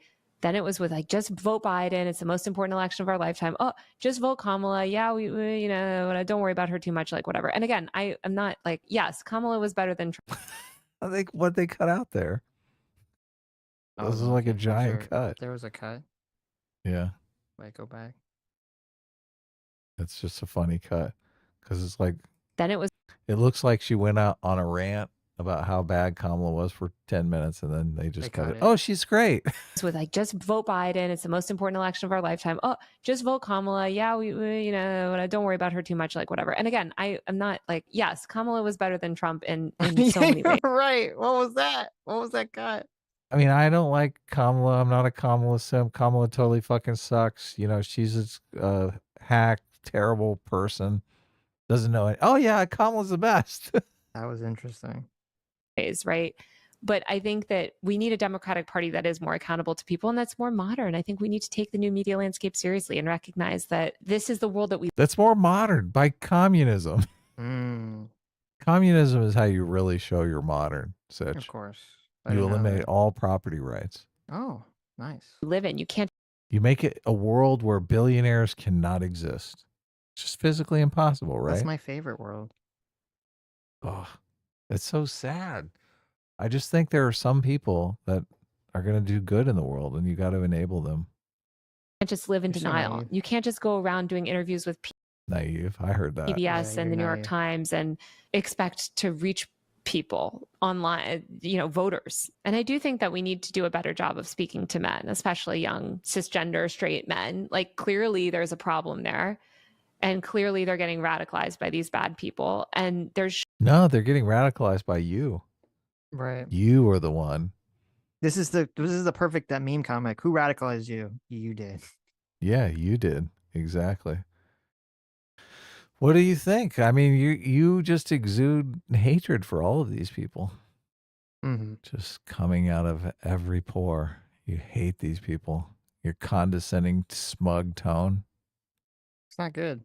Should be more people speaking to them as peers and elsewhere, right? Like we do need to have empathy for these. Yeah, look, I'm your peer, incel. I just want to talk to you where you are. Well, and also, if you just want to have empathy with someone because you want them to vote for you, it's not really. Oh, you're right. That's the not worst. Really empathy, you know. It's like you're kind of missing some key thing here. Yeah. Teenage boys, we need to have empathy for them. Even though it's hard, and it is hard. I guess the last thing I want to add is like the only liberal billionaire, like truly like outspoken liberal billionaire that I can think of is Mark. Oh shit! I thought I was gonna say no. George Soros. Don't say it. God. Mark Cuban. Oh my God, he was so pathetic in this election. Mm-hmm. I can't believe him. All the nonsense he was saying about Trump being afraid of strong women. So tone deaf. Mm-hmm. Cuban. And if Mark Cuban wants to start throwing millions of dollars at every left-wing podcaster, I just want to say that Mark Cuban, my DMs are open. Oh my God. He's like, send me money. Send me money. Look, I don't actually want to be popular. I don't want to have to make ad revenue. I don't want to have to make super chats. I don't want people to actually like me. I just want one rich billionaire to come in and bankroll me. Mm-hmm. I'll talk about all that stuff nobody cares about. So sick. But I hope they do, right? Like, I would love for them He's got Kamala Harris's laugh. That to like I throw like that. money at LGBTQ people, at people of color, at people who haven't traditionally had platforms, that are gaining platforms, or that have that. This is, oh God, this is just inept. It's YouTube- totally inept. Well, it's also like it's insane because I don't know if it's still going on, but I know for years YouTube would explicitly go out of its way to try to incentivize LGBT people, to try and incentivize Yes. minority race people Yes. to talk about leftist issues. Because I remember like being early days of YouTube, like, oh, you can sign up and you can win some chances to be part of like a special YouTube program, and YouTube will help you do all this stuff with videos. I'm like, oh, it's awesome. And when I started to sign up for it, and it's like, oh, you have to, like, it was so Yeah. insane. I don't even know how this was legal. You had to be Hispanic in Florida, and you had to be like black if you were in California, or Asian or something. Like, it was just different parts of the country, and you had to be a minority. White people were not allowed to sign up for, or I guess you could sign up, but you weren't going to win. It was totally Right. like insane and racist. My I was just like, God. what is this shit? Some CBS executive reached out to me when I was running Deadline Junkies, our screenwriting lab here in Los Angeles. Mm-hmm. And she wanted to come out and talk to the writers. They're looking for new talent and whatnot. And she shows up, and the whole presentation is like geared towards marginalized people, like getting marginalized screenwriters into the CBS writers' rooms. Oh my God. And look, there's like, I mean, we had a lot of gay people in the writers' lab. We didn't have a lot of, I think we had like a couple black people, but it's mostly like white dudes. Right. They're like, what the fuck is this? And I know it's like, it's so fucking embarrassing. That's Because it's like, hilarious. finally one of the screenwriters who is great. Like, this is one of our like ringers. Like, that guy, he knew how to write. He knew how to write great, compelling, funny, hilarious shit. Mm-hmm. He's like, I mean, what about me? I'm just like a white dude. And the lady was so, like, she just didn't know how to respond to that. She was like, oh yeah, you can apply too. But her response just said that it would be pointless to apply. Yes, yeah. Basically, like, Yeah. sure, you can waste your time and apply. That's God. so awful. It is, because look, it's like she's a fucking exec at CBS, right? Mm-hmm. They have a bunch of projects in development and shit. Imagine just being completely shut off. Yep. Yeah, so, but that was like before the Great Awakening Mm-hmm. of Hollywood. But it's just got, actually, I think this was pretty close to the Oscar So White thing, which was kind of when everything transitioned in Hollywood from, Oh, interesting. yeah. As soon as the hashtag Oscars are so white, everything kind of changed. Right. That makes sense. Yeah. Spark. But I think we need to build people up too, right? And I think we need a lot of voices that are more progressive and aren't just like the safe people, right? Like, I think somebody posted something about George Soros, and maybe he gave money to like Pod Save America or something. Like, there's no meaningful difference between Pod Save America and the New York Times, in my opinion. Like, they're espousing the same. See, this is Okay, ridiculous to me. I'm Go so ahead. glad that she said this. This is the mask off moment. Okay. She has the left wing voices that she's talking about. She has Pod Save America. She's like, no, they're the same as New York Times. What she means is she wants radical fucking leftists like Hassan Piker. Right. Like, this is disgusting. So she doesn't count like Ezra Klein as like left wing. She's like, that's just right wing establishment shill. Right. Exactly. I don't like this idea that you can throw a bunch of money at somebody and make them a celebrity. It just, to me, it's ridiculous. They're like, the only thing standing in the way of this person being huge is the fact that they don't have a bunch of money to just sit around and make content. That's not how it works. Yeah. What happens is, people have a knack for making content. They're likable. They have smart things to say. They get popular. And then people come in and say, hey, this person shares my values. Let's see if I can take them to the next level. But this whole idea that you're going to take some nobody with no knack for anything and throw a bunch of money at them and create a star is just laughable. Yep. Maybe in the olden days when it was 90% marketing because they only had access to those channels to get you in front of the audience or the general public. But now anyone can get in front of the general public. It's ridiculous. Capitalist neoliberal ideology.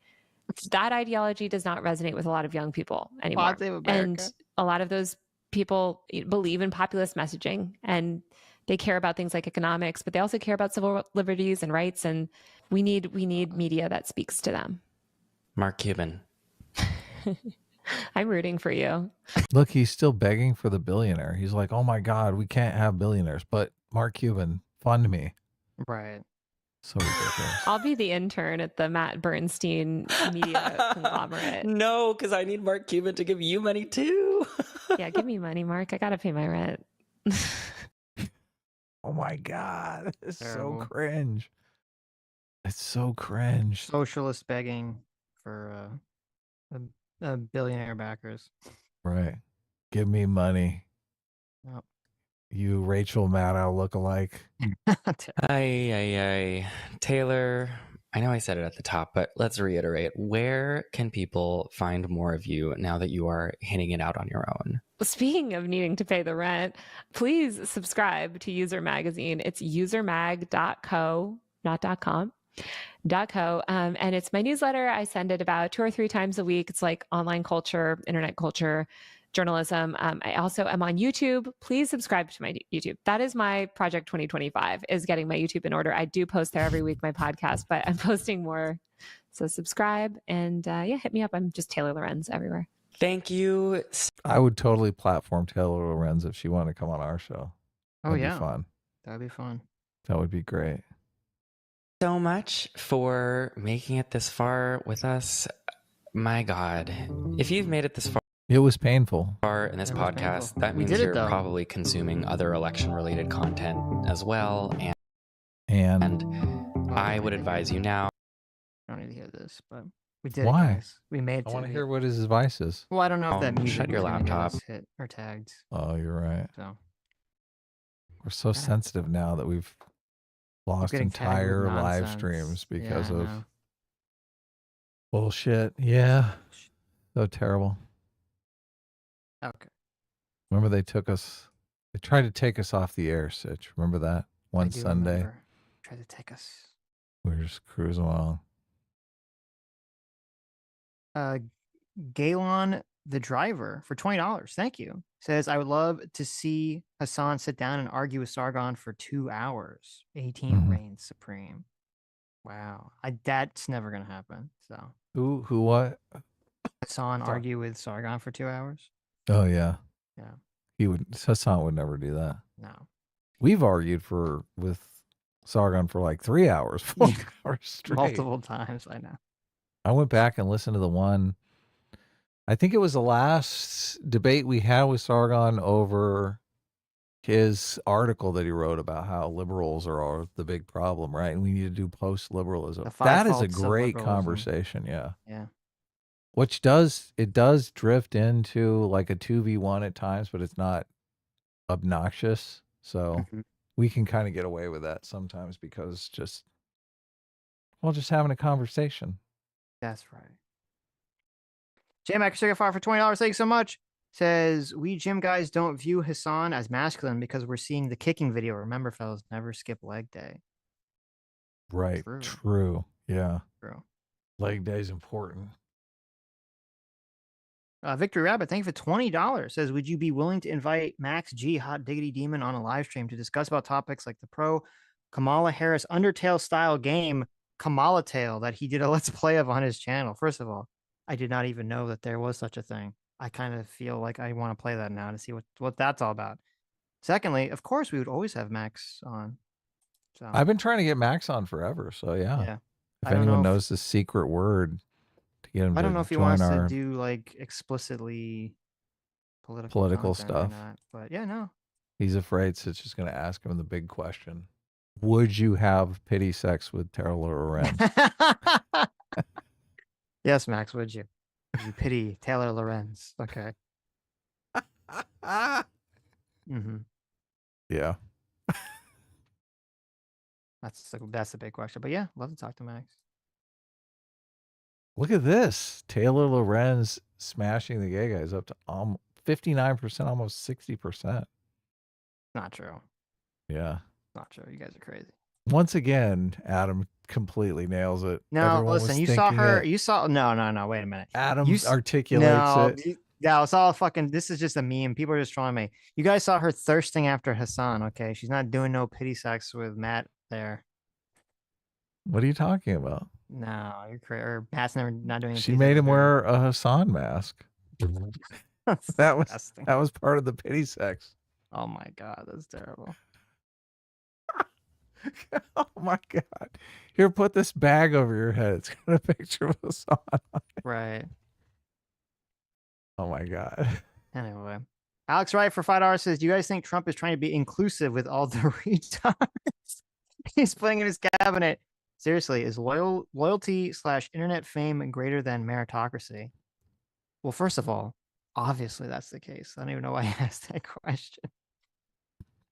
Did you actually see loyalty is better than that's the thing that's in conflict with meritocracy, obviously. Of course. There's actually an interesting tweet that I mean, I don't know any of the people he's talking about, so I don't know if it's correct or not.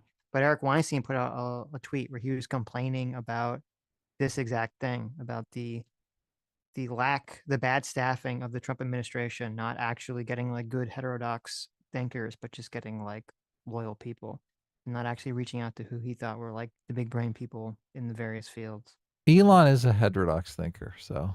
Well, that's part of the question, is that you think Elon would be able to recommend a bunch of smart people, but that doesn't seem to be what's going on. I mean, obviously the way it's going to work is that I don't know how much power Elon's even going to have in this administration, if any. Could just be like a marketing stunt by Trump. So I don't know that I've seen enough of RFK to really understand. I know that there's a negative stereotype of him that he's just completely conspiracy brained. Mm-hmm.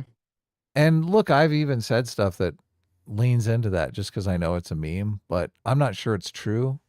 And I haven't listened. I really can't stand RFK's voice, so I haven't listened to enough of his just genuine content to know if that's the case or not. I have heard some clips that make me think, okay, well, this guy's completely scientifically minded, and he's talking about drug companies and the incentives, which I agree with. So I don't know if the word on the street about him is correct or not. Tulsi Gabbard, I mean, I don't really know. You brought up some tweets that she had done that were kind of out there. Retarded. Yeah. Yeah. But I don't, this is the thing too, and this is the same thing with Elon. There's like certain situations that take place in his life that are outlined in the Walter Isaacson book that he completely just does the right thing unquestioningly at some cost to himself that make me think, okay, well, this guy has a good moral compass. And I'm going to default to that moral compass. And like a few tweets is not really going to be enough to push me away from that understanding of him. So, and I don't have the same thing with Tulsi Gabbard because I just don't really know Don't her know enough. enough about her. Yeah, but I did like her when she was running as a Democrat. I mean, she totally destroyed Kamala Harris. And I do think like the stuff that she's talked about war never came off as isolationist to me. And maybe, maybe she has kind of picked up the isolationist thread that's online and gone completely hog wild with it. But it just, her outlook on war was more like, you got to keep in mind, lives are at stake here. So you got to be kind of conservative in your foreign policy, which I agree with. I totally agree with. So We'll see. yeah, we'll definitely see. We're gonna see. I do. Yeah. I try to keep an open mind about people. I'm skeptical this administration will be more effective than the first Trump administration. Yeah, I don't. Have you read anything new on like the Matt Gaetz thing, which is super fascinating, or the What do you mean about the investigation or accusations against him? No, the Thune. Oh, the Thune stuff. Yeah, Thune became the head of the Senate. So, what do they call that? What? The president of the Senate. I don't know what they call They call the head of the. They have a name too for the Democrats and the head of the. Well, they just call him the majority leader. Yeah, majority leader. That's it. I think they call the VP like what, the pro tem or whatever. President. But in the majority leader, the president pro tem is, wait, never mind. Ignore me. Majority leader of the House of Representatives is something different, though, right? I think that has a specific name. Speaker of the House. That's it. Speaker of the House. Yeah. Yeah. So it's not the Speaker of the Senate. No. And the majority leader. Leader. But I thought they had a fancy name like Speaker of the Senate. Like, I think it might be President of the Senate. I thought that's Vice President, though. Vice President is the President of the Senate. Oh, then I guess I guess I was right. It's President pro tempore. Oh, okay. Because they're like, the president of the Senate has already been taken by the vice president, just to make things totally confusing. But yeah. So that's an interesting development because that says, I think Trump just wants to be able to submit a bunch of bills. He's like, send these to me, billify these, and send them to my desk so I can sign them into law. Right. And the Thune situation makes it seem like there's going to be no rubber stamping going on by the Republicans. Well, the Republican Party as an organization wants to, they might have different policy agenda and odds with Trump. So they want to, have the more old school Republicans be involved in the process, I guess. What if they're like, we want a nationwide abortion ban? So in order for your no tax on tips, we're going to pair it to a nationwide abortion ban. Oh my God. Can you imagine? Right. Trump's going to be like, wow, I really want those no tax on tips. I don't think that's going to happen. He's going to say, fuck it. He's going to be like, I think Trump would do it because he doesn't give a shit. But I think there's very little way that the Republican Party is going to support a no tax on tips agenda, but we'll see. What about the abortion ban? Well, that they're going to try. I mean, they're not. Trump said he's going to veto it. I guess we'll find out.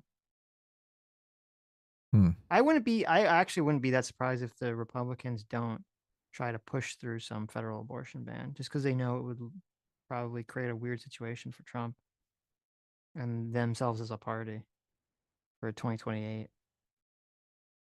Why would they do that? That makes absolutely no sense. Do what? Create some weird thing for their party. That's why I said they're not going to. That's what I'm saying. Okay. Yeah. Well, I thought you said they would try. No. I think they would not. Okay. Because it would create a weird thing, and they don't want to create that. Yeah. Okay. Exactly. That makes sense. Right. Thoughts Apprentice for $5 says, what do you do when you feel like you've effed everything up? I think I've lost a friend, blocked me of everything. I feel so frustrated and sad. It's all my fault. Jeez. What? Really? Oh, that sucks. I don't know.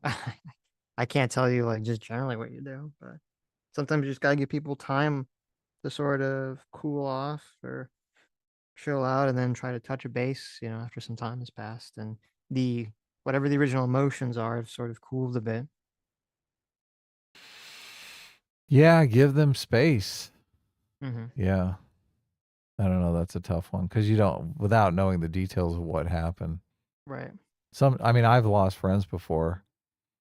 And when I sit down and reason through what exactly happened, a lot of times it's nothing, like there's absolutely nothing I could have done differently that would have salvaged the situation. So a lot of times it's difficult to come to terms with that because we want to think that we have infinite agency in our lives. But a lot of life is coming to terms with the fact that sometimes you really just don't have anything but bad options. So that could be the situation here. I don't know. Why don't you talk about the comic book, Adam? That's a good idea. Yeah. Are you going to run off? Yes. Let's see. Actually, look, I already planned ahead. I brought up Social Justice Detective so we could watch my short. But now I don't feel like I want to do that. So I will talk about the comic, even though I don't have it up. I'll just read a super chat. Mitch, for $2 says you should cover Sank versus trigonometry this week. Is that coming out this week? I saw that they uploaded a little clip of it.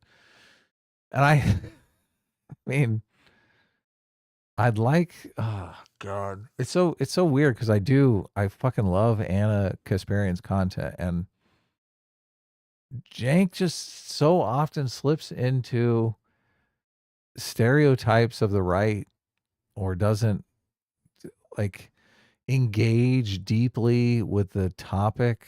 He kind of does a little straw manning thing of the topic that make me really weary of things like Sank versus trigonometry. I did watch part of Brianna Wu on trigonometry, and I thought it was interesting. There was one thing that she said that I cannot get out of my mind because she said when she was talking about going on trigonometry, a bunch of her friends reached out to her and said, "Oh, don't do it. They're right-wing grifters," like the usual stuff. And she went on, she had a conversation with them. And she said, because I think that's her second time on trigonometry, she said, yeah, why wouldn't I come on trigonometry? This has been great for my career. And that's just something like I would never go on a podcast and say, oh yeah, I went on Tim Pool and it's been great for my career. This is like a career moving appearance. Why not? It's like a service to the trigonometry people, right? It's like a signal to other people on the left. I guess. Yeah, I guess. I guess I don't think of what we do as like a career.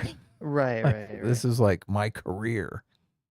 That's true. I am here. My career is promoting progressive ideas, Right. which she's not even really doing. I'm like, it's so funny because she is kind of I'm the progressive that's going to go in and say, you guys got everything right. Yeah, exactly. Right. So there's no Good. This is a delicate line to walk, and I have not seen her walk that line as strategically as I think you would need to for this not to end with her just being like, fuck progressives. I don't know. I wonder if, I think we're going to see with Richie Torres, is he going to be able to become some important figure in the Democratic Party as being like the anti-woke Democrat? Mm-hmm. So. Yeah, I don't know. I think Democrats are kind of settling into, oh, this was just a bad year. We're not doing anything wrong. Just wasn't our time. Every single comment, like except for like leftists, every single mainstream left-wing pundit I've seen has not been saying that at all. They've all been saying, trans issues, wokeness, these are the problems. I'm kind of surprised. The pundits are? Yeah. Okay. Even Well, a lot of that is a mainstream good pundits. sign. Yeah. So I just think I was thinking more like the rank and file. well, I don't know what they're gonna say. But. Mitch, did you read this? You should cover jank for trigonometry. Is that why you're Yeah, talking I about? did. Yeah. Look, I read a couple super chats. Nice. You guys should back the comic if you want. We're running out. Edward I Senior just for read $5. super chats instead, so. Thank you. Edward Senior for $5 says, "Is the drop in MSNBC and CNN views hauntingly similar to the cancelization of right-wing speakers?" I think it's just people are probably, especially people on the left, are like very tired of politics and the stress of the election cycle, and they need a break. That's what Yeah, I they need would to wager. decompress. They need Look, to decompress. Yeah. if you subscribe to the MSNBC CNN narrative, America has just literally elected a fascist, the next Adolf Hitler, who is going to be rounding up trans people to execute them in the street. That's a taxing thing to go to bed thinking, right? Right, right. Yeah. So they're definitely going to be like, oh my God, the world has ended. It's going to take them a few weeks to realize, oh, the world didn't end. All that was bullshit. Fucking lied again. Squeeze Louise for $10 says, "Sitch, we don't need a full face reveal, but at least a stream with a black morph suit and a Sitch face taped onto it." That'd be pretty cool. That'd be pretty funny. Jason M for 2 Canadian says, "To use a 2015 term, they want men to be manginas." Correct. Angina. Correct. Oh my Forgot about God. that term, yeah. The Step Brothers. Remember God the Likes Snake singer? for $2 says, "Is he gay?" I don't know. We'll have to ask Taylor. Stooge McDuck for 5. Aussie Buck says, "You had to Google Dana White and or UFC. Speaks volumes." Yeah, that does speak volumes. Right. That certainly does. Lucio for $2 says, "Let me in the mansphere. Let me in." Twitter Socks, thanks so much for 22 months. Says, quote, "Let's speak to the young straight men as an effeminate gay and a misandrous feminist. A better love story than Twilight." Yeah. True. Oh my God. It's a great love story. Wildly out of touch. According to all of you, they've actually smashed. Oh, that's out of touch. You incels. Renora Zora was here for $10. Says, "Young men are listening to the likes of Jocko, JRE, JPB, unsubscribed podcasts, etc. Why would anyone listen to the histrionic leftists who weaponize empathy? Why would we listen to Lorenz?" True. That's exactly right. Yeah. Well, for comedy, just to see how completely delusional and out of touch they are. Right. Martin Cody for 12 months says, "When does liberalism/individualism go too far in your opinion? I think corruption, parentheses, your interests are greater than institutional interests is a threshold. Go S-team." I mean, that is a corruption. I think it goes too far before then. I would say economically, I think sort of the laissez-faire capitalism doesn't work. But socially, I guess more because we're talking about individualism. And I think this is part of the problem that we're facing right now is that we did become a little too individualistic. I think there was a lot of social policing that existed for my parents and their parents' generation when there was sort of this fear that your behavior reflected negatively on your family. And that was like a good mechanism to prevent people or to keep people in line. So I think we've become a little too individualistic by basically people don't give a shit about any of that at all. Sincerity culture. Right. That's the identity culture. It's so weird that they've categorized all of these various forms of identity creation.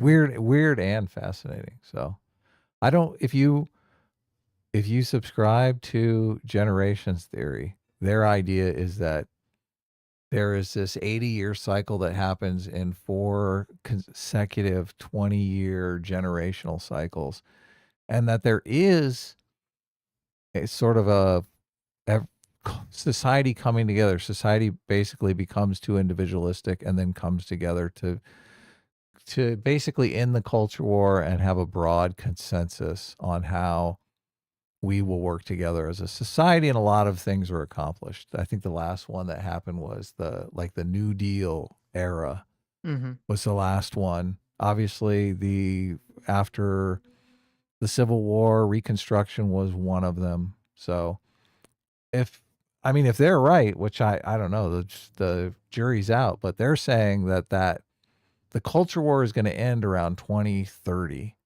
and that we are going to enter that cyclical period where we all kind of are on the same page as far as a culture goes, and society gels and works together. Who knows? Maybe we go to Mars. That'd be a great outcome, right? 20 years of complete building society.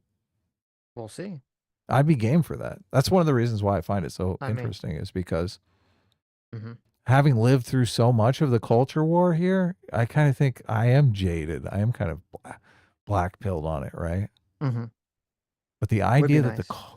the culture war could end and everyone could just get along, and Well, it doesn't end. It gets paused for like a 10, 20-year period, and then the cycle begins anew. right, yeah, the crazy communists are like shoved in the back for Yeah. like 20 years. Angry Bellsprout for $2 says, women who can't get a relationship are cat ladies. There's your femcel. That's what, look, Fem sings is what I call them, for single. Oh, Like okay. involuntarily single. PC for $10 says, he says that young men who feel like they have characteristics they can't change blame women for their problems. Isn't this the woke position if you swap men for minorities and women with white men? Yes, it is exactly the woke position. And that's why they perceive it through that lens. They can only perceive everything through their very limited woke way of understanding the world. The oppression lens. Yes. That Red would be a 47 video I would make if I made a video again. But no True. one would care. Everyone would care. No. Red Untrue. 473 for How $10 dare says you. incels have nothing to do with young men liking Trump. It's likely has much more to do with him having general masculine traits while also just being funny. It's not that deep. Yeah, I think it's not just him specifically having general like masculine traits, but that the Republican Party has been the party that sort of symbolizes like it's okay to be a man. It's okay to be masculine and not be like hyper woke progressive. Look, if you have two candidates and one candidate is just a condescending prick directly to you, and the other candidate just doesn't even mention you, the other candidate's going to win by default, right? Mm-hmm. Like it's not that difficult. Everybody knows. Even it's so bizarre because this podcast is supposed to be about let's understand where we went wrong. But really, it's just here's how we hate men, and they're never going to vote for the Democratic Party. They learn nothing.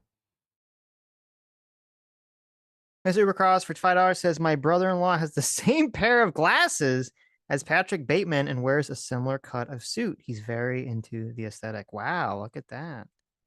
Well, That's just make fine sure, as long as he's not doing the chainsaw thing, right? right. Just make sure you don't ask him to get a reservation at Dorsey's. Okay. Ooh. Arden for $5 says, the internet hall monitor and this femboy are the reasons the left is losing young men. They are the problem. Condescending as fuck. True. Yeah. Completely true. Yeah. It's exactly. Look, Trump is not being condescending towards you. Well, that stream was called "Why the Why the Left is How the Losing right Men?" is winning young men. Okay, and the answer is that stream. Yes. That's the answer. Yeah, that's hilarious. Yes, it is, isn't it? You're condescending as fuck. The right doesn't have to do anything. They're not going to vote for the condescending bastards. Right. God, this happened when Trump won the first time. I remember in 2016, Christy Winters and Steve Shives sat down and they had like a big live stream about what are we doing wrong? How do we win over these voters? And it's fucking laughable. Don't sit down for a live stream and talk for 2 hours about how you're going to trick people into voting for you, okay? You come off as an inauthentic prick. Ace for $5 says, guys, please watch fifth Badaki video on this issue. I'll even pay you guys to watch it. Is that important video? Well, just send it to Send it to Twitter. me, yeah. Yeah, we'll check it out. You don't have to pay us, but Send it to both of us. I'd love to watch it. We want, if it's good to cover, we'll cover it. Twitter Stocks for $5 says, are you guys aware of the quote anime is pedo cope spiral from Think Before You Sleep? Dude's gone full downhill. No, but No. look, No, I I'm familiar. consider Sean a friend, so I mean, Right. I'll reach out to him if you think it's terminal.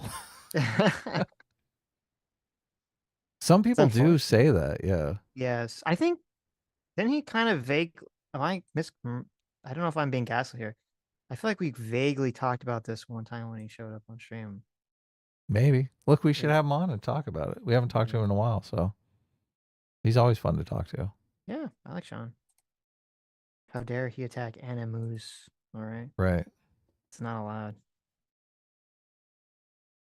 Twitter stocks for $5. Oh no, that's one I just read. Silver Camaro 78 for $5. Thank you. Says, no, I can't stop thinking about Sitch as Andrew Tate standing in front of a Bugatti in that weird pose with the roided out arms. Get on it, Sammy G.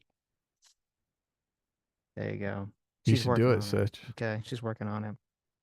Though she wants me to keep my hair, so won't go with the Andrew Tate shaved head thing. Lou Silver for $5 says, Trumpy is the sweetest man. He actually cares about those cat ladies. So sad how the left has him so wrong. Sad face. Yeah, look, I think many on the left just can't imagine other people trust Trump, but they do. Wow. Mm-hmm. Yeah. Because they fucking hate his guts. They can't see it any other way. They're like, oh my God. When they default to the rapist, like felon, it's just, right. Please give me a fucking break. Give me a break. Cautiously for $10 says, it's interesting they mentioned Dan Blazarian. He did a podcast with Chris Williamson where he talked about that Instagram lifestyle destroyed him and is horrible. Wow. Really? I totally you nailed called it. Oh my God. Look at that. You That's fucking hilarious. nailed it. That's so funny. There you go. You nailed it. He's like, look, I have this beautiful woman right next to me. I could be banging her, but look, I'm playing with filters on Instagram. Yeah, exactly. So wait, what happened? It like Instagram destroyed his life and he became like a fucking neo-Nazi? Like, how did that happen? Wow. What the fuck? What the fuck, Dad? What a strange story. I know. Bloomberg Media for $5 says someone needs to write up a story about the plight of a young little boy with Jordan Peterson as his shoulder angel. Andrew Tate has his shoulder devil. Oh, that would be great. That would be an amazing short. That sounds like what a great way to differentiate them. Right. That sounds like a good Freedom Tunes cartoon. I know. I was thinking that. Yeah. Right. Listen to your ancestors, your father. You have to save them. Right. M8566 for 5 gifted memberships. Thanks so much. Yeah, thanks. Lucio for $5 says, what's wrong aside from the trafficking with Andrew?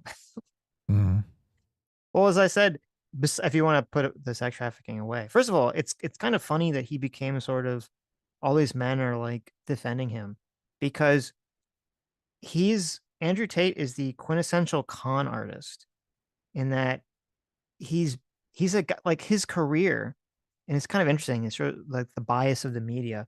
They focus on the fact that Andrew Tate was abusing women, which he was, and he was sex trafficking them probably. And that's all horrible, and people should focus on that. But it's interesting that now that he's in like doing like the manosphere stuff, people didn't focus on the fact that he wasn't like, he was sex trafficking women and using them in order to steal money from men. Because he would set up this internet shit where men would pay Andrew Tate all this money to talk with women. And he would brag about how very often they're not talking to women. They'd be talking to him or his brother. They weren't actually talking to women, or they would try to get people who were like these desperate men who Andrew Tate would like would tell the women to manipulate the men so that like, oh, the women would tell the men that they're going to run away with them and they just need like $10,000 or whatever. And they'd basically drain all these money out of these like lonely men. And it's so insane to me. Yeah, it was so sick. It's totally insane to me that you have Andrew Tate here who's sitting here laughing while smoking a cigar about how he basically was stealing money and scamming lonely men out of money. And now he's trying to tell you how he's going to make it better for you lonely men. And he's like, it's like the stereotypical scam thing. It's like, oh, let me tell you how I was scamming other people. I'm not scamming you, but I'm going to tell you how I'm scamming all these other people. It's like, okay, once a scam artist, always a scam artist. Yeah, that's so sad. Like, you If can't it, imagine. Jordan Peterson is not doing that. Like, he's no, selling you things that would improve your life. Like right, draining your bank account for some fictitious relationship with a woman. right. That's not going to improve your life. Well, here's your life advice. If you have a friend that they tell you all these funny stories about how they rip people off, scam people, lie people, that's who they are. And they're the scorpion and you're the frog, and they're going to eventually do it to you. Or if they're not already doing it to you, you just don't realize it. So just be aware. Yeah. Cecil S. Graham, American loser 4545 for 10 months, says, can you guys make a mug and sell it? Maybe some shirts. We have those, I believe. There's shirts on our Threadless channel. There should be a link in the website. description. I think, yeah, there's merch links in the description. So yeah, we just never hawk this and stuff. I think you can get it on a mug, like if you want any of this stuff. So yeah, yes, you can. But look, why would you want to buy that when you could buy an original piece of artwork from PSA Sitch on our you can buy all comic those campaign? things. Okay, you can buy all those things, right? Look, I'm gonna put a link in the description right now. Okay. Or in the chat rather. Here we go. Right. Boom. Get an original piece of art from PSA Sitch, or get a comic book from me and PSA Sitch. So right. Your opportunity is ending soon. Right. When I'll be mailing all of these out. Mm-hmm. And once I've gone through the hell week of mailing 2,000 books out, 2,000 packages to the post office, when someone's like, can you sell me one more? I'm going to be like, no, motherfucker, I told you. Mm-hmm. Never again. Right. Yeah.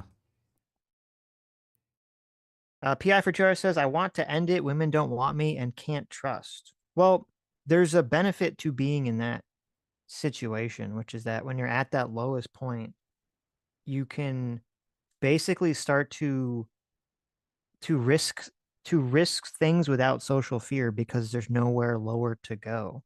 Like at that point, you can ask out whoever you want to ask out. You can go to bars, clubs, Pilates classes where all the hot women are, book clubs, whatever. You can go, just without, like, it doesn't matter if you're at that point. Rejection, it doesn't matter because you're already at the lowest point. There's nowhere to go but up. This is how I look at it. Yeah, look, I've been there before, but I met my wife and she was like 10 times better than any of the women that ever broke my heart. So that's just, you got to hang in there. You got to hang in there. That's true. Yeah. You don't, unfortunately, that's kind of the way it works. You don't find the right person until you find the right person is the last person you find, right? It's like, of course. Yeah. Of course. Your missing object, it's the last place you look is where you find it. It's kind of the same thing with relationships. But hang in there. Yeah. Val Van Gogh for $10 says, I know Adam is allergic to philosophy, but I recently discovered a field which is based on his belief of natural selection producing the optimal cultural political structure. It's called telenomy. Cool. I should look that up. Telenomy. Maybe I can watch some videos on it. I do like philosophy. I just think some people overuse philosophy. So, right. I do think, like, obviously epistemology is super important. And how epistemology is just a fancy word for how we know what is real or what is true. And how people go about living their lives with an epistemology is super important. I think the most utilized epistemology is a friend told me, which is horrible. Right. That's terrible. Just believing something because someone close to you believed it, not really good. Yeah. Mm-hmm. PC for $5 says, women don't need men except when they want them to vote for their preferred candidate. Yeah, I mean, it doesn't help when the entire framing of the podcast seems very man cynical. Hatred. Yeah, very man hating. What's the word I'm looking for? They always, always accuse Trump of being Misogynist? no, like Based? when you when you only do something because you think you're gonna get something out of it. Selfish? No, Jesus Christ. Self-fulfilling? Help me, chat. So helping me here. Transactional? Transactional. Thank you. Yeah, it seems very transactional. Did I get it right? Wow. You got it right. Thank you. We I got would have there. never guessed. Got there Transactional eventually. was the last place I would have Thank you. It's the last place you'd look. ever looked. Malik for $10 says, so the left can stop the rightward radicalization of young men by screaming at the same people they've been screaming at for 10 years, only louder. Bold strategy, Cotton. Let's see how it goes. Yeah, exactly. It's going to go terribly. A's for $5 says, they act like Me Too never happened and that we as a society have always talked about man loneliness. Yeah, I mean, we had that insane Me Too scare where like every single man who ever coughed wrong on a woman was getting getting accusations thrown at them. So Every single man who grabbed him by the pussy. wow, that's a little different. Like, Jesus. That was a mistake. Airman 502 for $5 says, men are not emotionally maladaptive, women. And I wonder if Lorenz's goal is not to men's happiness, but getting them to be getting them to more psychologically confirm.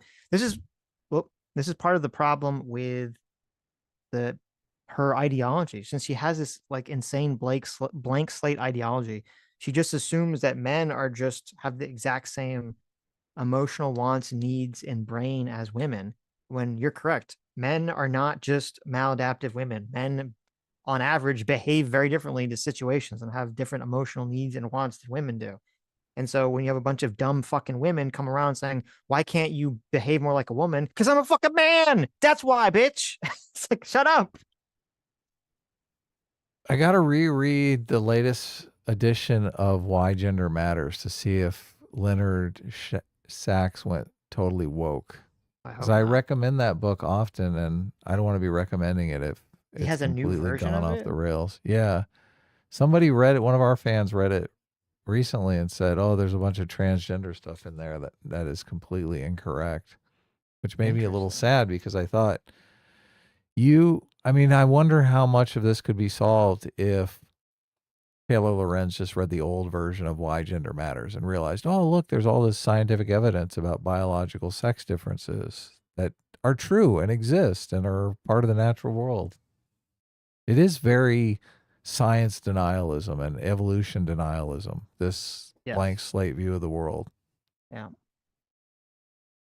The evidence just isn't on her side. So no, it's totally ridiculous. Anyway. Edward Sr. for $5 says, if the patriarchy and capitalism are the problem, then vote for De La Cruz and Garcia. Okay. Are they running? I don't know who those people are. Madney 85 for $10 says, men feel alienated by society because masculinity has become demonized in our culture by the left, despite their attempts to redefine the concept biology is real and men aren't allowed to be men. There is also so much of this took place in the last election because they kept referring to Trump as a strong man. And I think there was a lot of miscommunication going on there because what they mean is like this authoritarian type dictator, right? But normies hear strong man and they're like, yeah, what's wrong with a strong man? I'm a strong man. Look, I get up and go to work every day. I got 4 kids. I'm fucking working my fingers to the bone to keep my family afloat. What's wrong with strong men? Right. Yeah. So it's just, they're so inept when it comes to communicating with regular people. Yeah. So that's part of the demonization of strong men, I think you're talking about. Michael. For $5 says, just so I understand, the thing they say is designed uniquely for men's benefit, the patriarchy, is also what's causing their loneliness. Okay. Yeah, that's a great point. It makes no fucking sense at all. Yeah. Yes. Matrix 07012 for 50 Kazarkazarks says, Tate is a product of a left-wing world, a mixed race, multinational exploiter of the sexual revolution. Surely more left-wing ideology will fix it. That's an interesting way of looking at it. You could be correct. It's kind of true because I do like, if it wasn't for the consent issues, like all these people on the left would be forced to go, yes, Queen, look, selling Right. it for, you're an entrepreneur working for Andrew Tate, right? Right. Lou Silver for $10 says Trump hosts a show where the incels marry the illegal women. Fox, are you listening? This is TV gold. Both problems solved. That's pretty funny. Oh my God. There Oh, you go. that's like, that would be a good dating show, right? See that's going to be the new Trump immigration reform. He's only going to let women into the country. Okay, that'd be interesting. Jonathan Smith for $5 says leftists say educate yourself. Believe my beliefs, and I'm too lazy to show how your values match my beliefs. Please propagandize yourself. Yeah, essentially.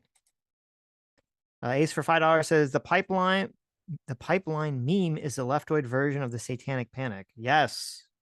And look at Richard Reeves. He is the voice of reason on these issues. I'll check it out. Oh, is he someone talking about biological sex differences? Well, he wrote a book this year called Yes, Boys Can, Inspiring Stories of Men Who Changed the World. Oh, I think I started reading that. Really? Oh, maybe Of Boys and Men, I think I started reading. No. Oh, a boy. Yeah, it's a different book he wrote. Yeah. But he's got a new book. Oh, it's about men. Yeah, men are struggling. Boys and men are struggling in education. Right.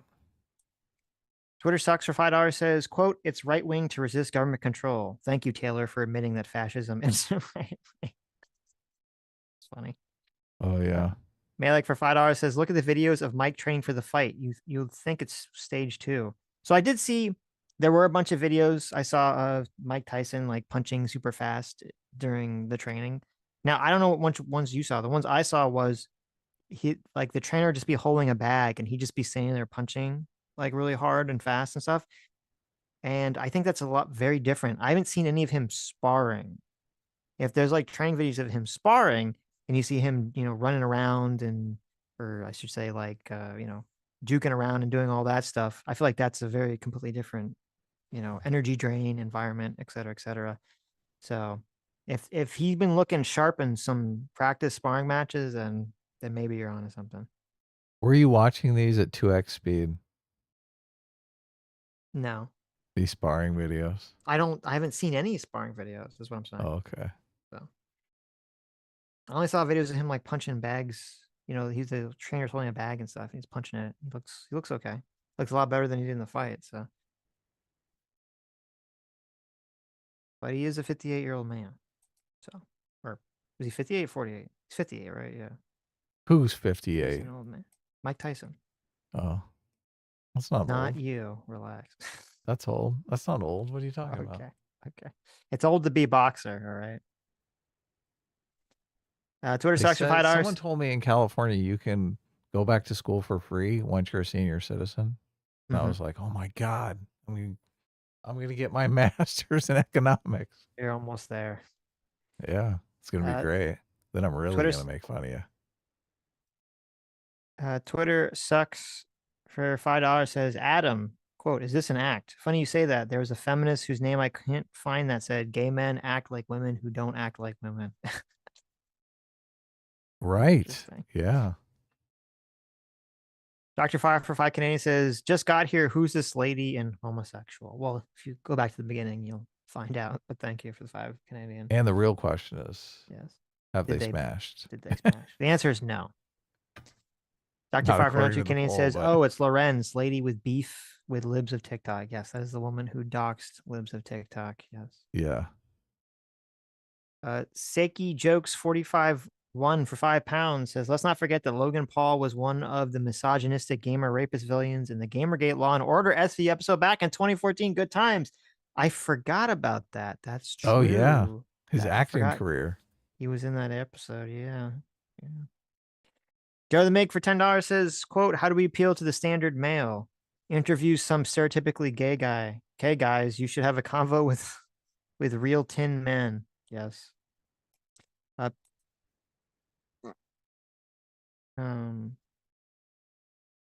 We should get some incels on the show. Right. We can get the perspective. Nomad for $5 says, I feel like this whole conversation is less about, quote, who men listen to and how we can understand them, and more of who can we blame and how misguided men are. Yeah, that's about the size of it. So Oh yeah. They never looked in the mirror once. These Uh, conversations are supposed to be introspective. Like, what did we do wrong? Mhm. Instead, this is completely accusatory. Right. Like, how did they manipulate better than us? Maga Man for $10 says Nick Fuentes and Jackson Hinkle are having an insult contest, accusing each other of being less white and more gay themselves. The pinnacle of enlightened and intellectual debates. That's pretty hilarious. I This is can't where we've tell if come to. Jackson Hinkle is like a meme or not. Like, is it just a grift for money at this Yeah. point? Yeah. Yeah. I don't know. I think so. I think it's entirely just for money. I think it's all just kayfabe. That makes sense. Other Chance Sasquatch for $2 says the left is more out of touch than I thought. Yes. Really? Soul Doge for 23 months says they see Joe Rogan as a tool to use, failing to see that people like Rogan and young men don't want to support a worldview that uses them as tools. Yeah, Yeah. it's true. But that's all the left seems to do. They want to appropriate some identity group for their personal projects. Right. Jason M for 5 Canadian says, "Hi guys, here's a fun Grok or ChatGPT question. Ask it to show how a debate exchange might play out between Jordan Peterson and Robin DiAngelo." Fun stuff. Wow, that would be good. That is funny. I'd like to see that. Mm-hmm. JV for $10 says, I imagine a lot of leftists refuse to be on Rogan, not the other way around. The one he does have on Make Fools of Themselves, just watch his episode with Adam Conover. Adam proved trans ideology was BS. Yeah, I think that's Adam Hates Everything or something. Yeah, That's that guy's the terrible. comedian guy. Yeah. We might have covered some of that. It was hilarious. Jay Macker Circuit Fire, thanks so much for the 50 gifted memberships. Thank you, Jay. Yeah, thanks so much. The Adam Conover episode does. I mean, that reeks of what I was talking about, the epistemology being my friend told me. Because a lot of times people are just like, they're embedded in this progressive group in Southern California where everyone just talks about the things that they believe, but they don't really know why they believe them. Mhm. And as soon as you're confronted by someone like Joe Rogan on this stuff, you're completely ill-equipped because your entire epistemology is just, my friends believe this. That's why I believe it. Well, people kind of like they get stuck in the mainstream milieu where it's just sort of like there's a general accepted idea, and everyone just kind of repeats the general accepted idea, but the people that repeat it, they don't know they don't know any of the underlying arguments or justifications for the ideas that they're spreading. And so if they're on Joe Rogan or some other place and the question is, someone asks them like, well, why do you think that? And gives them like just a modicum of pushback, it leads down to the very quickly like, oh, they don't actually know why they believe that. They've just accepted that. Yeah, they believe it because everyone else believes it. Be okay. Be okay. I'm Don't fine, die. yeah. Don't die. Yeah, they just believe it because everyone else does. Right. Dr. 5 for 5 Canadian says, radicalized, isn't Taylor Lorenz the woman who has a journalist purposely dox a bunch of people she politically disagreed with? Did she dox anyone besides libs of TikTok? I don't follow her enough to know. I mean, I think she stalks multiple people, though. Right. And look, and she's made arguments in favor of doxing because it's like journalism. Right. Such bullshit. It's so stupid because as any journalist knows, well, certain sources you have to protect because there's like a security reason. Mm-hmm. So she would not be, if she thought the person faced some sort of security threat and they were on the left, she would immediately recognize it and say, oh, okay, well, I can't do that. Right. Journalistic ethics mean that I have to protect my source as a journalist, right? Mm-hmm. But if she's going after someone on the right who might suffer some sort of security threat, she's like, what? It's just journalism. Come on. Right. We have to know Of who this course. person is. Mhm. So all the crazies can go attack him. Ace for $5 says, do they not acknowledge there are reasons why left wingers don't go on the Rogan show? Those guests will be canceled by them as right wingers. That's true too. So they Yep. do acknowledge that at some point in the conversation. So it's probably before that. An alien for 12 months. Thanks so much for being 1 year free will seeker. Says the patriarchy shits on men for having feelings. His whole video is them shitting on men for feeling lonely. I hate this lady so much. I know. Look at that. And she's like, look, men just need to open up about their feelings. I know. I'm lonely and want a girlfriend. Shut up, incel. I know. Yeah, unless their feelings disagree with my worldview. Right. An alien for another 5. Buck says, also, YouTube won't let me say shit or damn in a super chat. That's bizarre. That is bizarre. Cameraman 502 for 2 hours says, why do you need a jacket for 70 degree weather? That's true. You only need it when it gets to 69. Okay. Once it enters the 60 range, you're like, I need a light jacket. Beautiful. WTF1A1A for $5 says, if you ever go to Vermont, you would see there are quite of people who don't like Bernie. It is the Flatlanders who keep him around. Ah, okay. Okay. Oh, really? Edward Sr. for $5 says, I'm imagining a devil on Taylor Lorenz's shoulder suggesting that if all those annoyances were sent into combat, they'd be marginalized. Yes. Dr. Fire for 5 Canadian says, they're, quote, deplatform people. The fact they had the power to deplatform people to begin with should speak volumes. That's a very good point that Taylor kind of skipped right over there for a second when they were talking about, like, we need to have more control of right-wing right-wing spaces. We need to have like a left-wing space. Let me like rattle off a bunch of spaces because we deplatformed all these people from the main space. It's like, wait a minute. What's happening here? Yeah, maybe that wasn't a great idea. Jay Macrosega Fire, thanks so much for $10. Says, I voted no. He's more likely to have given her a manicure than to have banged her. Come on, Adam. The gays don't do girls. That's kind of their thing. That is kind of their whole thing. Thank you. I'm glad Jay is on the correct side of this issue. Let's see what the poll numbers say. I believe the crowd. Okay, obviously this is proof that democracy has failed us as a society. We need to do away with it. Oh my God, now you're anti-democracy. Yeah, just because you lost a poll. We need to have electoral voting in the chat, okay? We need to start, weighing people who are correct, more correct in my opinion. All Souls Night for $5 says, Sitch is out here acting like dudes can't go to Pound Town even when they have no personal desire to. Shaking my head. This class is still best class though. Oh my God. How could you throw an S class as the best class behind that when you're totally correct? I think there's a difference between no desire to and being like there's a difference between you being, listen, as a straight man, I can envision there can be situations where other straight men would be like, oh, this girl's kind of not up to what I would want physically, but I'd still bang them. I think that's a world's different than saying like, oh, I'm not really into it, but I'm going to fuck this guy in the ass, right?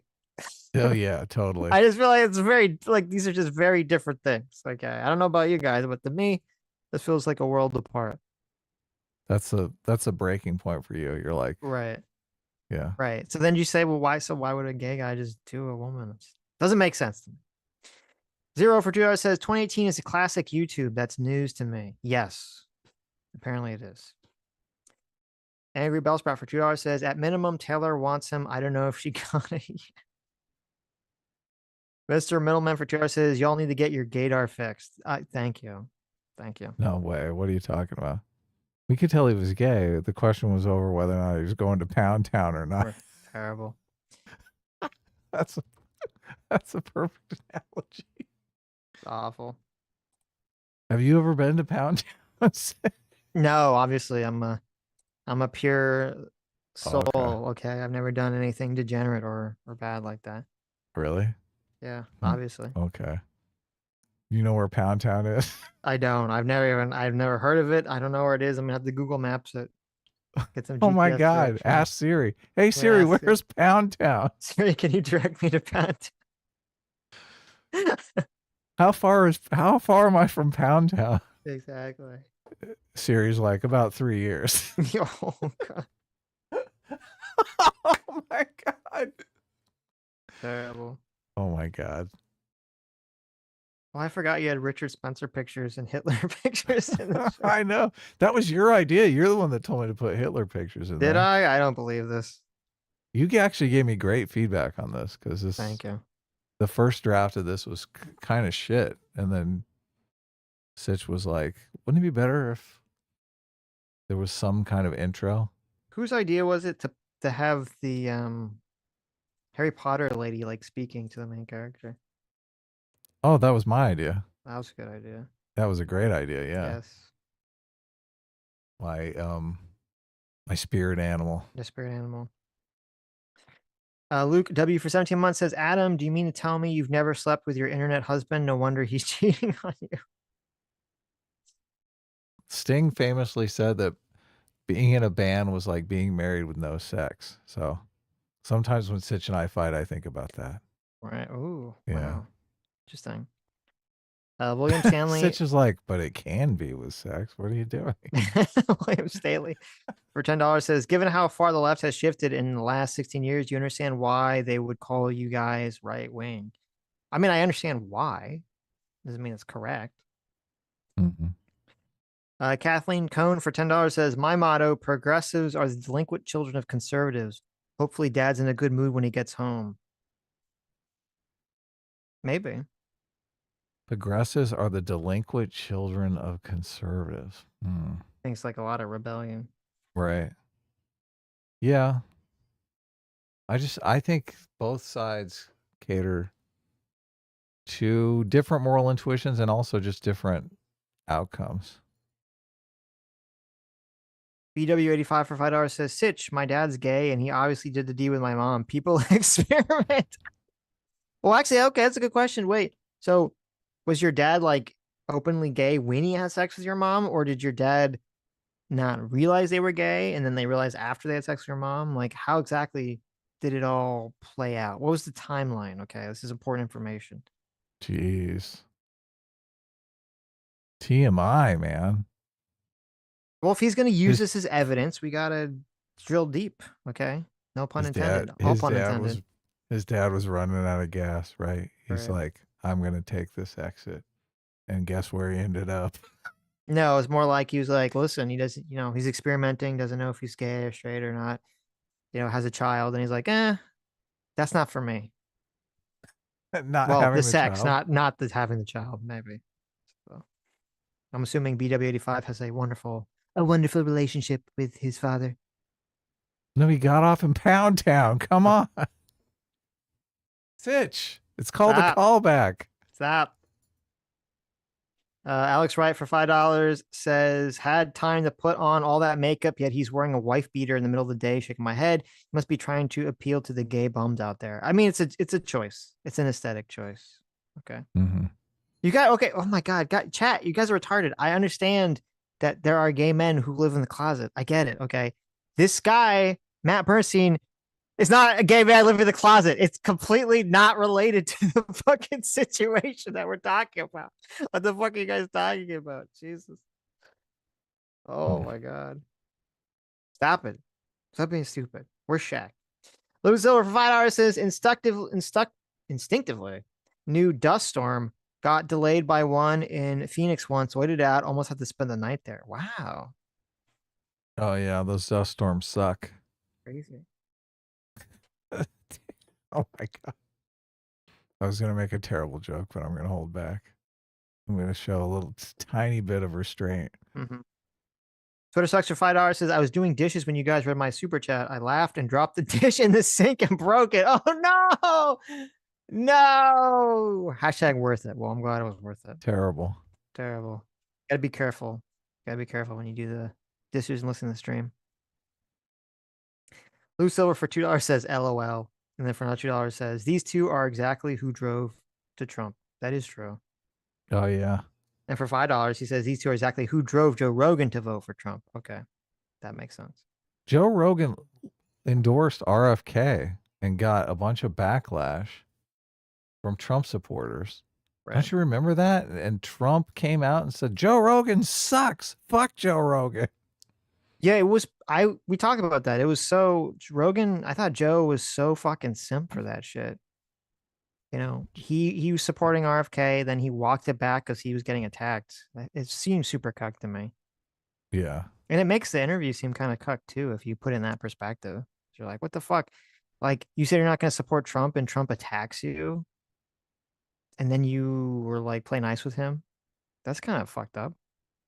That's Well, kind of look, he went from getting in trouble for supporting RFK to supporting Trump. He did this. They did the same thing to him that they did to Kyle Rittenhouse.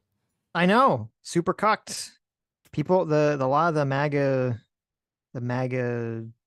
cultists are just as bad as the left when it comes to that shit. So Holy cow! Somebody backed the comic. look at that. That's awesome. Thank you. Thank you. That's it. That's all. All the energy you can muster. Yeah, we did it, guys. Dun, dun. World peace has been achieved. Oh my God, that was Thank you. great. That was great. Yeah, Uh, look, on other channels they never achieve world peace. That's Here, true, but here we achieve it every time someone backs the comic. Okay, that's true. that's Look, how you much can peace achieve. is achieved. Yes, You can achieve world peace right now Yeah. if you just click that little link. Don't you want to be part of history and achieving world Yes, peace? of course. Don't let it just go to the Miss America bimbos, right? Right. We want world peace too. Hayden Actually, Dill. but we spell peace differently. We Oh, spell God. it P Stop. E I C. Hayden Dill for We want a world peace. Stop it. Hayden Dill, thanks so much for 28 months of discipline equals freedom. Says if I learned anything from the great Sammy, it's that people can kiss and make out with whoever, no matter their orientation. Like those 100 pages of Sitch and Adam content. Also, Adam is right. There you go. Oh my God, that's beautiful. Sammy did draw a lot of Sitch and Adam gay content. So Can we bring up some of those? Is that You the have it. trading cards you guys want? you want the You don't want us when I said you want Sitch and Adam trading cards, you meant you want Sitch and Adam trading cards. That's what Yes. you really meant, didn't you? Yes. No, we should do is that you have the cover with all like the women on it, and then you open it on the inside. It's a bunch of Sammy's, Adam and Sitch gay art. I actually used that one in the comic. It's like an Which- Easter egg in there. Oh, nice. Yeah. I still have the pictures of Oh, look, when Sammy sent me the dick box, and inside the dick box is all the gay art. oh, I have that one. Yeah. Terrible. Sammy's such a pervert. She Such a is. degenerate. Yeah. It's crazy. I can't believe you rewarded her. I can't believe you rewarded all of her degeneracy. She gaslit me, okay? It was like abuse. She just abused me into it. This is, oh my That's how God. it works, yeah. Oh my God. I found this comic. I have all the fan art in a comic. What is this? What's going on in this comic here? There's like a box Mm-hmm. that's on a stick, and it looks like Sammy G is hiding in the bushes, ready to capture herself as Sitch. That's how she got me. That's literally how she got me. I went to an anime convention with her, and she trapped me in a little box. She's just never let me out since. Look at this. Oh, this is adorable. I think I used this one for a emoji for a while. Sammy in the. I'll zoom in on Sammy in the bush because it's so good. This is like the Simpsons meme, but right, more nefarious. Mm-hmm. Oh my God, it's hilarious. Funny how that comic came true. Yep. It is, yeah. Look at this. She willed it into existence. Don't look, you guys you need to get a copy of that movie, The Secret. That's what you need to do. You guys want to know the real secret of how we got together? Okay, I'm gonna give you a hint. This is top secret information. This is how you can woo any woman. Okay, you ready? Okay, let's hear Ready it. for this? Okay. Wooing Women by Yes. PSA Sitch. Ready for this? Okay, this is the trick. This is a trick. Okay. Mm-hmm. Just like, I don't know if I get in trouble for Does she come in and is she kicking the door? that. She might. Tell us about Pound Town. Well, that's relevant, but not in the way you think. Oh my God. Okay. So we were playing Super Smash Brothers. Oh, Talk uh-oh. about Pound Town. Okay. And I was just annihilating Sammy in Smash Brothers. Okay. Just completely destroying her. I just annihilated her confidence. Like I think I didn't lose a single game. We played like 30 matches, 40 matches. I just It was just like destroyed her. smash. I just completely obliterated her. Oh my, she was like so confused. She's like, oh, she told me beforehand that she's really great at Smash Brothers. Oh. And that was the trick, right? So we couldn't play let her Smash win? Brothers. Right? No, just completely annihilate her. Okay. So Completely sad. destroy. And so I brought her to like this low point. Okay, get ready. I brought her Right. this like the lowest point. Right. Right. And then we played Mario Kart, which I'm not very good at. And she started to win. She started beating me. And then that's how I snatched her away, right? I brought her to her lowest psychological point by destroying her in Smash Brothers. And then I let her get some confidence back with Mario Kart. And then that's when you ask her out. Okay. You should, at that point. man, you should start one of those pickup channels because this is like good advice. I've heard I'm not this talking on some. shit. What are you talking? I've heard this on some of these pickup channels where they're like, look, you got to take the, She's you got to hitting take me. you have to take the girl to like an amusement park because when they get like the fear of death Get out of here. inside of them, then they're like, oh my Don't God, do that. I need to Get outta here. reproduce quickly. I don't know if you heard. She came and started hitting me. I did. Yeah, I heard. Okay. I heard you thought just kept talking. So I thought you guys, well, I was trying to cover. We're trying to do a show here. I thought you might be headed to Pound Town or something. You want to come tell? Wait, Sam, you want to come tell the real story? If it wasn't me just annihilating you No. with Smash Brothers, destroying your psyche and weakening you enough to. No, I guess not. She ran away. I think it was probably your big brain talking on this show for hours and hours and hours. I don't She's think like, it was "Oh that. I think my it was breaking God." her spirit in Smash Brothers. That's the key to any woman's heart. Okay. He's like, oh, we could. She's like, we could have such intelligent children. Right. Oh, they'd be amazing. No, it's breaking their spirit in a video game. They'd be so smart. She's gonna hit me for that. PC for $5 says young men should watch this podcast so that the next time someone asks what radicalized you, they can say this interview with Taylor Lorenz.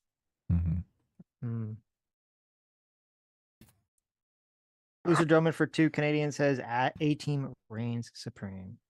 Thank you, Lucifer. Obviously, Brigadier General in A Team. Lucifer for $5 says Adam, grow this audience. Your career is important. Why not do that? Adam, grow this audience. Your career is important. Why not do that? I don't like said it twice, but Yeah. Oh my God. I mean, I kind of feel like, is this really a career? I always just think this is just Sitch and I fucking around on the internet for fun. So seems like that would take all the fun out of it if I started thinking of it as a career, right? Right. What about Israel for Sitch? Is this your career? Is this like, what's your career? What is a career anyway? Is I don't have a career. Okay. I'm jobless. Yeah, look, our career is unemployment. Yeah, I'm unemployed. Azriel for 5 months says, hey guys, I've been watching since 2020. Thank you. Can't believe it's been 4 years already. Here's to another 4 years of insanity. Also, S class is the best class time. Oh, yeah. The next 4 years, that'll be an A Team though. We'll see. Doubtful. Metalworks 41190 for 31 months says, my sister does not think no tax on tips would be necessary with how much leniency they have now on claiming them. She's like, Okay, look, I've listen. been paying tax on my tips anyway. Listen. Don't cheat tax. Okay. Pay your taxes, everybody. Don't listen to Metalworks' sister. Right. You don't want to go to jail. Don't listen to Metalworks Sister. Yeah, no, pay your taxes properly, everyone. No, don't listen to that. Listen to Metalworks Sister. Right. Nobody wants to pay their taxes. No, Don't do it. no, stop it. Okay, this is not financial advice, but if you Metal- pay your taxes, you're kind of a chump. Stop. Metal Rules 81 for Twitter says Ann Seltzer, who predicted Iowa for Kamala, retired. Oh no! Did she really?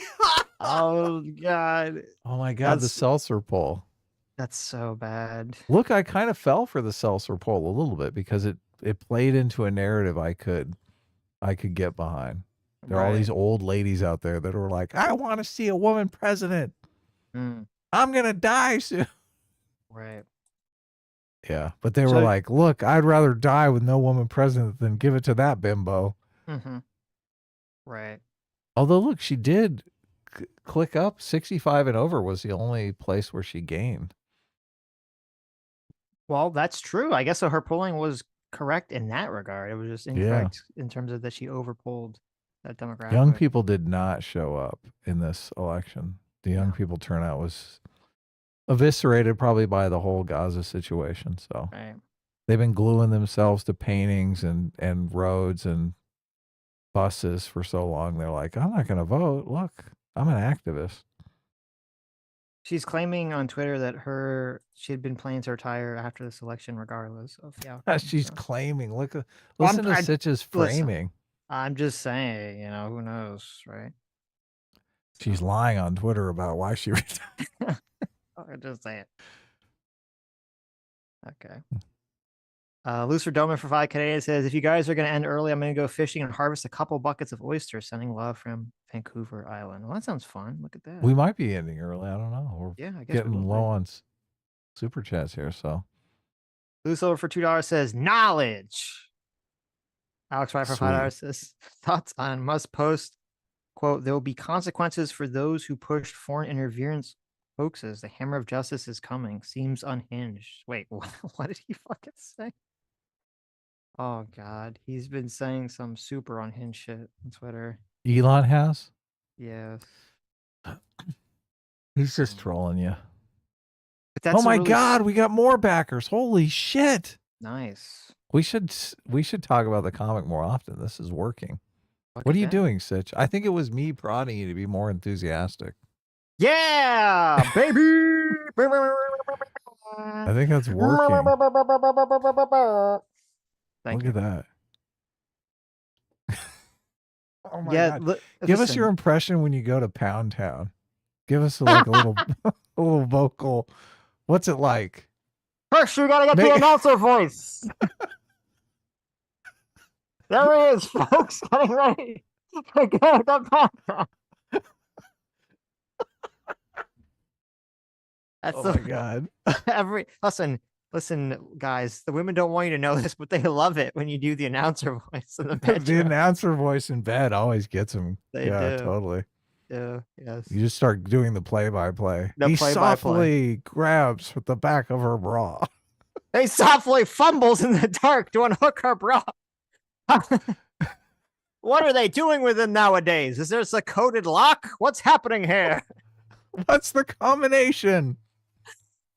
Yes. Women love that. Yeah. So this is crazy. I went to Elon's Twitter. Oh no. Oh no. I typed Why? in Look. Yeah. You got to stop. Just look. Twitter's a game for people. You can't just look at people's tweets and dismiss them. Okay.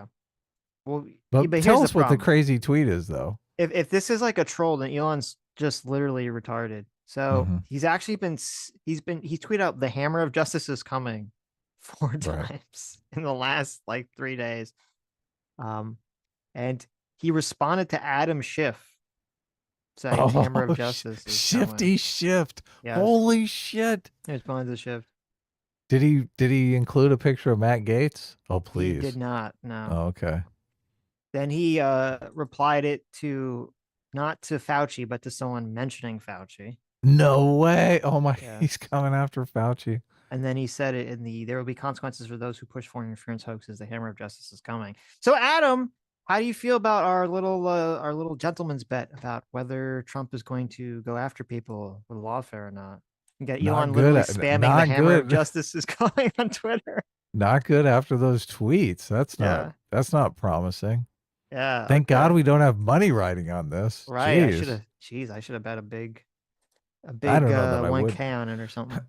I would not bet money on this because obviously, like I said, I was trying to be optimistic and hopeful. You'd want to hire Matt Gaetz as your attorney general in case you need to go scorched earth, in case justice needs to come. But I think it's a bit early for those tweets. So, let's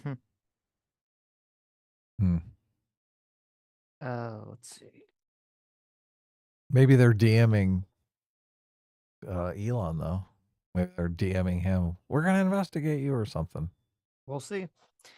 Dr. Fire for 20 Canadian says, with people appreciating sincerity, one of the big things regarding Trump was how Hollywood and all these celebrities loved him before the presidency. I mean, the supposed ist-phobe was in rap videos on The View and in big films. Right, yeah. Yeah.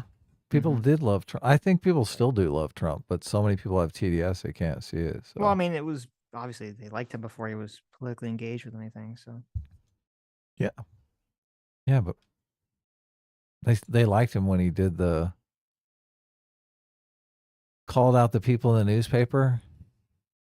What were they called? The Guilty Six? I can't remember. What? There was New York people? Yeah. The people. Yeah, what I can't remember what they call them. I can't think of it either. Yeah. Yeah. The Guilty It's a tough Six. one. The Guilty Six. I just threw it out there, you know. Six. Like the Magnificent Seven, but they're guilty. The Guilty Six. Was it the Central How Park? Close am I? The Central Park 5. Look, I got a number right. Okay. I knew it had a number in it. The Guilty Six. The Central Guilty Party 5. Yes. Party of 5. Okay, where were we? They liked him when he was calling them out. They were like, look, he's tough on crime. Luthor for $5 says, Harry Higgins said, why can't a woman be more like a man? True. Mm-hmm. And it all went downhill from there. Right. Don in St. Louis for $10 says, wife cheated on me on honeymoon. Oh my God. Then I found out she was pregnant. It's mine. Then she skipped town and set up residency for her and the kid, waiting on the last woman. Send free will. Oh my God. That's crazy. Is that fucking, oh Holy my shit. God. That's terrible. That is fucking unbelievable. Right. Wow. That does sending suck. 100 free units of free will. You gotta use that as effectively as possible. Jeez. Metal Works 411.90 for $5 says, so every man is just not allowed to express their feelings or emotions with anyone they're close to for any reason, even if they feel depressed or alone. I've never heard that before, but sure. Yes. According to them. Zero Fucks in the patriarchy. Zero Fucks for 26 months says, did you catch my introspection clip of Destiny/Cohen's conversation and the median voter data? Also, would it be an improvement if butts came with nipples? That's a very interesting question. My God. Well, I think here's the problem with that, Zero Fucks.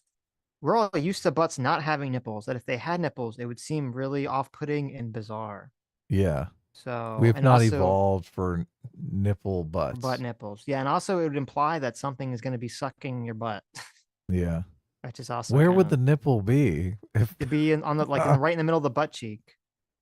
So. Oh. But what if it was at the hole? That's disgusting. I know.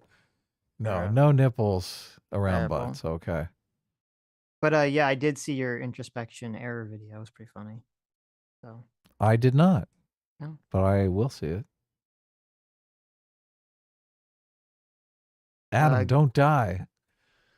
We need you to serve Wormy or else he will devour us all. A-Team reigns supreme. Well, thank you. Hopefully I'm not going to die. I had a little coughing spell there, which happens from time to time when you talk for hours and hours and hours. So Twitter I got my sucks for little sippy of water here. good. Twitter sucks for $5 says we need you to determine which cabinet positions the wrench wielders will fill. I call dibs on DOD. Oh, that'd be interesting. Start giving people cabinet positions. Oh, really? Is that how it's going to work? I have to branch Interesting. out from Brigadier General. Right. Everyone's going to be my Attorney General. Oh, I guess it's Everyone? Secretary of State. Everyone's Attorney General? Secretary of State is the one people want, right? Look, you got to give the people what they want, Sitch. Okay. It's showbiz. I think people generally want chief of staff, don't they? Chief of staff? Yeah. It's like a glorified secretary. What are you talking about? That's the number 2 person. No, in the it's presidency. not. Yes, it is. All you do is control the president's schedule. Who cares? That is not true. What are you talking about? Didn't you watch West Wing? No, I did not watch West Okay, Wing. well, that's the problem. Yeah. No, chief of staff is like the number 2 person. Sure. People think it's the VP, but it's really the chief of staff. I heard West Wing was liberal propaganda. It was, but Look, you completely admit it. right. But they're in charge of they're like the number 2 person. Just trust me. Okay, sure. Okay. So is my Sacrifice. secretary. Jesus. Potato for £2 says maybe he's the one taking it though. Oh, gross. Dr. Fire for 10 Canadian. Oh, shit. That changes everything. Next Didn't consider level. that. Next Didn't consider that. level. Dr. Fire for 10 Canadian says, to be fair, gay dudes throughout history have married and have kids.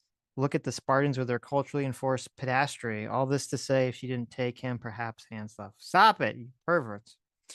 Muggy for This has 19 gone months. way too far. Says, Look, where's that poll? I'm ending the poll now. End the This poll. is- Muggy for 19 months. You ruined it, Dr. Fire. Muggy, I'm just kidding. You all ruined it.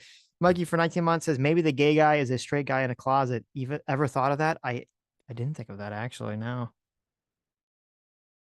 Luso for $2 says you can't be serious, right? Oh, you can. You can.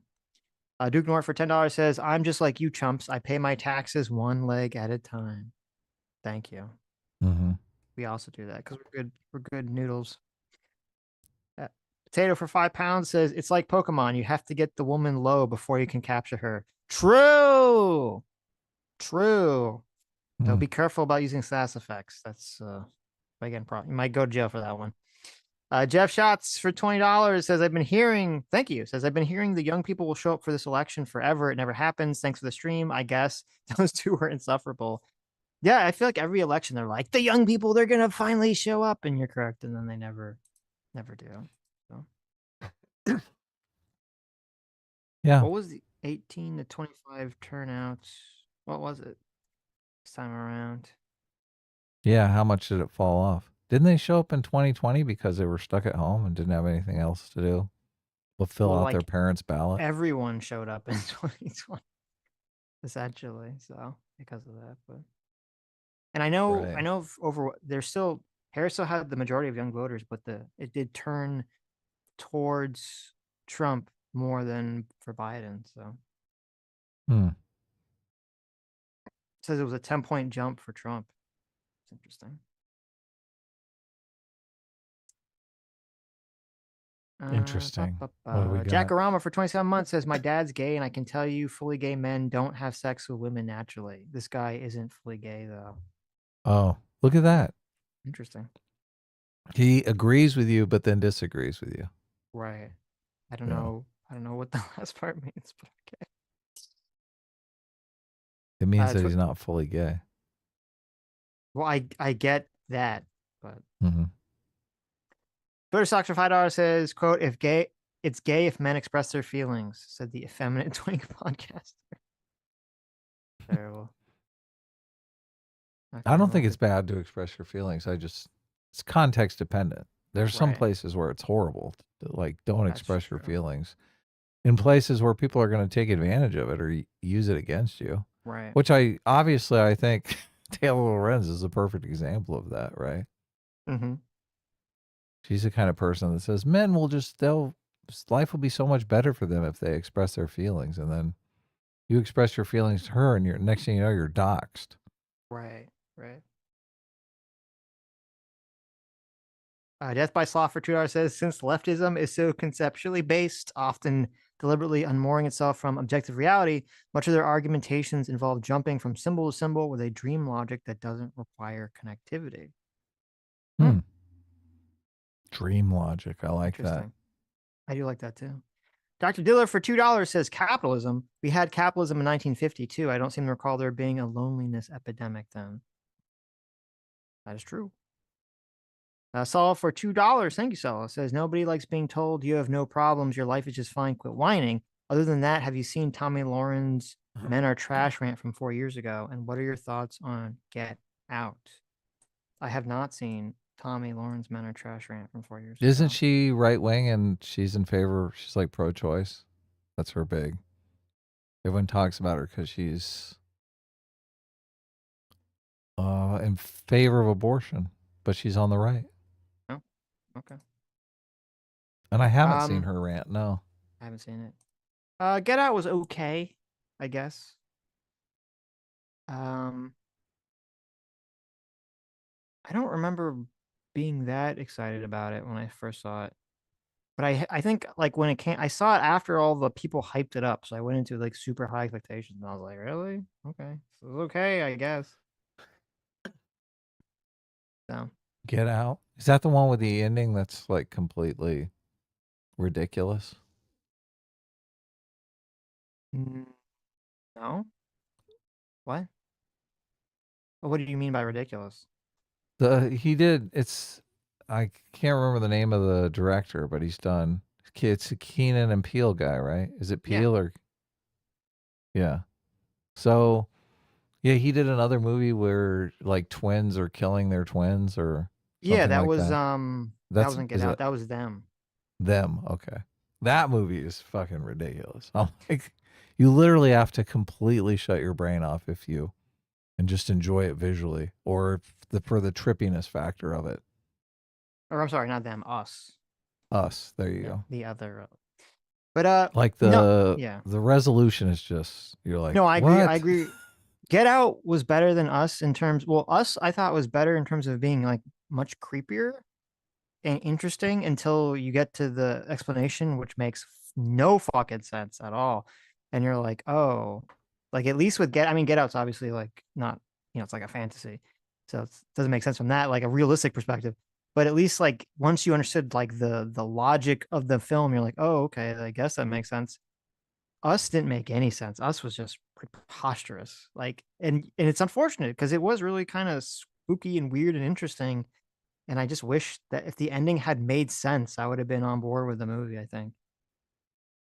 Yeah, movies like that, you've got to have some sort of good resolution. Like, obviously, The Matrix did a bunch of spooky, interesting stuff, but then they had a payoff that was like fantastic. You're like, oh my God, everything clicks, makes sense.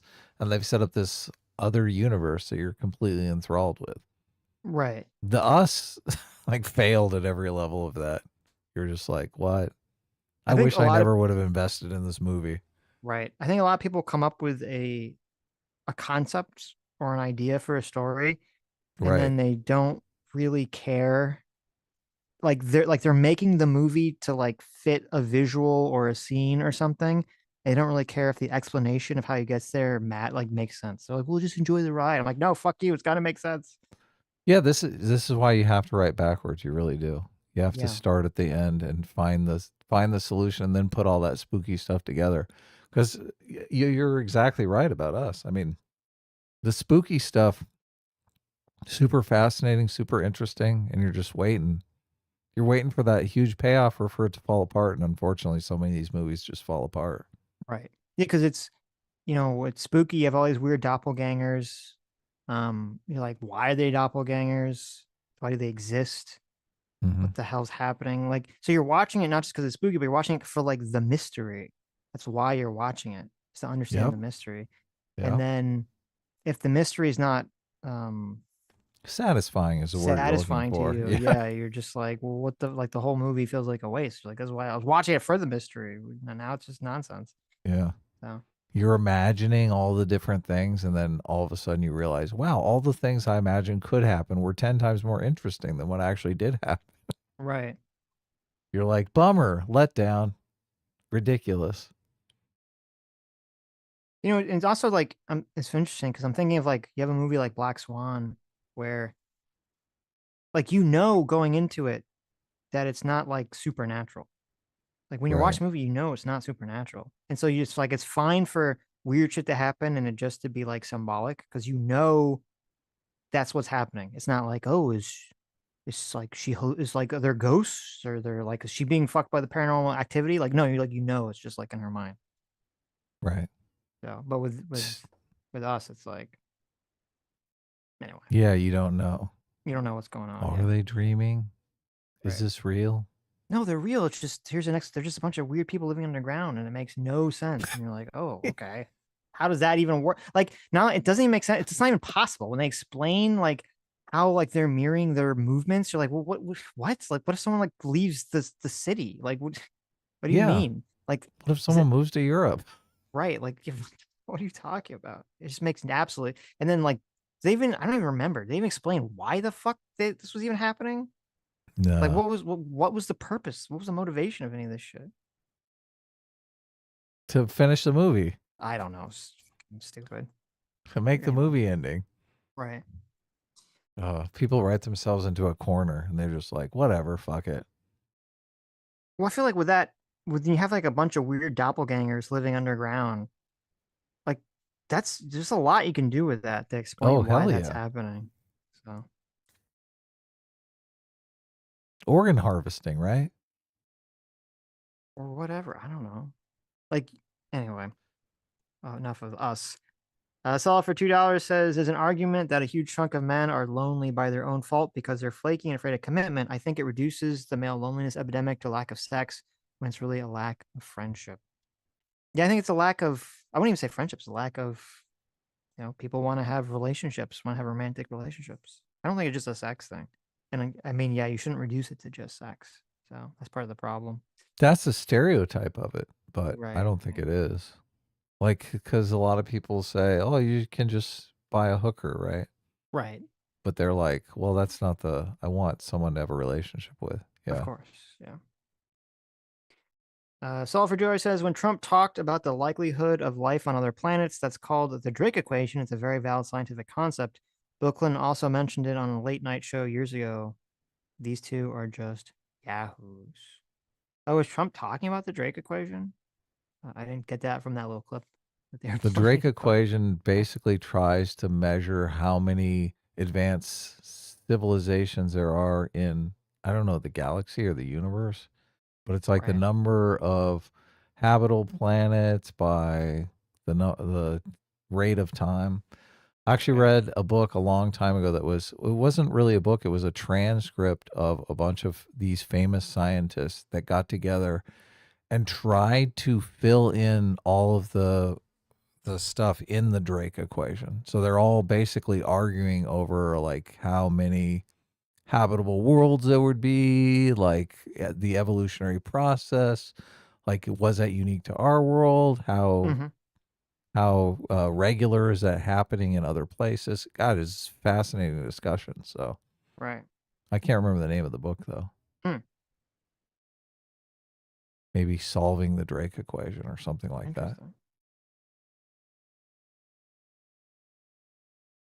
Yeah, we should try to fill that in. That'd be a good live stream. Solid for Yeah, there you go. Solid for Drew says, as someone who has suffered anxiety on and off my whole life, the media can shove rusty dildos up their ass for encouraging catastrophic thinking in all these people when seeing TikTok meltdowns. Oh, seriously, fuck them. Yeah, I agree. Very true. And they take no responsibility for that. They Right. literally try to push that on the right. They're like, the right are fear mongering. It's like, were the right the ones that were calling Donald Trump a fascist for 6 months? I don't think so.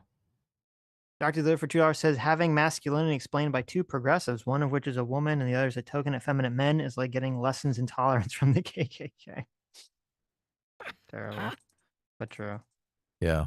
Dr. Live for another $2 says they're right. You can't win elections appealing to Republicans who make up a small minority of voters.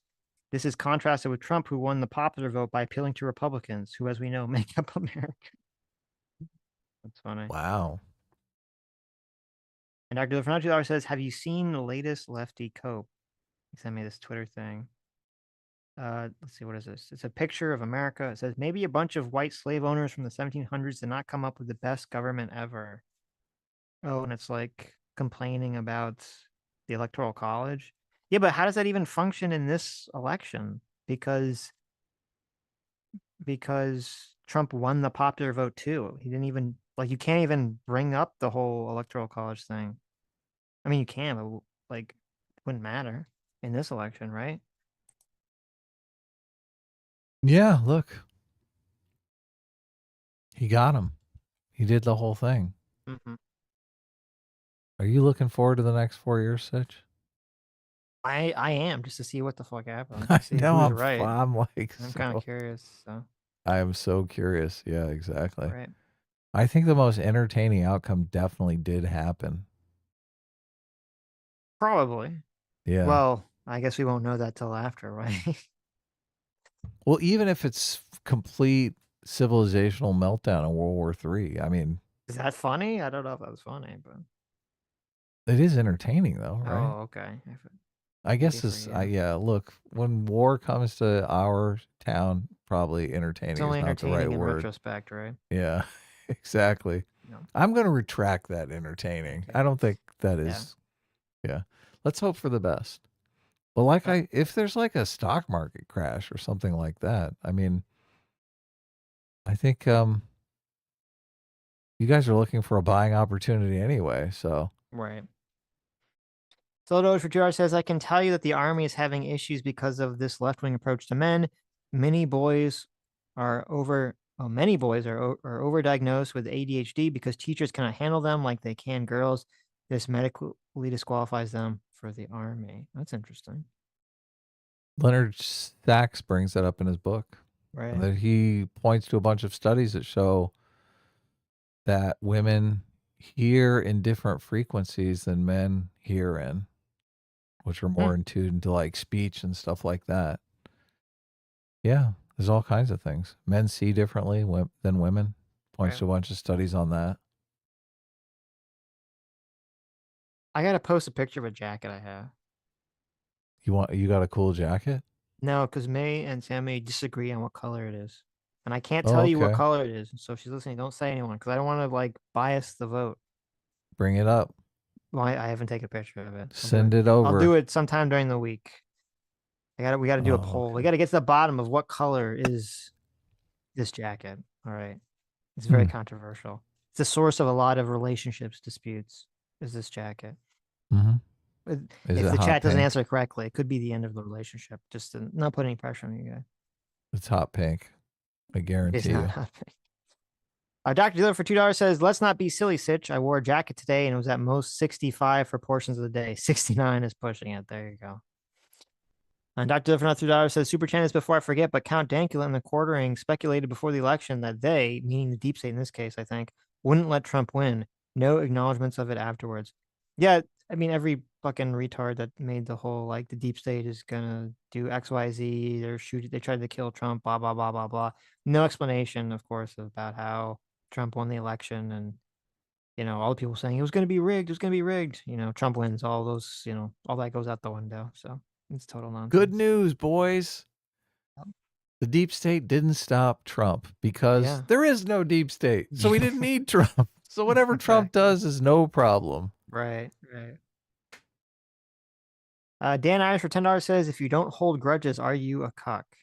I don't think so. I don't agree with that. I think, well, it depends what the person did. But I think generally you should, I mean, I don't know if I could answer generally.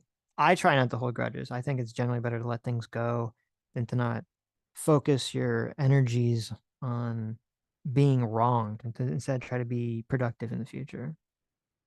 Yeah, look, you can't give infinite grace though. Like if someone continues to fuck you over, well, there's like then you are a cuck. Well, yeah, okay, well, you're correct. But there's a difference. To me, that's not holding a grudge. That's if someone has wronged you, like you know someone and they've like screwed with you, and then they come back to you, like a friend or a relationship or whatever, and you keep naively forgiving them or naively going back into some kind of friend or romantic relationship with them, that's stupid. That's a different thing. But to me, it's not a Right. grudge. That's just you being smart and saying, okay, well, I've been burned by this person, so why would I continually be burned by them Right. again and again?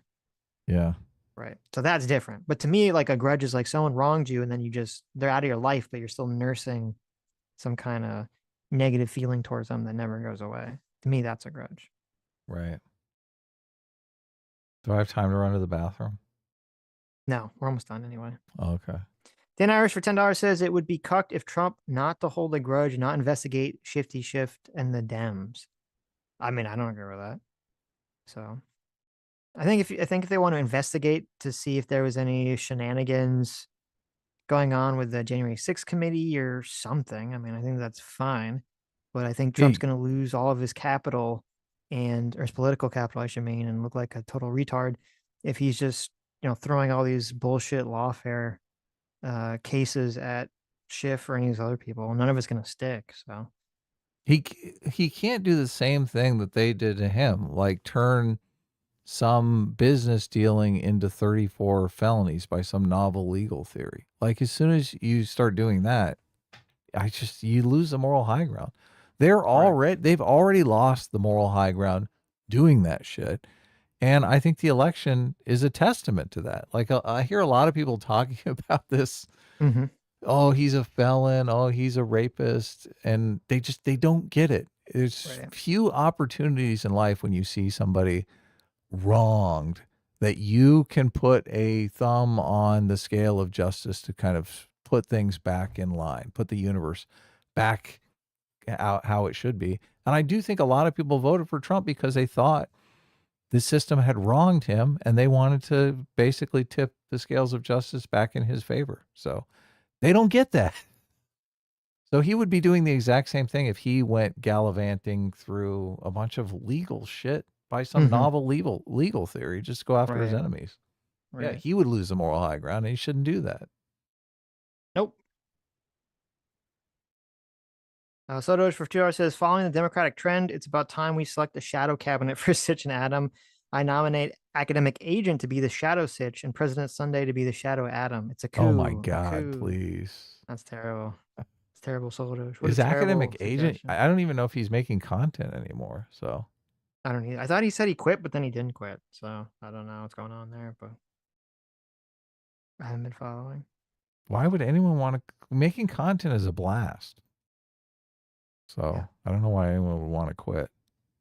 Dr. Fire for 20 Canadian says, don't think the loneliness epidemic is just a sex thing. Destruction of community definitely took its toll. OnlyFans and Twitch models get a lot of money, not by getting physical, but by building parasocial relationships with their audience. That is very true. And sad, very sad. And also sad, yeah. Sucks. Anyways. All right. Here we go. It's that time where we get to hear about the isekai protagonist. It is Adam's favorite What fantastic things they've done. Right. Oh my God, did they back the comic, Sitch? They did. They did. Thank God. You guys are so good to us. Thank you so much. Anyways, thank you all for coming. Thank you all for your incredibly generous donations. Thank you who have made it to the end of the stream. You are the true heroes. You are the true free will seekers. You are the true anime isekai protagonists. And again, the classy anime isekai protagonists. Not any of these sus ones that think before you sleep or someone else might be concerned and raising an eyebrow about. No, no, no. No 1,000-year-old lolly vampires in this isekai harem. Only adults, women of proper age, and MILFs. Okay? Those are the only ones. Don't leave the MILFs behind. No, they're the only ones allowed in this isekai harem. That's right. That's right. And we'll see you all on Tuesday.